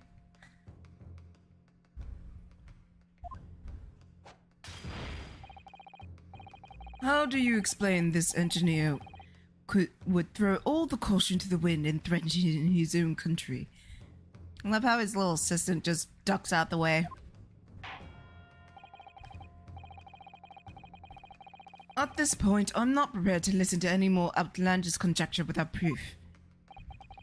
So, counsel, present your evidence. Alright. Who exactly was Mr. Osmond to Trevor?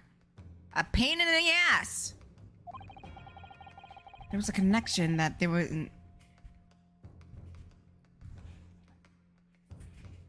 He was... I think, oh god. He was the asshole who did the article, or on the newspaper, or did the drawing, or whatever, that ruined his life. I'm going to have to present 2 pieces of... Wait, what?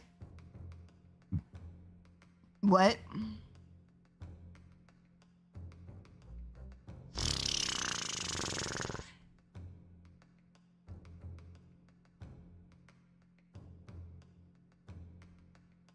Oh, crap. There's his lips.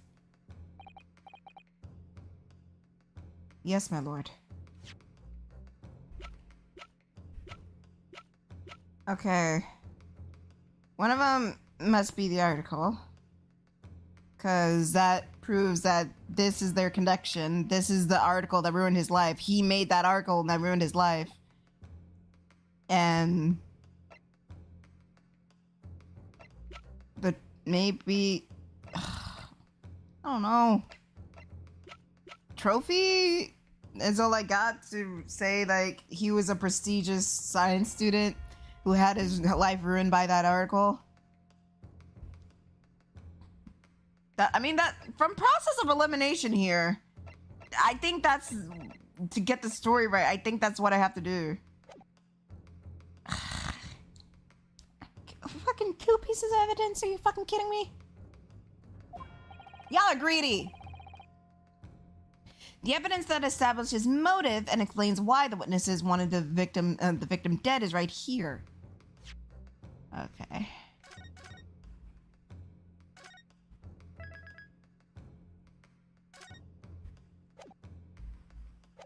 Let's not do anything rash and stupid. Right. Yeah, this one. Take that! This is the newspaper article. It's the newspaper article, my lord. That was written 10 years ago. Every single detail has been examined already. What can it possibly tell us? After it's never been written, it's typical gutter nonsense and press nonsense, and that means nothing. Yes, on its own, but it isn't particularly significant. However, when considering alongside another piece of evidence, it would completely explain your motive for wanting Mr. Osman dead. What other evidence? I'll tell you already. The evidence in which cross-reference for the newspaper article. Okay. I need to read the article again. Just to be sure, because I think it's a trophy, but I'm not certain. It could be something else, like the fucking camera, for all I fucking know. Because I know this game likes to fuck with people so badly. Okay. Where are my glasses? At Logay Cemetery, just beyond the prison on the night of the NFL demon executed, newly inferred professor forced off his grave as he clawed free from the earth. The young man witnessed this scene on the verge of raising a shriek from behind in the building. The university who experienced a shock was the event is Mr. Yagura, a disciple of science at the University of London and a resident of the student dorms. Okay, that told me nothing, but he was a science student. And a Royal Science Trophy for excellence in science, and found in Mr. Trevor's workshop. It was a very prestigious award for a young scientist. And then he said he had to quit after this incident. So... Take that! I think it's fair to say, after your presentation of evidence, counsel, we only have half the story. Please. That's right, my lord. Which is why I just presented, and you know, I don't know. The judge shaking his head at me has me worried. Which was why I just presented another piece of evidence to complete it. Clearly, my learned friend is just half the education. Did I press the wrong one? Are you fucking kidding me? It wasn't... No.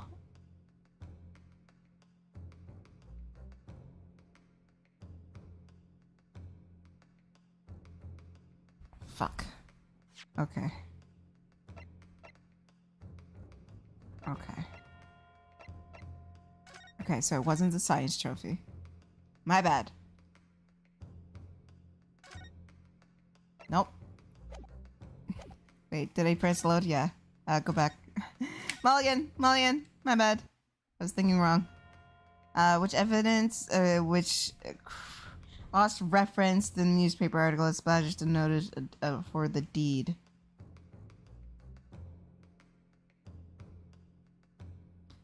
Not the news.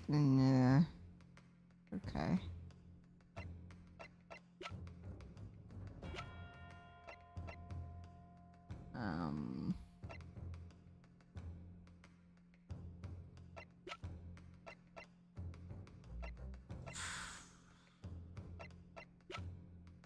Maybe the contract?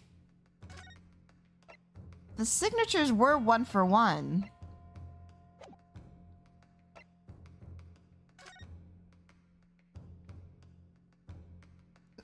Like down to the dot.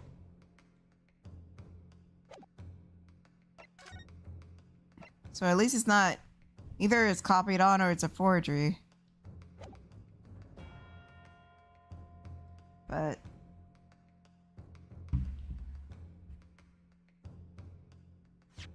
ay, this is why I always save. Okay. I think I misinterpreted the prompt from before. I think I thought it said, like, cross-reference from the newspaper article for his motive. But I guess, I was guessing, like, oh, the science, he was a science student in prestigious science award that established motive. However, I think what they're talking about is the signature, how it's both on the article and on the deed. So I'm guessing what it is like he has motive to kill him and he was setting up his alibi. I hope.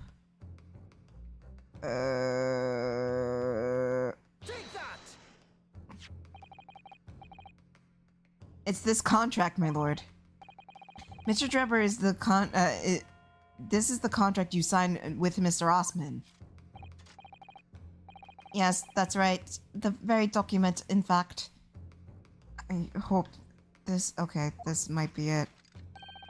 That proves I had no reason to kill the man. No, I'm afraid not. What? There's something very significant about this newspaper article and the contract have in common. Really? And that common link shows very clearly why you were determined to kill Mr. Odiosman. It seems the defense has uncovered something the rest of us have seemed to miss.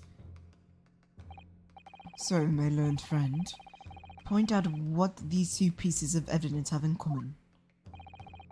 Where exactly does... Okay, fine. That would be le signature right over here, monsieur.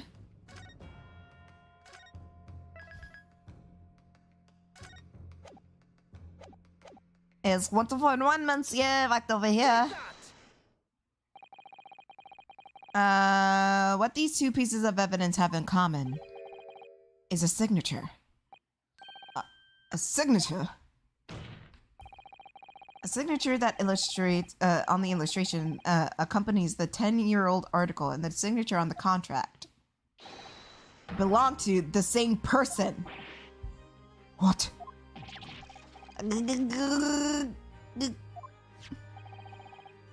As the court heard, this illustration was drawn 10 years ago by the newspaper article newspaper reporter who found Mr. Drebber and interviewed him about his ordeal.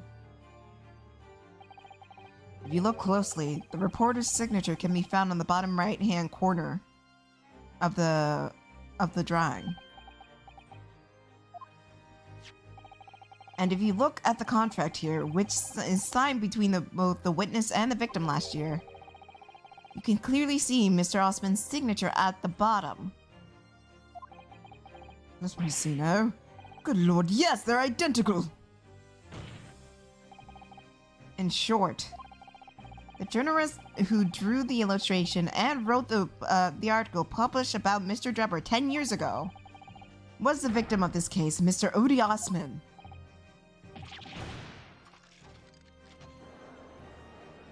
I broke him. Objection! What? But explain to the court why. Why would the Oh, do I have to present the trophy here? Well, if you think back, if you remember, Mr. Drebber talked about the article in his testimony. grave robbery, you say? Yes, exhuming fresh corpses to sell is reasonably lucrative. But that's quite beyond the pale. You would invite a divine retribution, sir. Yes, well, I think I suffered retribution enough. the Daily Circus eventually unearthed my name and put it in print. Caused me a great many headaches. In the end, I had to leave the university. It was only the paper that, with a bad grace to identify me and unambiguously, I might add. Then I gave up on my dream of becoming a scientist. It was all because of that newspaper article.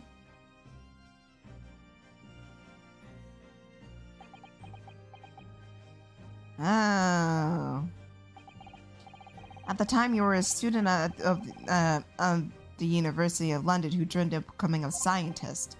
However, this single newspaper article changed your entire life. So, Mr. Osman, used the newspaper journalist to do? He did, my lord.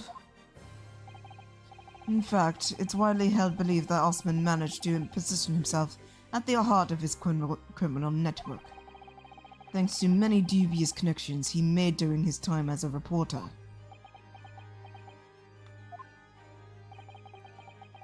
So you had to give up on your dream and leave university. You lost everything. Eventually, you found yourself working in the field of science, but only in the shadows. And all because of that article, written by Mr. Osman. Enough!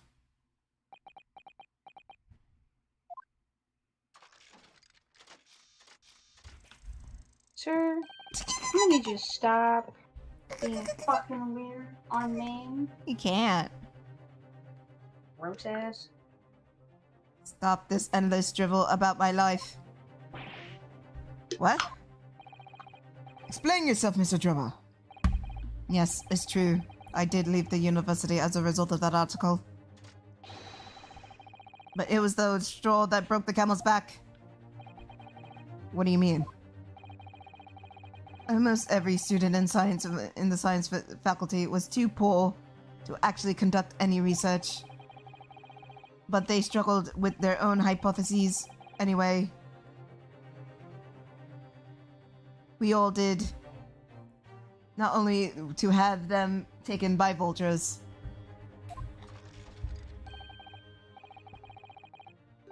Sooner or later, you knew your ideas would be stolen and patented by some wretch or another after all. Good gracious. Making a name for yourself as a scientist in a climate like that was a miracle only a select few geniuses could have ever hoped to achieve. Personally, I wasn't one of those geniuses, so it was hardly a wrench. Being forced out of the university because of low gate was the best thing that could have happened to me. But you got a trophy. Yeah, sir, you got a trophy. It's right here. You got a trophy though. But you got a trophy. It was the highest prestigious award trophy. Mm-hmm. Objection! Mr. Drebber, do you generally believe that? Of course I do. Who is better placed to know whether or not I possess a talent for science than me? I'm sorry to say, but your words don't ring true at all. How dare you? I have evidence to prove it. Are you in a position to say anything about me? I don't know you from Adam. Fine. If you think you have evidence, go ahead. Show it. Then you pull out the trophies, like, oh shit. Right. Okay, let me save. Now I present the trophy. Now I present the trophy. Hey, is this yours? Take that! Do you remember this, Mr. Drebber? We found it in your workshop. Is that pose for the fans? A Royal Society trophy for excellence in science. Stealing your glove. What exactly is this trophy, Council? Stealing your glove and fucking your assistant, Reginald. Your assistant, Reginald! Yeah.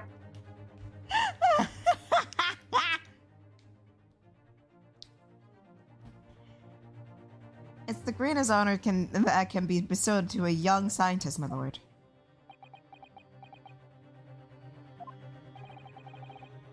There's no higher accolade. It recognizes emergent talent and promises a bright future. Good gracious! Again! My wig! My weave! Your prospects for the future were excellent, weren't they, Mr. Drebber? Because even then, you were a genius in your field. But you lost everything. You had no more future. Your talents would go to waste. As a result of this one newspaper article. I don't know when you realized who Mr. Osman was. But when it dawned on you that that he was the same journalist from 10 years ago who ruined your life, it's abundantly clear that you had no intention of forgiving that man.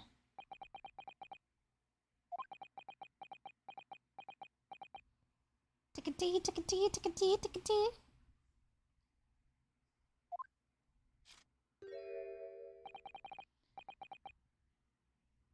The truth is, finally, it's going to fold. No, he's not. They never fold this easily.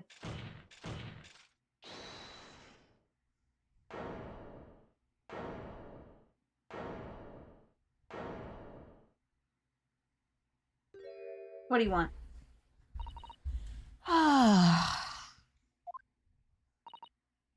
Fine.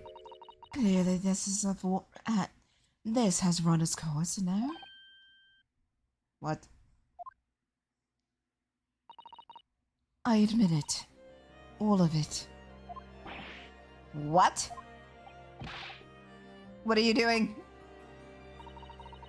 It's exactly as the Japanese man said. I was coerced into going along with the man's plot to murder the victim. In the condition that he keep my dirty little secret from 10 years ago. No. Good Lord! Scandal! My wee! Dr. Scythe. Do you realize what you're saying, woman? It's all true. What did you do, bitch? Racist motherfucker. Damn. That day.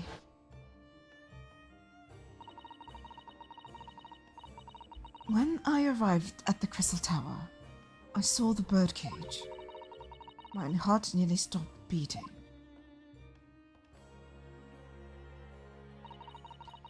That memory from a decade ago that I've done my best to bury deep inside myself. It was the professors again, staring me in the face. And then... Bitch, I don't trust this.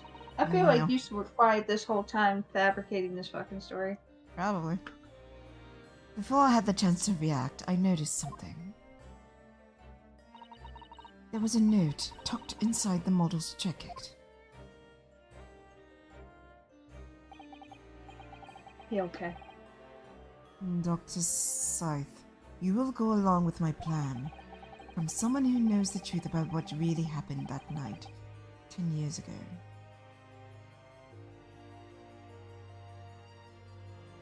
Wait a minute.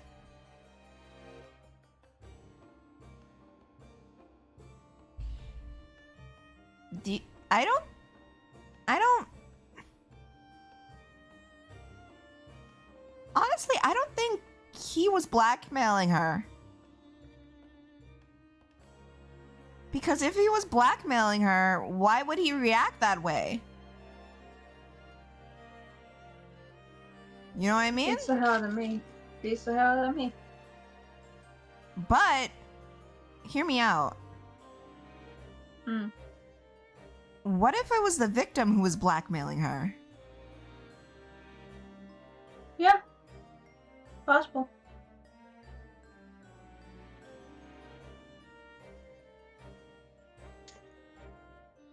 And maybe he was like, oh, look, the trick worked. Okay, Swappy, I'm just gonna lie in here and then you can carry on. And then stab. I mean, she bought 500 scalpels. Mm-hmm. I'm pretty sure he has a stab wound somewhere. And she could have, like... Obviously, he died by the stab wound. But then there was some junk about, oh, his neck was broken, da-da-da-da. She could have made that up. Mm-hmm. Literally, she's a doctor. Legit. Didn't she do the autopsy? Yeah. I was about to check the She autopsy. fucking broke his neck. Yep. See? It was additional. Broken vertebrae was resulting in impact. She could have put that in at the last minute. Mm-hmm. That or legit, she could have broke his neck in a way to make it seem like it was believable. Maybe, but... Yeah. Either way, sus. Yeah. Can I see the photo of the victim?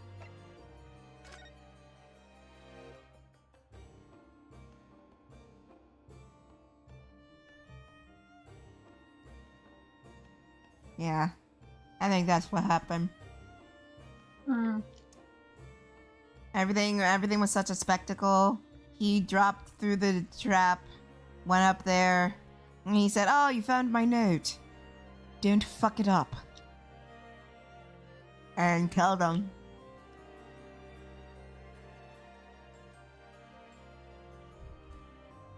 Sussy baka indeed, Mal. Sussy baka. Let's see what happens.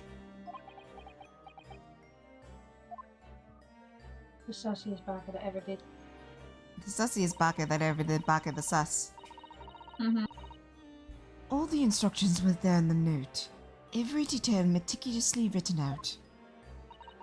I had no choice but to do what it said. I made the necessary alteration to the scene and fabricated the autopsy report as instructed. There was really no choice in the other choice. It had to be done to protect the judiciary. I can only apologize now.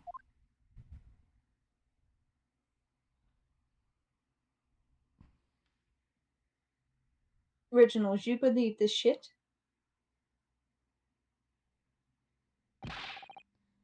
Why on earth would you buckle now? Well, there's no point in trying to hide it anymore, is there? I would have done anything to stop it coming. Even a collaborated murder. But the great lie about the execution 10 years ago has been exposed. Whatever happens... Hold on.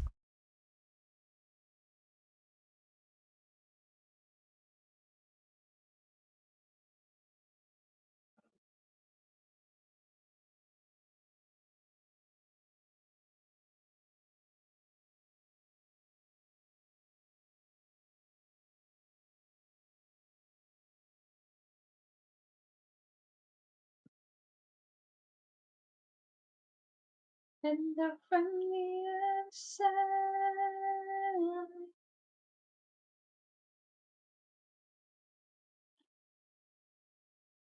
That's the only lyric I know.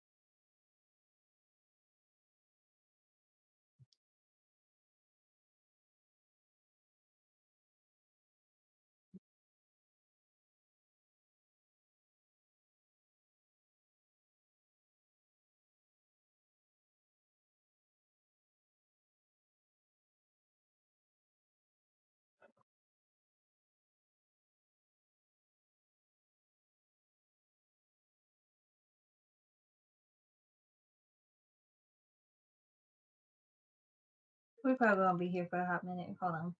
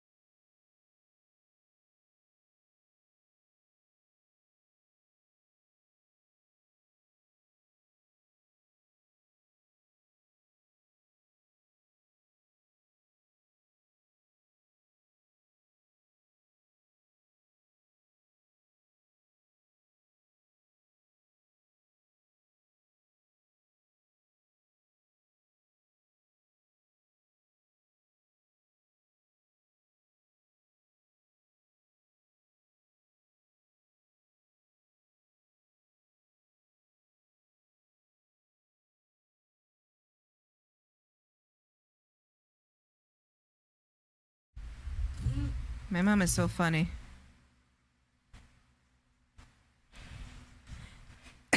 I knew the moment I posted anything in the comments, you were gonna come back. My mom is so funny. Because she asked me to help her out tomorrow morning.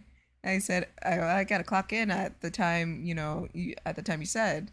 And she said, yeah. And I said, okay, what time do you need to get to your appointment and everything like that? She's like, it's not about that. It's not about that. Like, listen, lady, just listen to what I have to say first before you go off. I'm saying to you, let me clock in here and then I can meet you there so you'll have enough time to drop me back home so I can work and you can take my car. Also, the man has a perfectly fine car and she knows she's, fuck, I hate my dad. I hate my dad. Unfortunately, your mom knows you're more reliable. Yeah, it's a fucking bum. Anyways.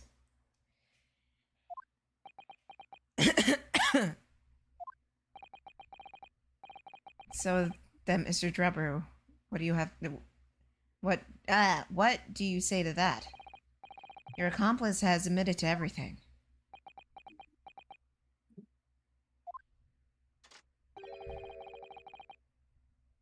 Surely it goes without saying. You met your part in it too, then? I admit nothing at all. Ah, fuck. Okay. What? Hi, Amaton! You believe this, Reginald? Oh, Reginald, you always know what to say. I can't. Fucking Reginald. Have you forgotten that His name Kinesis is Van Dyke. His name is Van Dyke. Van Of course he's Zeeks? gonna. Whatever, I don't care. Of course he's gonna have a fucking assistant named Reginald. Yeah. I don't care what their canon name is. It's Reginald. Yeah.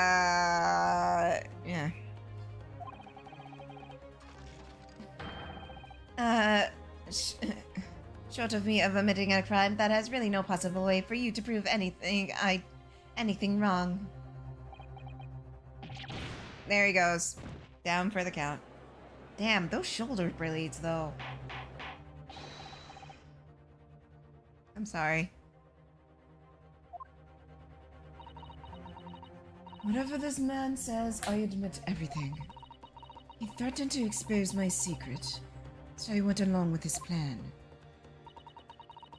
And Lord Van Zeeks? Yes. I hope you accept my apologies. What happens next is in your hands, of course.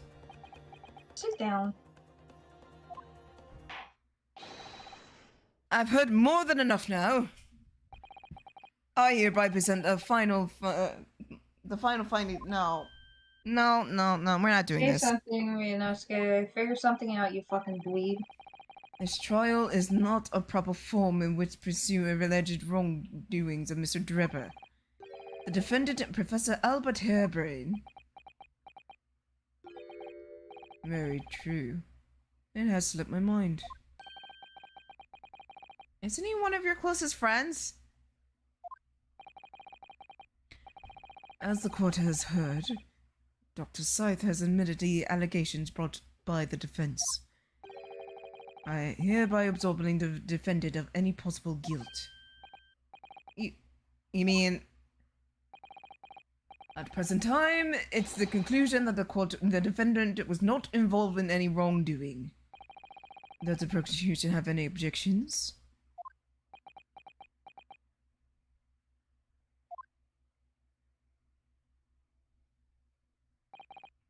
Fruit? None, my lord. Fucking piss ass, kiss ass. Oh, congratulations, Mr. Naruhodo. No.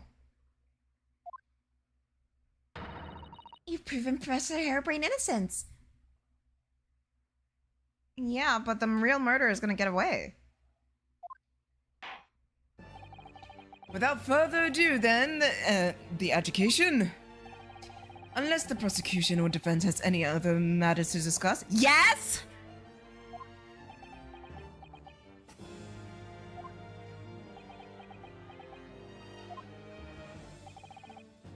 I don't know.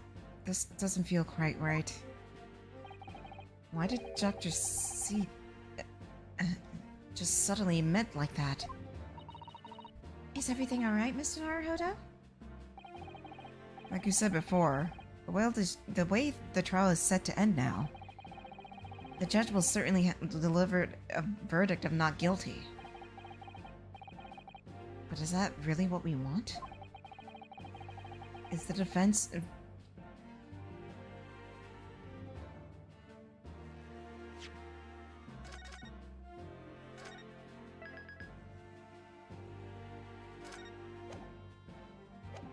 Is this what Sholmes means by pursue the truth? Do I actually have to listen to him?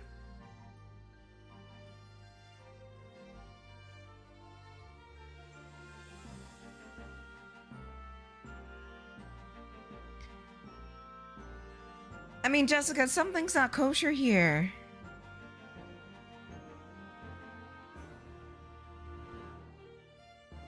Fuck it. Objection. The defense objects to this trial ending at this time, my lord. I beg your pardon. We demand one final testimony.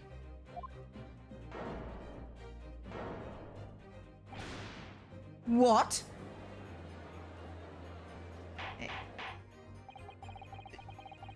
You do realize I'm about to advocate in your favor or your client, I presume? What are you playing now? What are you playing out now, my Nipponese friend? Why would you want to obstruct the conclusion of the trial at this point? Because all of this is too sus!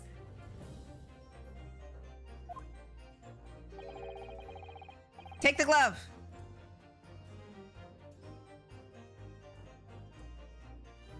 No defense lawyer in his right mind would do that.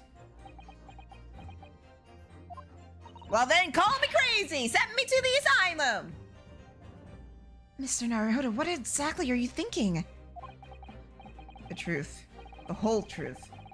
A way to bring it all out in the open. Right. Yes. In hindsight? Oh yes, a word of warning before I go. In the course of this trial this afternoon, you perceive a shadow of doubt about the truth. Don't let it out of your sight. Pursue it like a dog with a bone. To the bitter end, you understand. Do not falter, whatever may come to pass. I'm sure Mr. Sholmes knew. He must have deduced something that this would happen. Yes, I'm here in court to advocate for my client, to secure an acquittal. Obviously. But that's not all. I believe I have the duty to the court to pursue the whole truth of this case until the very last detail is laid bare. And that is why the defense calls for further testimony from Dr. Scythe. Testimony from me? About what? About the nature of your collaboration with Mr. Enoch Drebber. In case you've escaped your attention, I've already admitted to everything I did. The whole truth has already been revealed. Stop wasting everyone's time.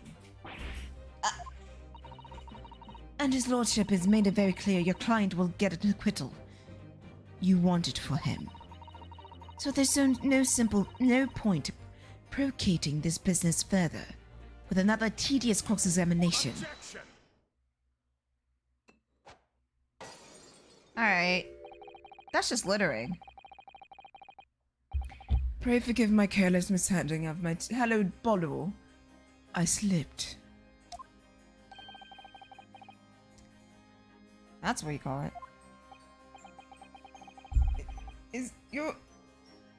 What is your objection, Lord Van Zieks?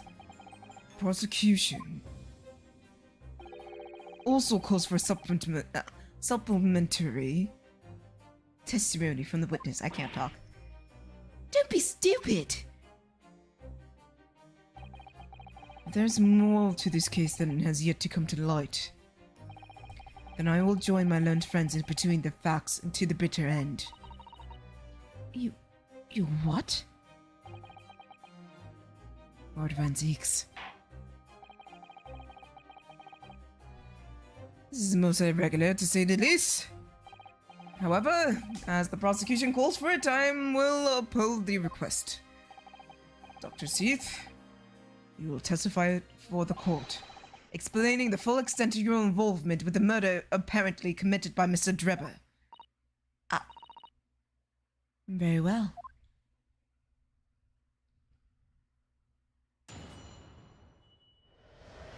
Drax out here wasting good money. You fucking right, Amatoon. Fuck that guy.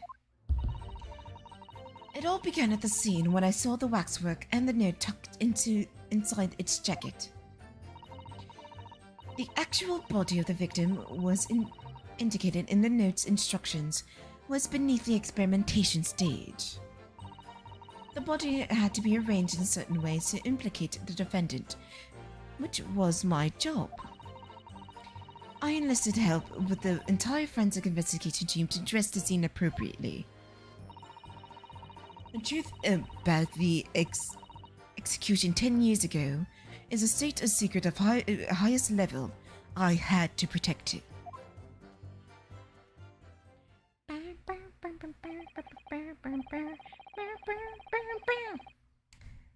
So I was right. The stage and the machine were all specifically designed for deception. So it seems. All meticulously prepared. You did well see through it. You're a very shrewd boy. So kind of you to say. And what about this autopsy report then? All I did was record the location of the body as being in the Crystal Tower instead of the stage. That's all? That's terrible corruption. Only my team was aware of the deceit. And then under my explicit instructions. Nobody else at Scotland Yard knew anything, I assured you. You must be thankful for small mercies, I suppose. Well, I believe the testimony has clarified everything. There's no particular need for cross-examination, I would say. Hey! I decide that, bitch! No, I disagree. I can't shake the feeling that something's wrong. Just look at the expression on Dr. Seath's face. It's the defense's right to cross-examine any witness following testimony. What is it about you Japanese who makes you all so doggedly persistent? Me, fucking racist piece of shit. Very well. If you desire, counsel, proceed with the cross-examination. Yes, my lord. That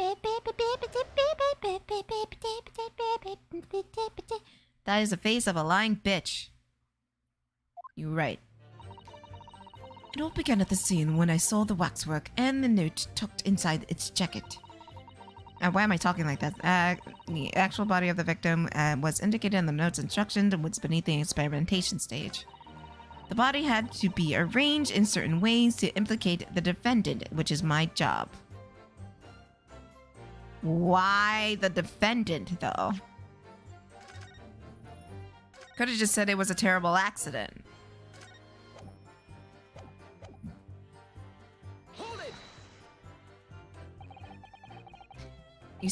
When you say arrange, I presume you mean with this? Yes, the instructions in the engineer's note said something along those lines. Fabricate some evidence to make it clear that a hairbrain alone could have killed Osman. So, you mean that was your doing? Later, Amatoon! I fetched Hairbrain's particular screwdriver from the stage and took it with me alone to the abyss under the stage where the birdcage had fallen.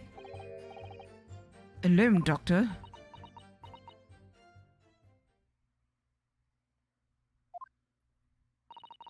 I didn't feel it would be appropriate to involve anybody else in that particular part of the deception. Wait, what? There was a void under the stage where I found the birdcage lying in the dirt.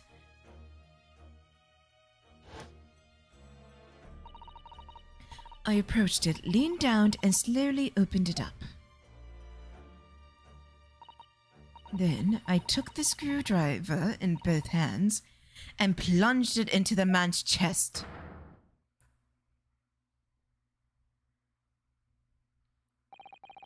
And then you noted that in your fake autopsy report. That a fictitious...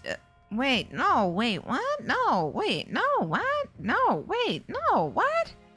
No, wait, what? What? As a fictitious cause of death. Exactly. So... it's... the actual cause of death was... Trauma resulting from a 30-foot drop. My word. What is it, Mrs. Sato? Something about Dr. Sai's last statement. It's playing on my mind, that's all. Yes, mine too. Dr. Scythe? There's really no need to shout. I can hear you perfectly well. The defense calls you to add what you just said to your formal testimony. Oh? Which part?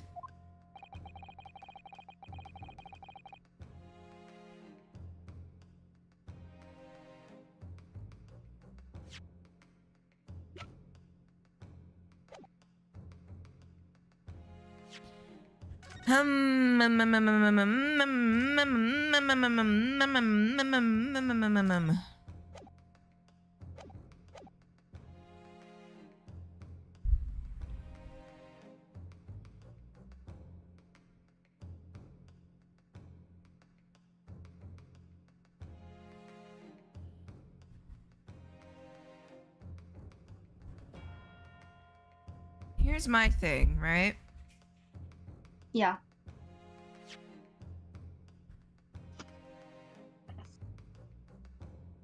I believe he. Reginald finished off the case. What? None. Continue. Fucking shut up about Reginald. Shut up. He's not even talking. Here's my thing. This screwdriver that she says she stabbed him with was at the base of the kinesis machine, which means it was found up top, 30 feet in up top. Mm-hmm. But she said he was stabbed on the below, 30 feet down.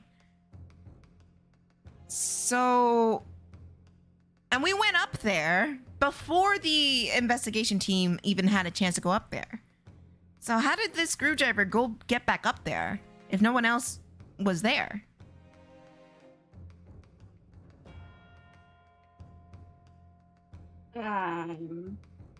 Magic. No, it's bullshit. Exactly. Magic. I think the cause of death was stabbing. I mean, clearly he's been stabbed. Like, look at it. Divvied. He's dead as sticks. Skibbered. But I don't think she stabbed him with a screwdriver. Huh. I remember when I was in her office, she had a ledger book, and in that ledger book was a invoice for 500 scalpels. So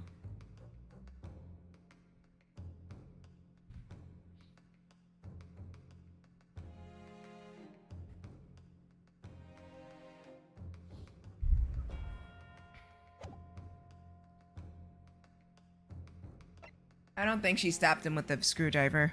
Because the screwdriver was also clean, if I recall, when we found it up in the thing.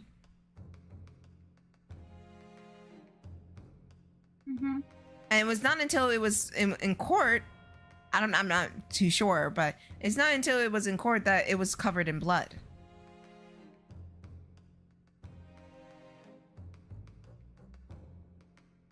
I don't think she stabbed him, no. How you stabbed Mr. Osman in the chest, that part. Fine. If that's what you want. There's really no point. The prosecution concurs.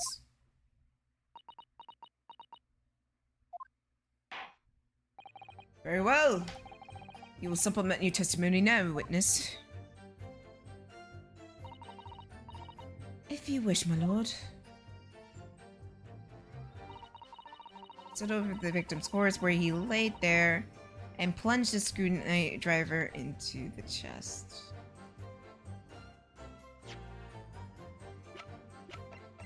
Did I say go look at this?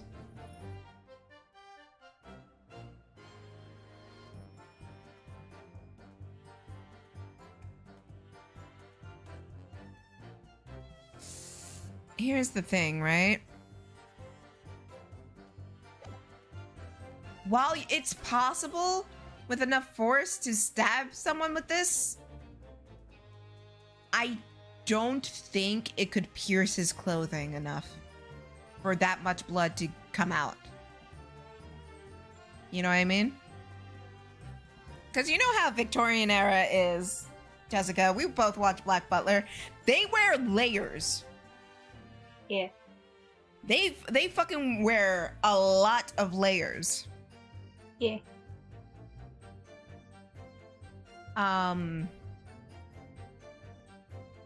So I maybe with enough of this force, but I don't think this is the murder weapon. I think you need something sharper to plunge into that.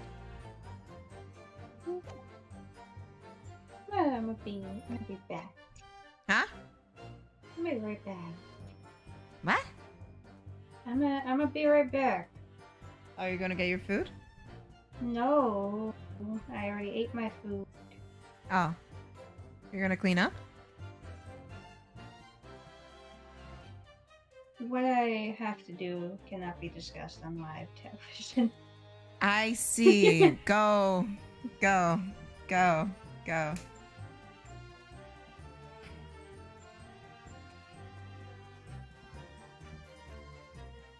Can I keep hearing her testimony? This is the happening. No, no, no, no.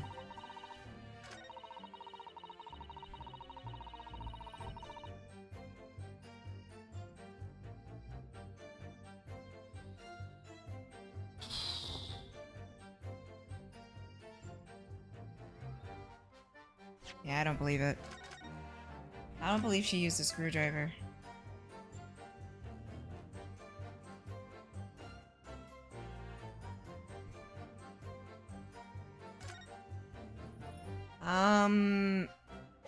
Plus...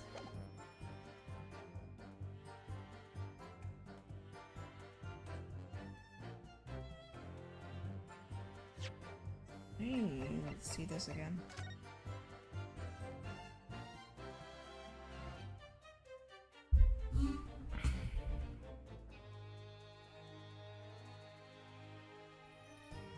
And it's just the amount of blood that's there.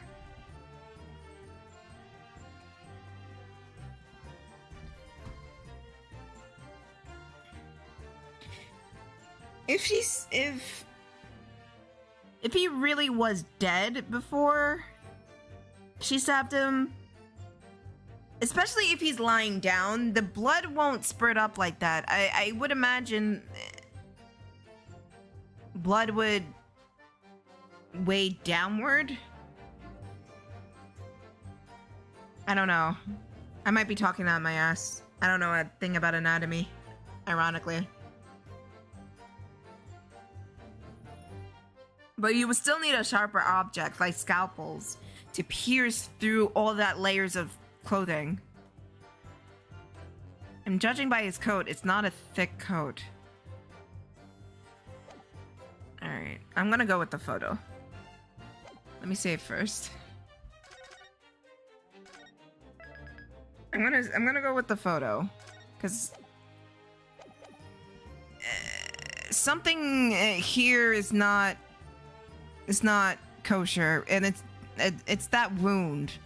It's that stab wound that's not sitting right with me. Objection.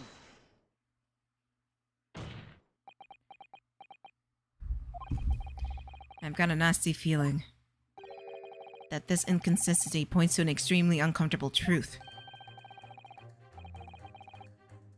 Is that? Oh my god. I never heard this part before. Maybe I have, but I was not paying attention.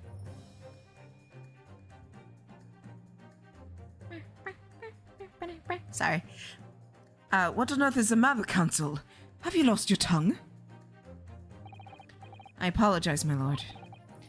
Dr. Scythe, in your last statement of yours, there was just one point that seems to defy explanation. Out with it, my learned friend. Well, the obvious inconsistencies between your description and this photograph. Alright, tell Catherine I said hi. How long is this game? I don't know. This is just one case, and there are 4 to 5 cases in each game. So, I don't know. It takes a while.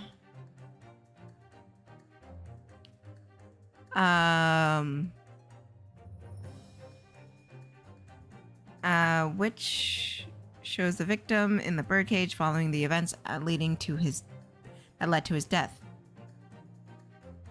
Oh, so they're presuming he's dead and then she stabbed him. Ow, my chest. Then if he's already... Okay, so if they're perceiving that he's dead and she stabbed him, that's a lot of... No. It wouldn't have spurred out like that either way.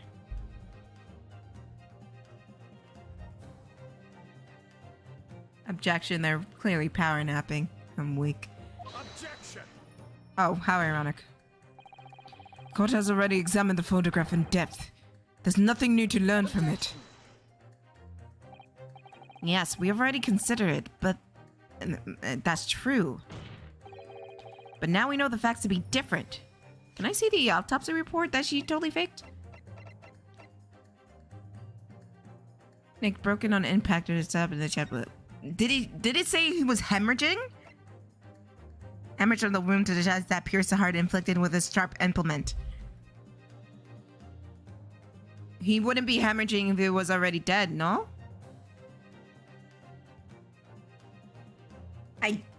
I'm blowing smoke at my ass right now, but I think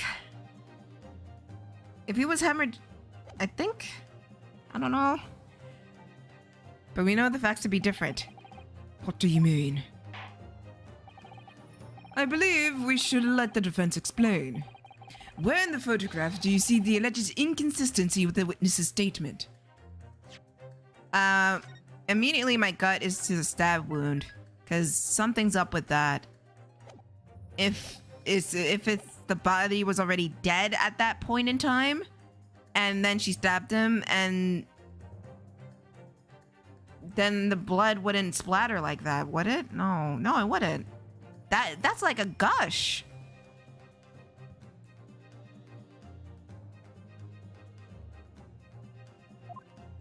I don't know how dead bodies work.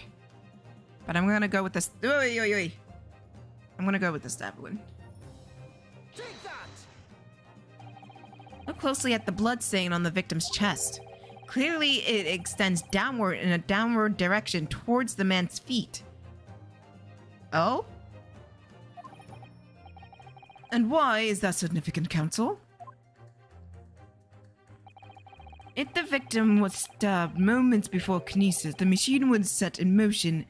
That's entirely expected. Of course, no, that's not what happened. Exactly, my lord. Dr. Scythe made it very clear in her testimony just now. The point in which she stole Professor Harebrain's screwdriver and stabbed the victim.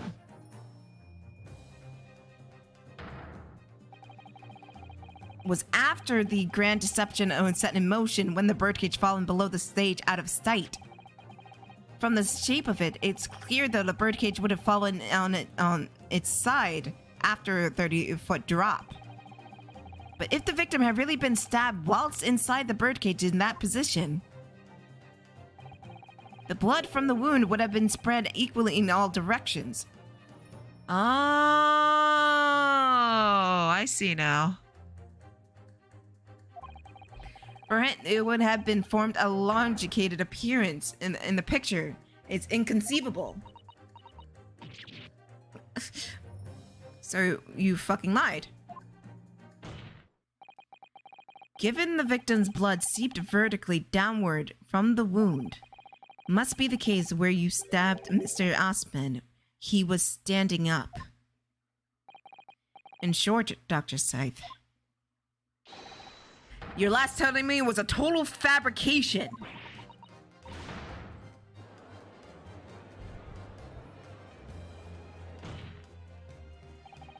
I knew it. I knew I was right. Now I identified the contradiction. There's only one way to explain the facts. We've all been under the great misapprehension here. What? What sort of misapprehension? Dr. Scythe? You claimed you were coerced into helping Mr. Drebber as a result of the note he left in the waxwork. You claimed that you made changes to the scene of the crime to implicate the defendant. And you claimed that you authored a fake autopsy report to cover your tracks. But one of those claims is an out-and-out lie. Because the question of what the bloodstain really tells us is the only possible answer. If that's the case, what is it, man? Counsel, you clearly struck the revelation. Now tell the court what it is. What part of Dr. Sai's story is shown to be a lie and to contradict your testimony?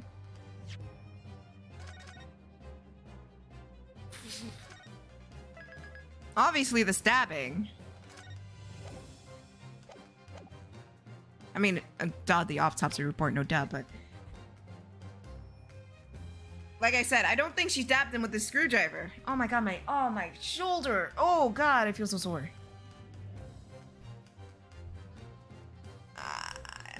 I'm gonna go with this one. The answer is very simple if you consider the sequence of events.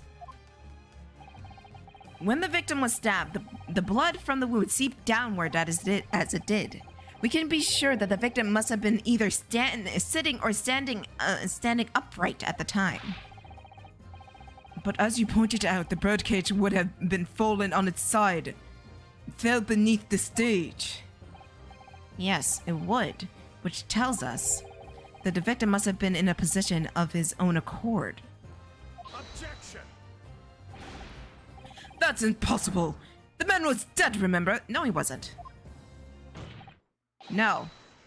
That's the misapprehension. I knew it. I knew motherfucker wasn't dead. When the birdcage fell from the stage to the void below, it must have hit the ground with considerable force.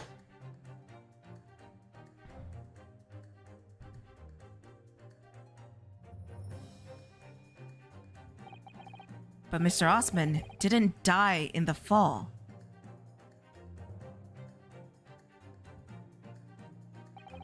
He probably lost consciousness for a while, but when he came around, he got to his feet and climbed out of the stage.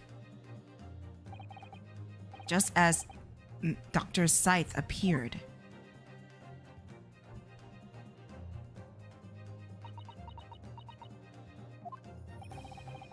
If the victim was in fact alive at that point in time, it changes everything.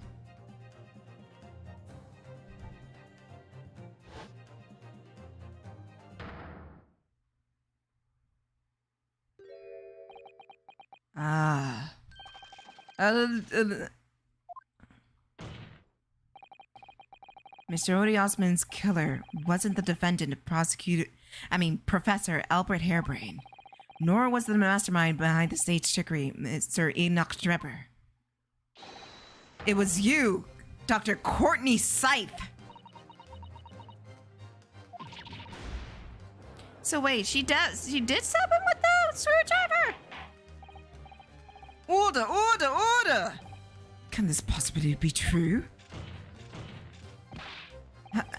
Have you been taking me for a fool? It was you, wasn't it? You killed him? Huh. Well then. Snap me down. I hope by admitting to being an accomplice in Mr. Drebber's scheme, the trial would end. Therefore, you're accused of a far worse crime. A cold-blooded murderer. Oh, do shut up. You're so desperate now to making this all up, as if I would do something like that. I assure you the defense is not desperate, Doctor. Mr. Naruhodo established the facts using evidence and logic alone. Logic? Don't make me laugh. Sadly, your logic has a gaping hole in it. What? What do you mean? I'd have to ask the obvious. A motive, boy. You're lacking a motive. What possible reason would I have to kill Miss Osman? Okay, one or two things. A thing from 10 years ago, which he wrote about, or your ledger, which, who the fuck orders 500 scalpels at once? Osman was involved in a number of criminal activities, from coercion to theft to murder. But there is no connection to Scythe there. I'm rather relieved to say this seems somewhat far-fetched. True, but there's no obvious motive. But there's still something in the back of my mind. I'm sure I've seen somewhere that hints why the coroner might have done this. Yes, I might have tampered with the crime scene and concocted a fake report. But murdering someone for no reason is a very different story.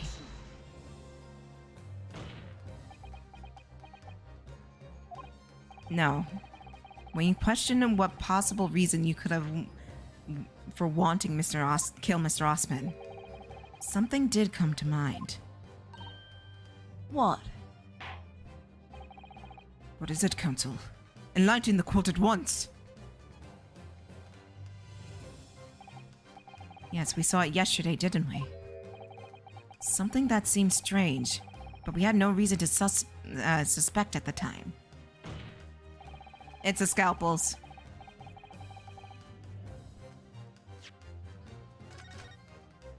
Okay, the choices that it gave me is utter bullshit. Okay. Oh no, it's definitely the scalpels. Never mind.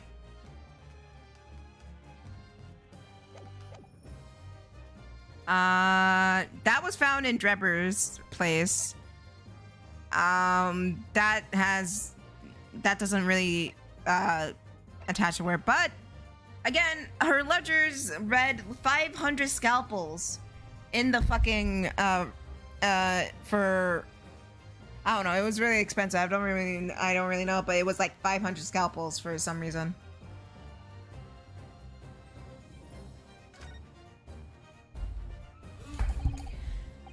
It's a scalpel, or rather, scalpels. Did you say scalpels? It struck a nerve, huh? Bang, bang. It would appear the word struck a chord, Doctor. Shut up, Ryunosuke. Alright. You... Come on, out with it! It was yesterday, when we visited your laboratory. Look at this big, thick book here. It appears to be a counting ledger. It's a record of the forensic investigation team's spending, I think. Oh? What is it? It's clear that the team purchases various equipment and supplies on a monthly basis, but one entry seems rather strange.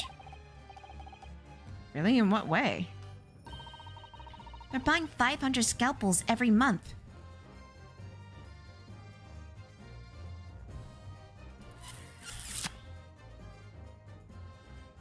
Wasn't it some underground? Wait, hold up. Was it an underground trade between her and Osman?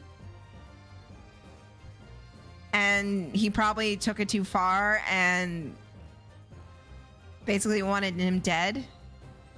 Because she has a daughter. Did he threaten her daughter?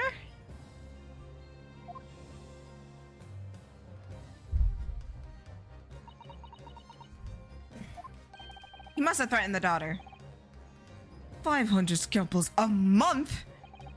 At first, I wondered what on earth you could be using many scalpels for. But actually, I realize now it's not the scalpels themselves that are significant.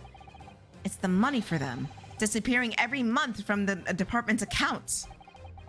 Osman's criminal organization relied heavily on extortion for its funding.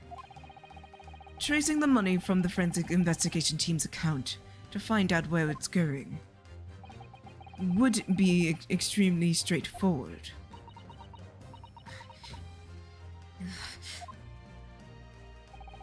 Ten years ago, Mr. Osman was still a journalist and wrote the article about Mr. Drebber. He may as well stumble upon information that he was researching as he was researching the story. Information relating to Dr. Scythe's darkest secret that he would use to rack money for the next decade. A darkest secret? Good lord, you mean? I don't know what happened on the night of the execution 10 years ago, but clearly the opportunity to rid yourself of that menace was too tempting to pass up. Tell Catherine I said hi. So in the end, you weren't coerced at all, were you? You did it entirely on your own free will. You stabbed Mr. Osman in the heart with all your might. To silence the blackmailer, you knew your dark secret forever.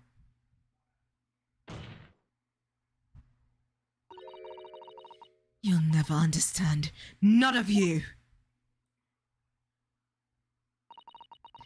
What we've kept to cover up all these long years.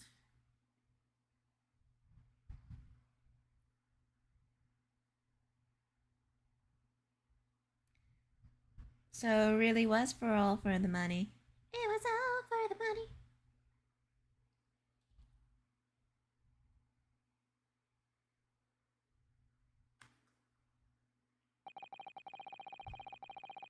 As very little as the machine remains after it was ripped apart by the bomb, the truth of this case can never properly established unless you speak out. And if you decide not to, it's very possible Courtney Scythe will escape punishment for her crimes. Please, sir, own up to what you've done. Tell the court the truth about what happened.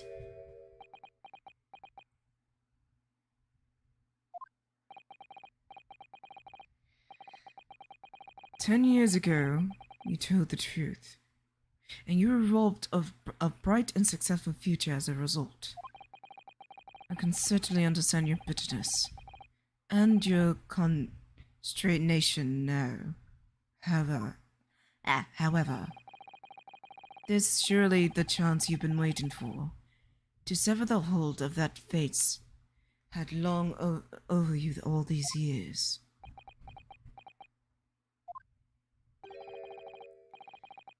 Super high voltage instantaneous kinesis. I mean, really.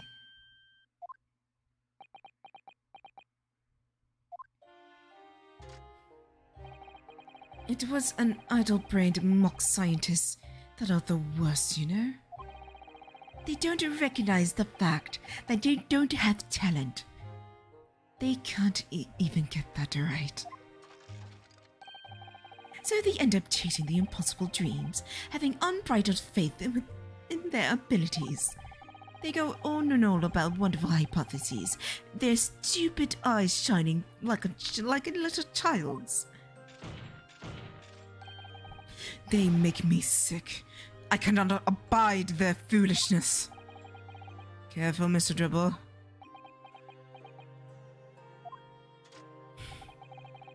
I was particularly pleased with the kinesis machine. It made quite a show, didn't it? So you admit it? You admit it was nothing more than a sham made for the purpose of killing the victim? Yes, I admit it. I did it all in the name of revenge.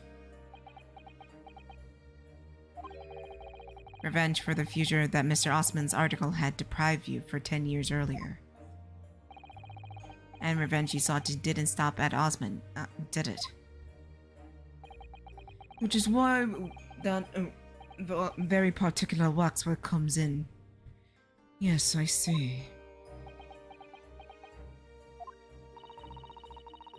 The condemned convict you saw rising from the grave in Lowgate Cemetery 10 years ago. If your account of those events are all true, then obviously Scotland Yard couldn't afford to acknowledge what happened. Even if it meant discrediting a bright young man and crushing any future he might have had. So your plan required you to abduct that particular waxwork model in order to enact your revenge on Scotland Yard as well, or on Dr. Scythe to be precise.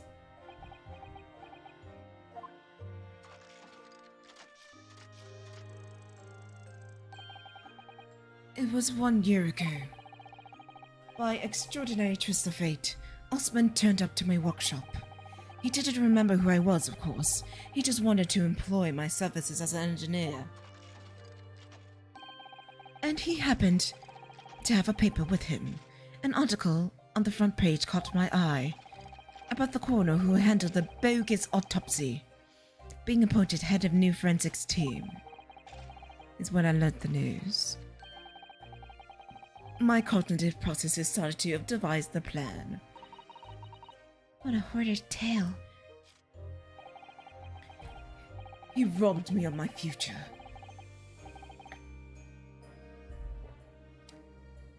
So I wanted to use the man's own world against him for revenge, and have that rotten Scotland Yard eat it out of my hand at the same time. I wanted them all to suffer the same humiliation I had to suffer.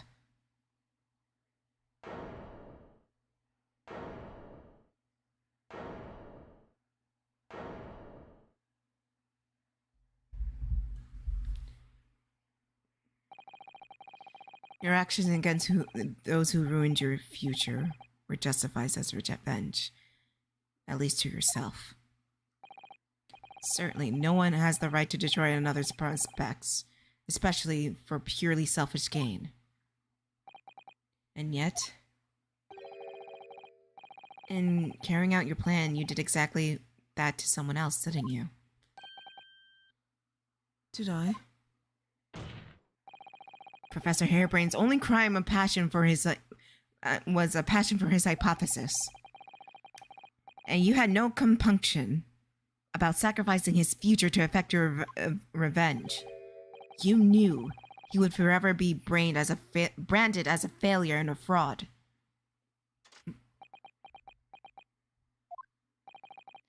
Perhaps life. I.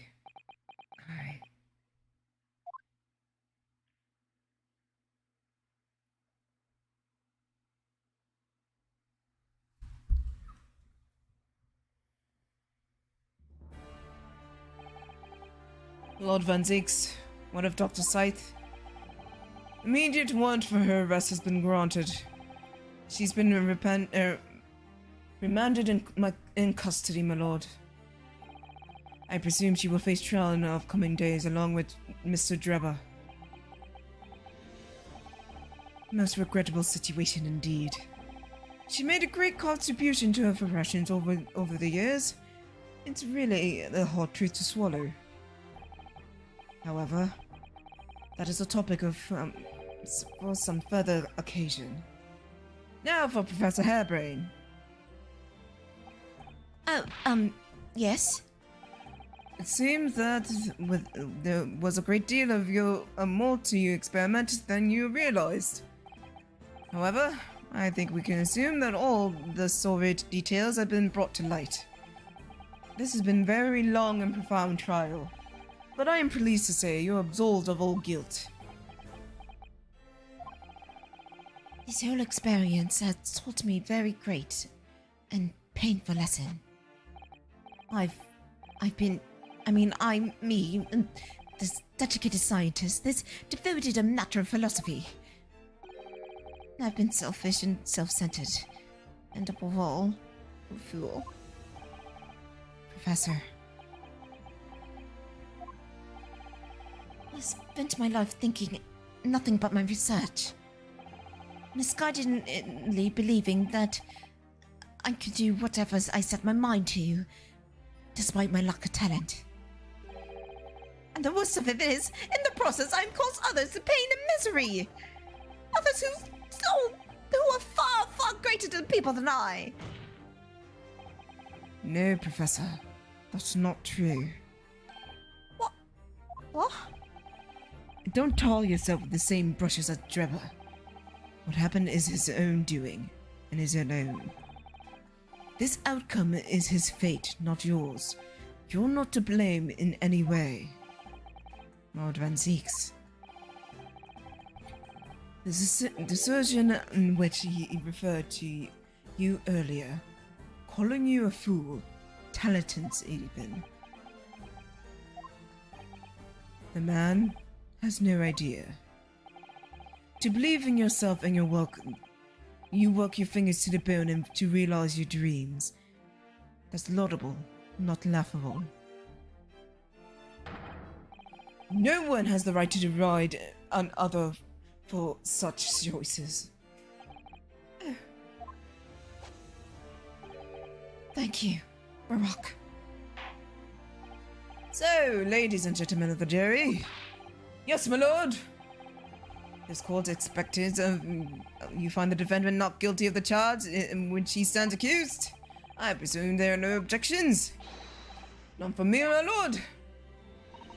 Certainly not. This trial made me think.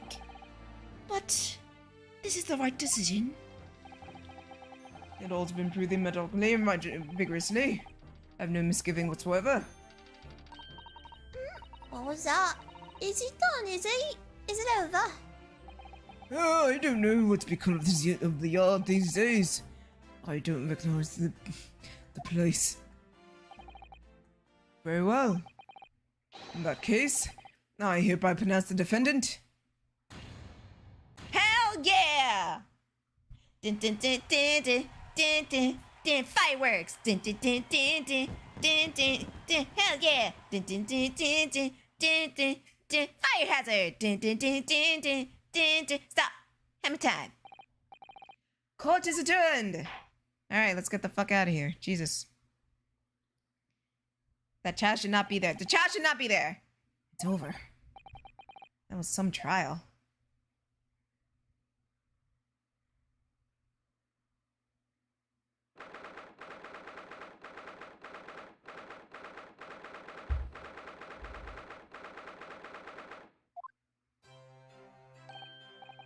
Professor, what a splendid outcome, isn't it? Oh, it is. It is. Congratulations, Professor Harebrain.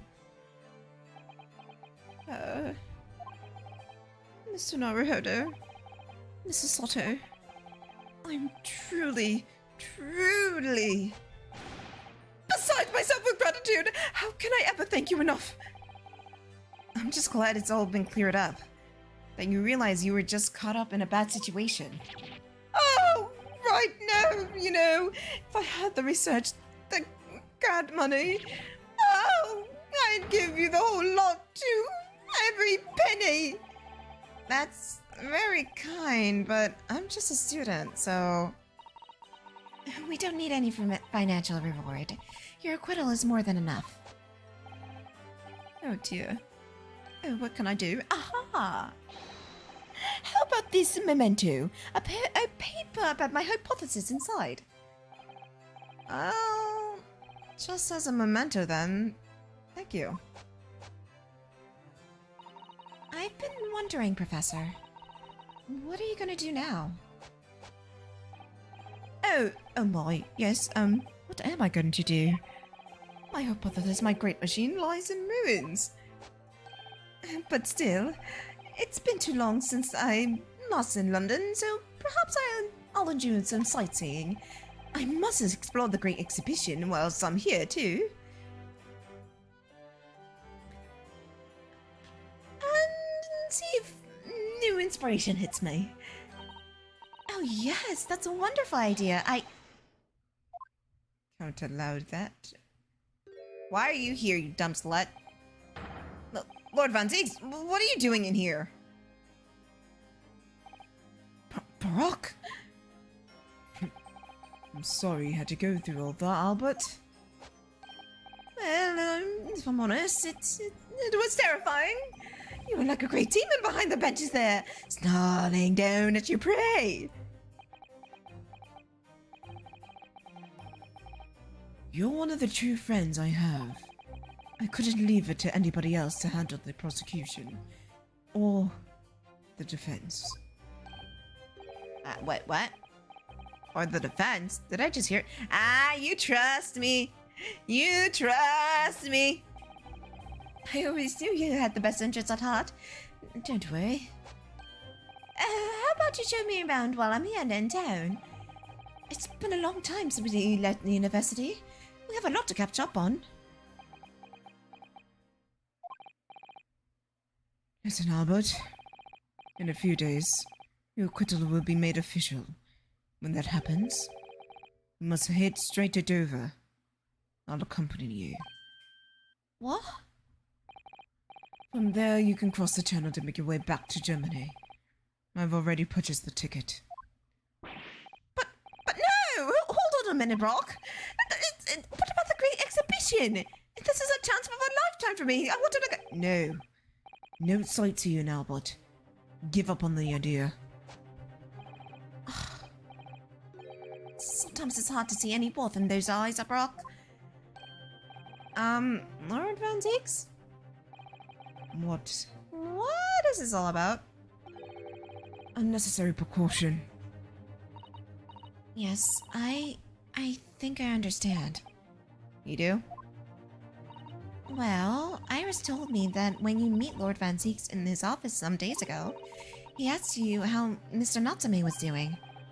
Oh, the curse. Because he's coerced. He's coerced. Because if he gets an acquittal with the Reaper of the Bailey, he will die. That's why. Yes, that's right. I remember being surprised at the time and thinking it was nice of him to ask. The point is, Mr. Natsume is still alive and well, even though it's been more than 6 months now since his stood trial with the Reaper as the prosecutor. You mean the Reaper influence doesn't stretch overseas? Those are the Reaper's sites meet there and days, sometimes months after the acquittal. That's been a pattern up to now. But of course, we know that both Mr. Natsume and Gina were completely innocent. Oh, that's why she's going to Paris. I just remember she's going to Paris. Oh, shit. True. And perhaps the governs the Reaper's actions are truly innocent are spared. I don't want to take any chances with the close personal friend. Oh, honey, I'm so sorry. Baroque. Like the mustache Nipponese, the man should leave the country without delay. That is why I'm packing him off to Germany at once. Right. Does your friend-shaped package get a say in that? Goodness. Was this your intention all along, Lord Van Zeeks?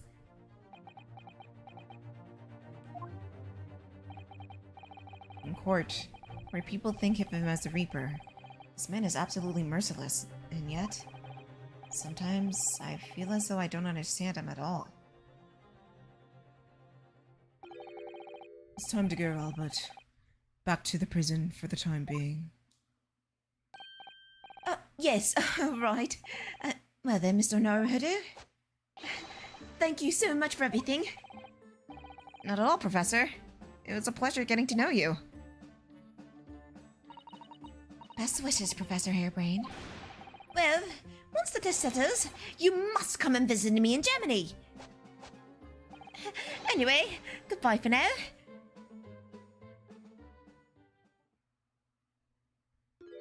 Where's Reginald? Shut up! No, my Nipponese friend. Oh, yes? I thought he'd gone too. We have matter to discuss. Can you spare some time? You want to talk with me? I'll be waiting in the courtroom in 10 minutes. Oh, come on now! wait, the last time someone fucking met you in the courtroom in 10 minutes, they went up in flames. I want to die. Well, that was strange. For some reason, I didn't get a sense of impending doom as he walked away this time. I'm stealing his boot. I'm afraid. Please let there be a cutscene.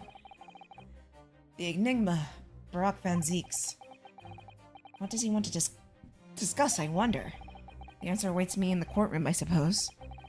Here goes then. Please be a cutscene.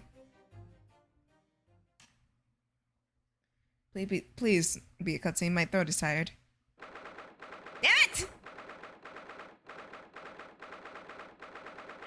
Oh, please just talk for me. I'm tired. Fucking hell, what does he want from my life? Why is he still here? So, are you satisfied? You saved a guiltless scientist from great injustice? Yes, I think so. Why am I here? I'm relieved at least. Is something gonna get set on fire? Anyway, I imagine you've been wondering where my anatomy told you Nipponese come from. Not really.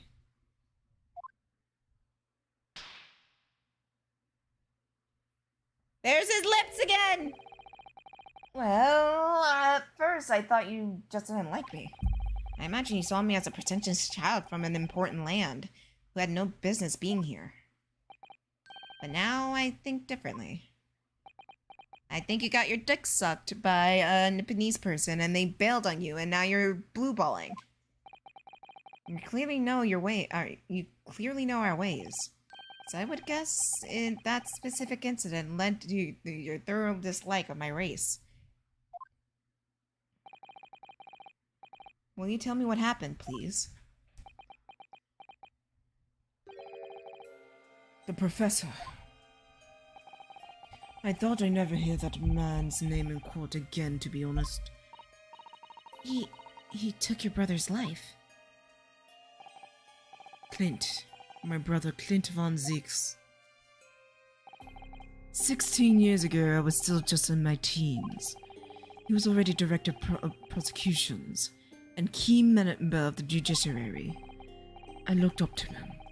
He was everything I aspired to be.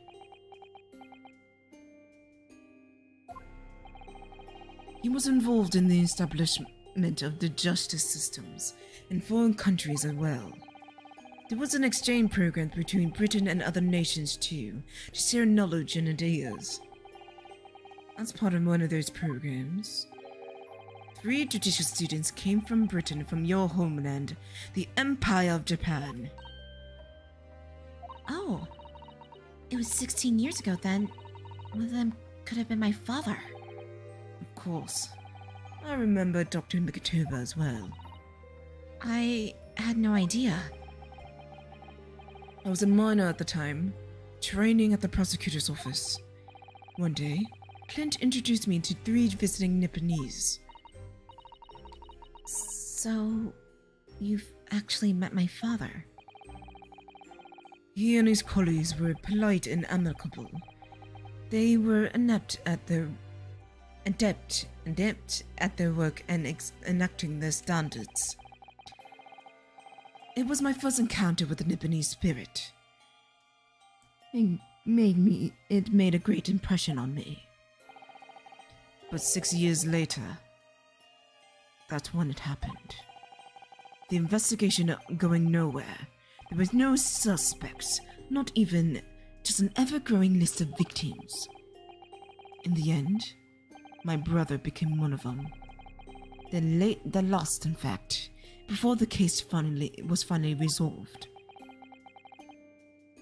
I'm so sorry, Lauren Van Zeeks. Truly. Clint was ready to put his life on the line for justice anyway.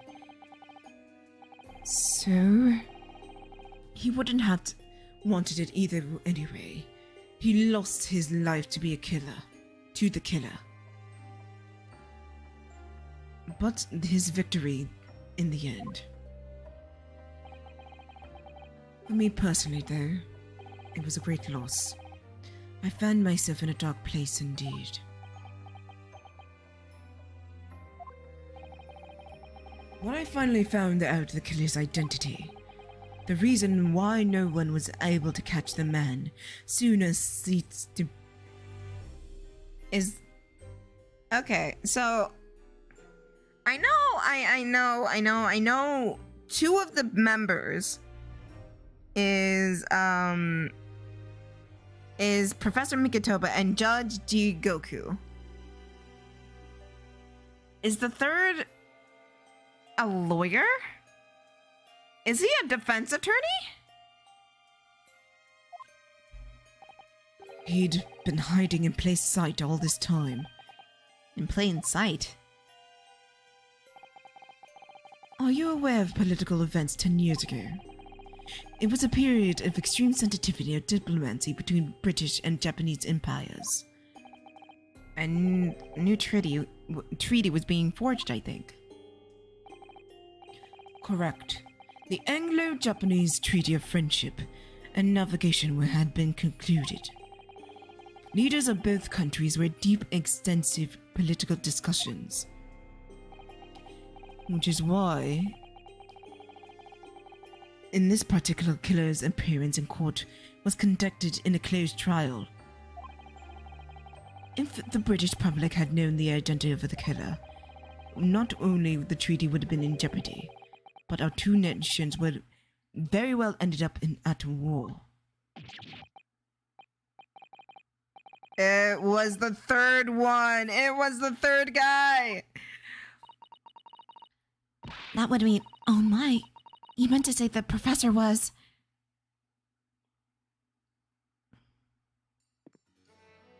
When the trial reached its conclusion, Oh, fuck! I thought to myself, yes, it's time.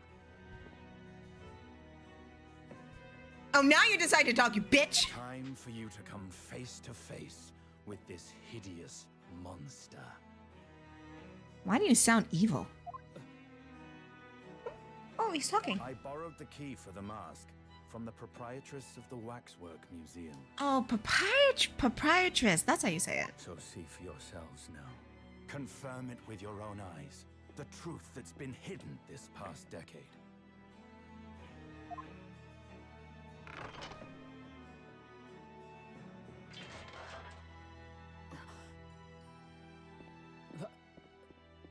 That's the professor?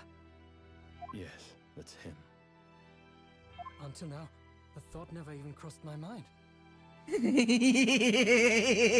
the mass murderer, whose crimes shook Britain as never before, was Japanese. Wait a minute. That face. I feel as though I've seen it somewhere. It's strangely familiar.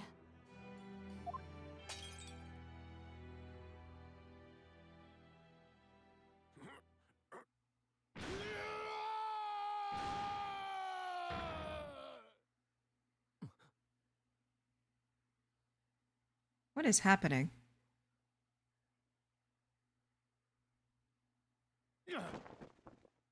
Oh, hi, Kazuma. Father.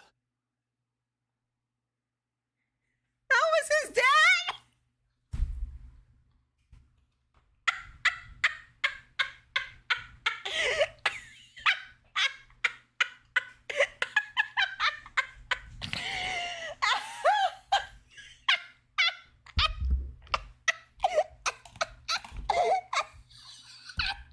I don't know why I'm laughing right now.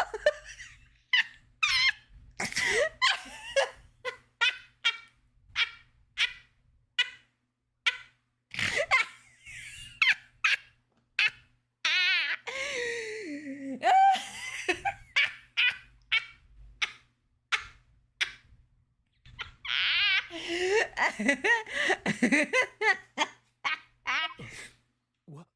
Father?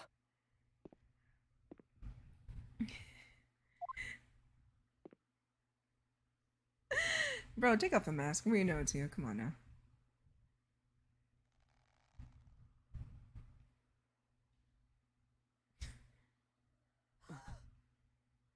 Kazuma!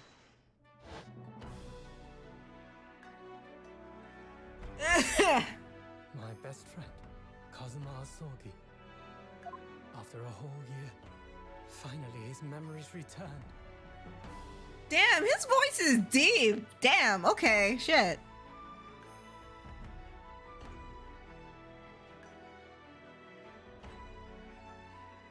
As he stood there before me, Keep talking.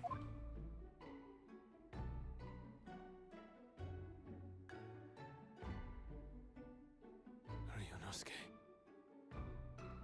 Both of you keep talking.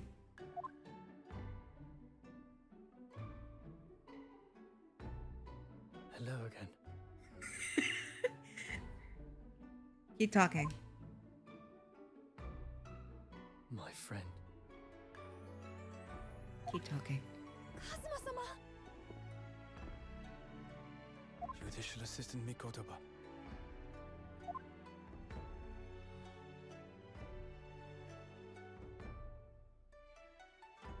It's been a very long road. Thank you. Thank you for guiding my friend here when I could not. It was an honor.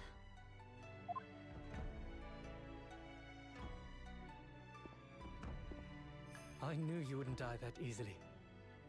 Kazuma. I owe you thanks too. This is more funny to me. I'll explain why it's funny to Taking me. good care of that in my absence. Oh.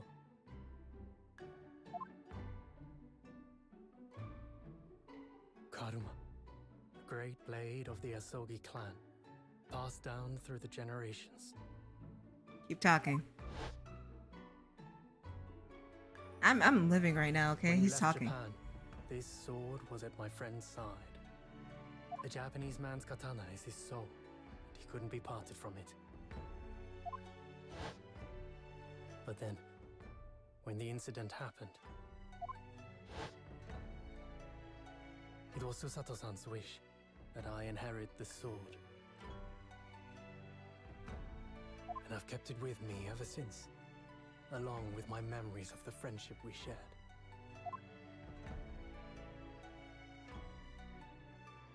With this by my side, I always felt that you were watching over me somehow. Keep talking.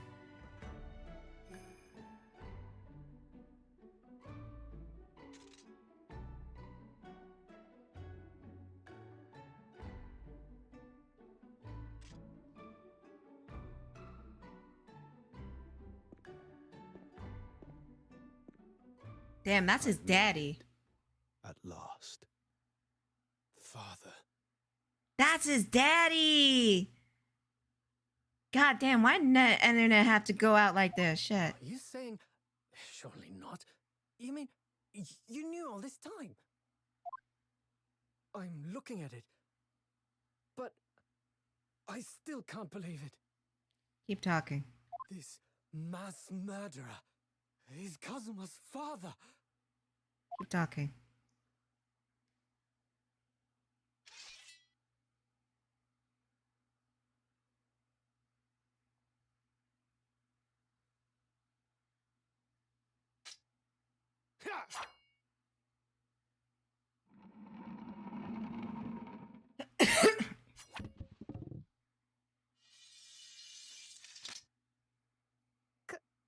Kazuma-sama.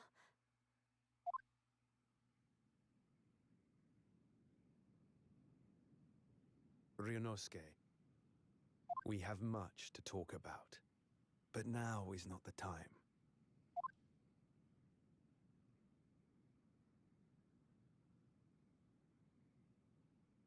I'll be seeing you.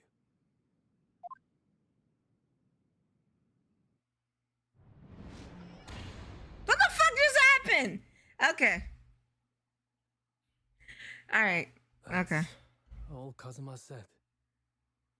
Keep talking. Before he turned and left us there, in the courtroom. Keep talking. Please keep talking.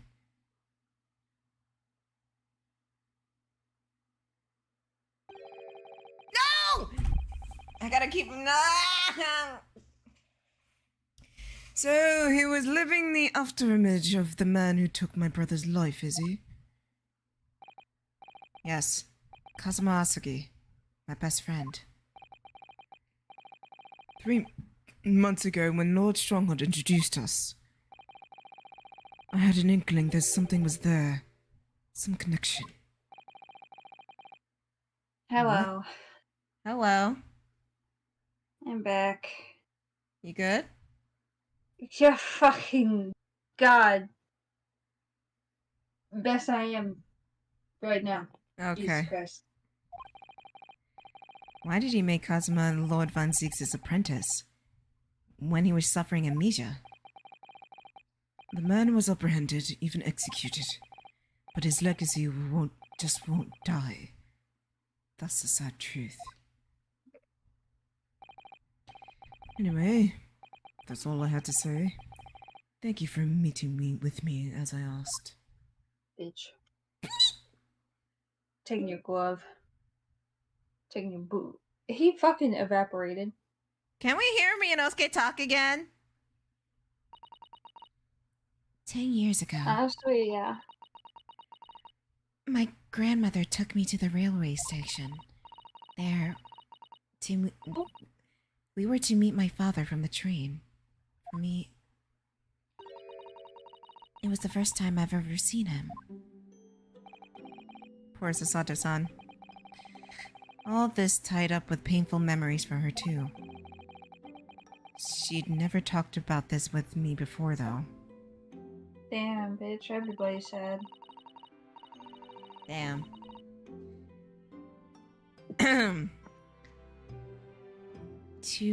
It took some time to adjust having father around. But just when I started to get used to it, he called me into the study one day. He told me that a great friend of his passed away in London. That a friend left behind a son. A boy, 7 years my senior. Father told me the boy had made a promise to his late father. He studied to become a defense lawyer. I wanted to help, so I studied to become a qualified judicial assistant. As I'm sure you've worked out, that young man's name was Kazuma Asagi. Damn, everybody depressed. It's okay. Take some Advil. So you see, that's how he and I met. For a brief moment, our great friend had returned, only to disappear again all too soon. Keep talking. But in that fleeting encounter, something stirred. Something that had been dormant for a long time. Tell me what stirred, baby. As if great wheels had been set in motion. I could almost hear them creaking into life. You can creak me into something. In some ways, it was the end of a chapter. But in many, it was the start of a new one. I don't like how he said one. I don't like how he said one. I don't like how he said one. Wait, why? Bro, the breath. Oh, thank God this is recorded. We can replay this. Oh, that was the end. That was the end of the episode. Tiff, you're such a simp. I know what I am. I am what I am, and all as I am. I guess. Have you met us? They're new. I know. This is episode 4, Twisted Camera and His Last Bow, which will start next time. Okay, fun fact about all this. I wish Net was here to. Yeah, No. I'll say why. Net was spoiled. So he got very mad. He was spoiled about a few weeks ago. I think 3 weeks ago, either 2 or 3 weeks ago, he was spoiled that Kazuma was alive. Was Reginald? Huh? That Kazuma was Reginald Yes. in disguise and Yes. lied to everybody? Yes. Well, he had amnesia. He lied to everybody about who he was. He was Reginald. Reginald the Great. But And then he was like, psych, I'm no longer Reginald. okay, so anyways, yeah, Net got spoiled a few weeks ago. And then he came to me yelling, saying, what did he say? I have the messages here. Okay.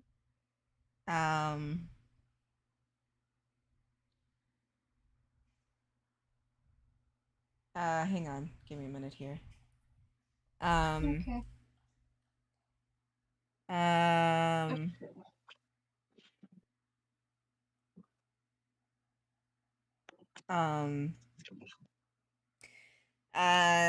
Tiff, goddammit, Tiff. I was scrolling through YouTube and a thumbnail fucking spoiled The Great Ace Attorney.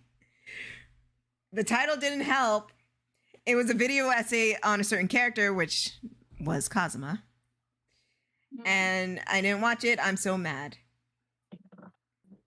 Sometimes that shit happens, Yuri. And the worst part, bullshit like that. the worst part is now I can't even be smug. I'm just salty.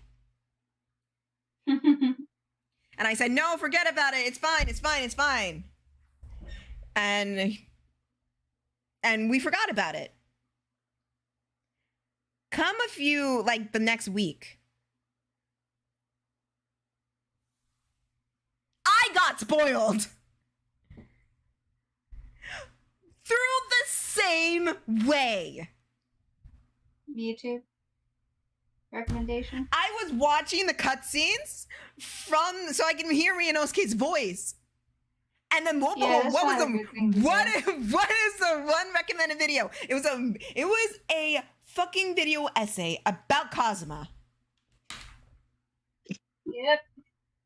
That's why you don't fucking look at shit that's related to the thing, because then they're just gonna send you spoilers that you never asked for. Yep. This was weeks ago. This happened. Mm-hmm. I got spoiled and Net got spoiled, and we were just purely mad. And we had to play up the fact that we didn't get spoiled and everything like that, and we had no clue what was happening. But we knew everything from weeks ago, and we had to say, "Oh, we don't know shit." It was the 24th he got spoiled, and the next week I got spoiled. Damn. Do you know how fucking badly it was funny when we were playing, having our tit for tat, whether Kazuma was alive or not, when we both knew what happened? No. And you know what? I said, fuck it. So I went on Pinterest, and you know what? I got even more spoilers on there. I'm just like, oh, right, it's already spoiled for me. It doesn't even fucking matter anymore. So it doesn't matter. Oh, yeah. Fuck it. Pinterest and YouTube. Pinterest, YouTube, and Twitter are the worst places to go for any sort of content. Because it'll be like, oh, you like this? How about a video essay where they tell you the entire spoilers in the title alone? So dumb. There That's was why times.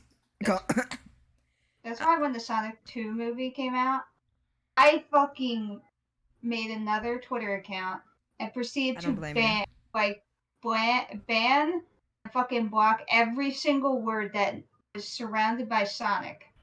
I couldn't even look at posts that had the word big in it. In the case that, Big the Cat was involved.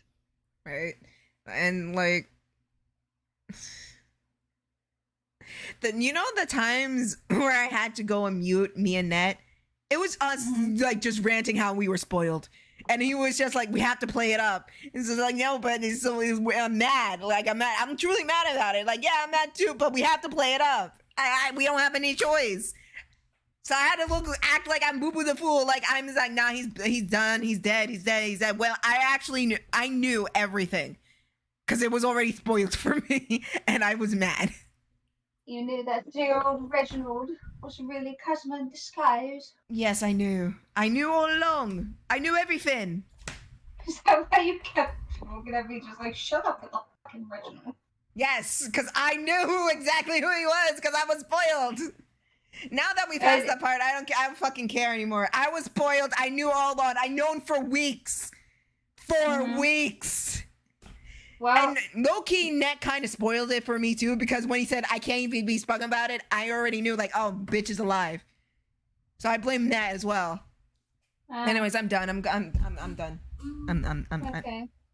I would just like to state for the record that even though it has been revealed who exactly was behind the mask, I would still smash. I know you would. I would still smash. I know. I would as well. He has to put the mask back on, though. Oh, Jesus Christ. He has to put the mask back on. Shut up. It's harder with the mask on. I'm done. I'm done with you. Good night, everybody. You can be done with me all you want, Shut bitch. the fuck Imagine up. if Miguel O'Hara came with you with the fucking mask on. It was like... Okay, everybody, that's the end of the stream. If you want to follow us on social, shut the fuck up, bitch. If you want to follow us on social media, it's linked down in the description. Fuck you, bitch. In the description below, if you're watching back on YouTube or in the About page, you're watching back on Twitch. I stream Mondays, Wednesdays, and Fridays at 1 p.m. Pacific time, so I'll be back on Wednesday with a brand new case. Episode 4. This is probably going to be longer. I'll be honest with you. If you like what I do and you want to see more, consider becoming a patron today. There you go, exclusive content, early access to whatever I'm doing. But if you can't do that, I do have commissions open. It is posted on my socials, Twitter, Tumblr, Instagram, and DeviantArt. But if you can't do that, then spread a word around that we're live. Subscribe to the YouTube channel. Don't forget to follow over on Twitch as well. And in the words of my favorite cartoon character, mwah, good night, everybody. We'll see you next time. Same Kablam time. Say Kablam channel. Say good night, you fucking dumb bitch. Good night. Dumb bitch.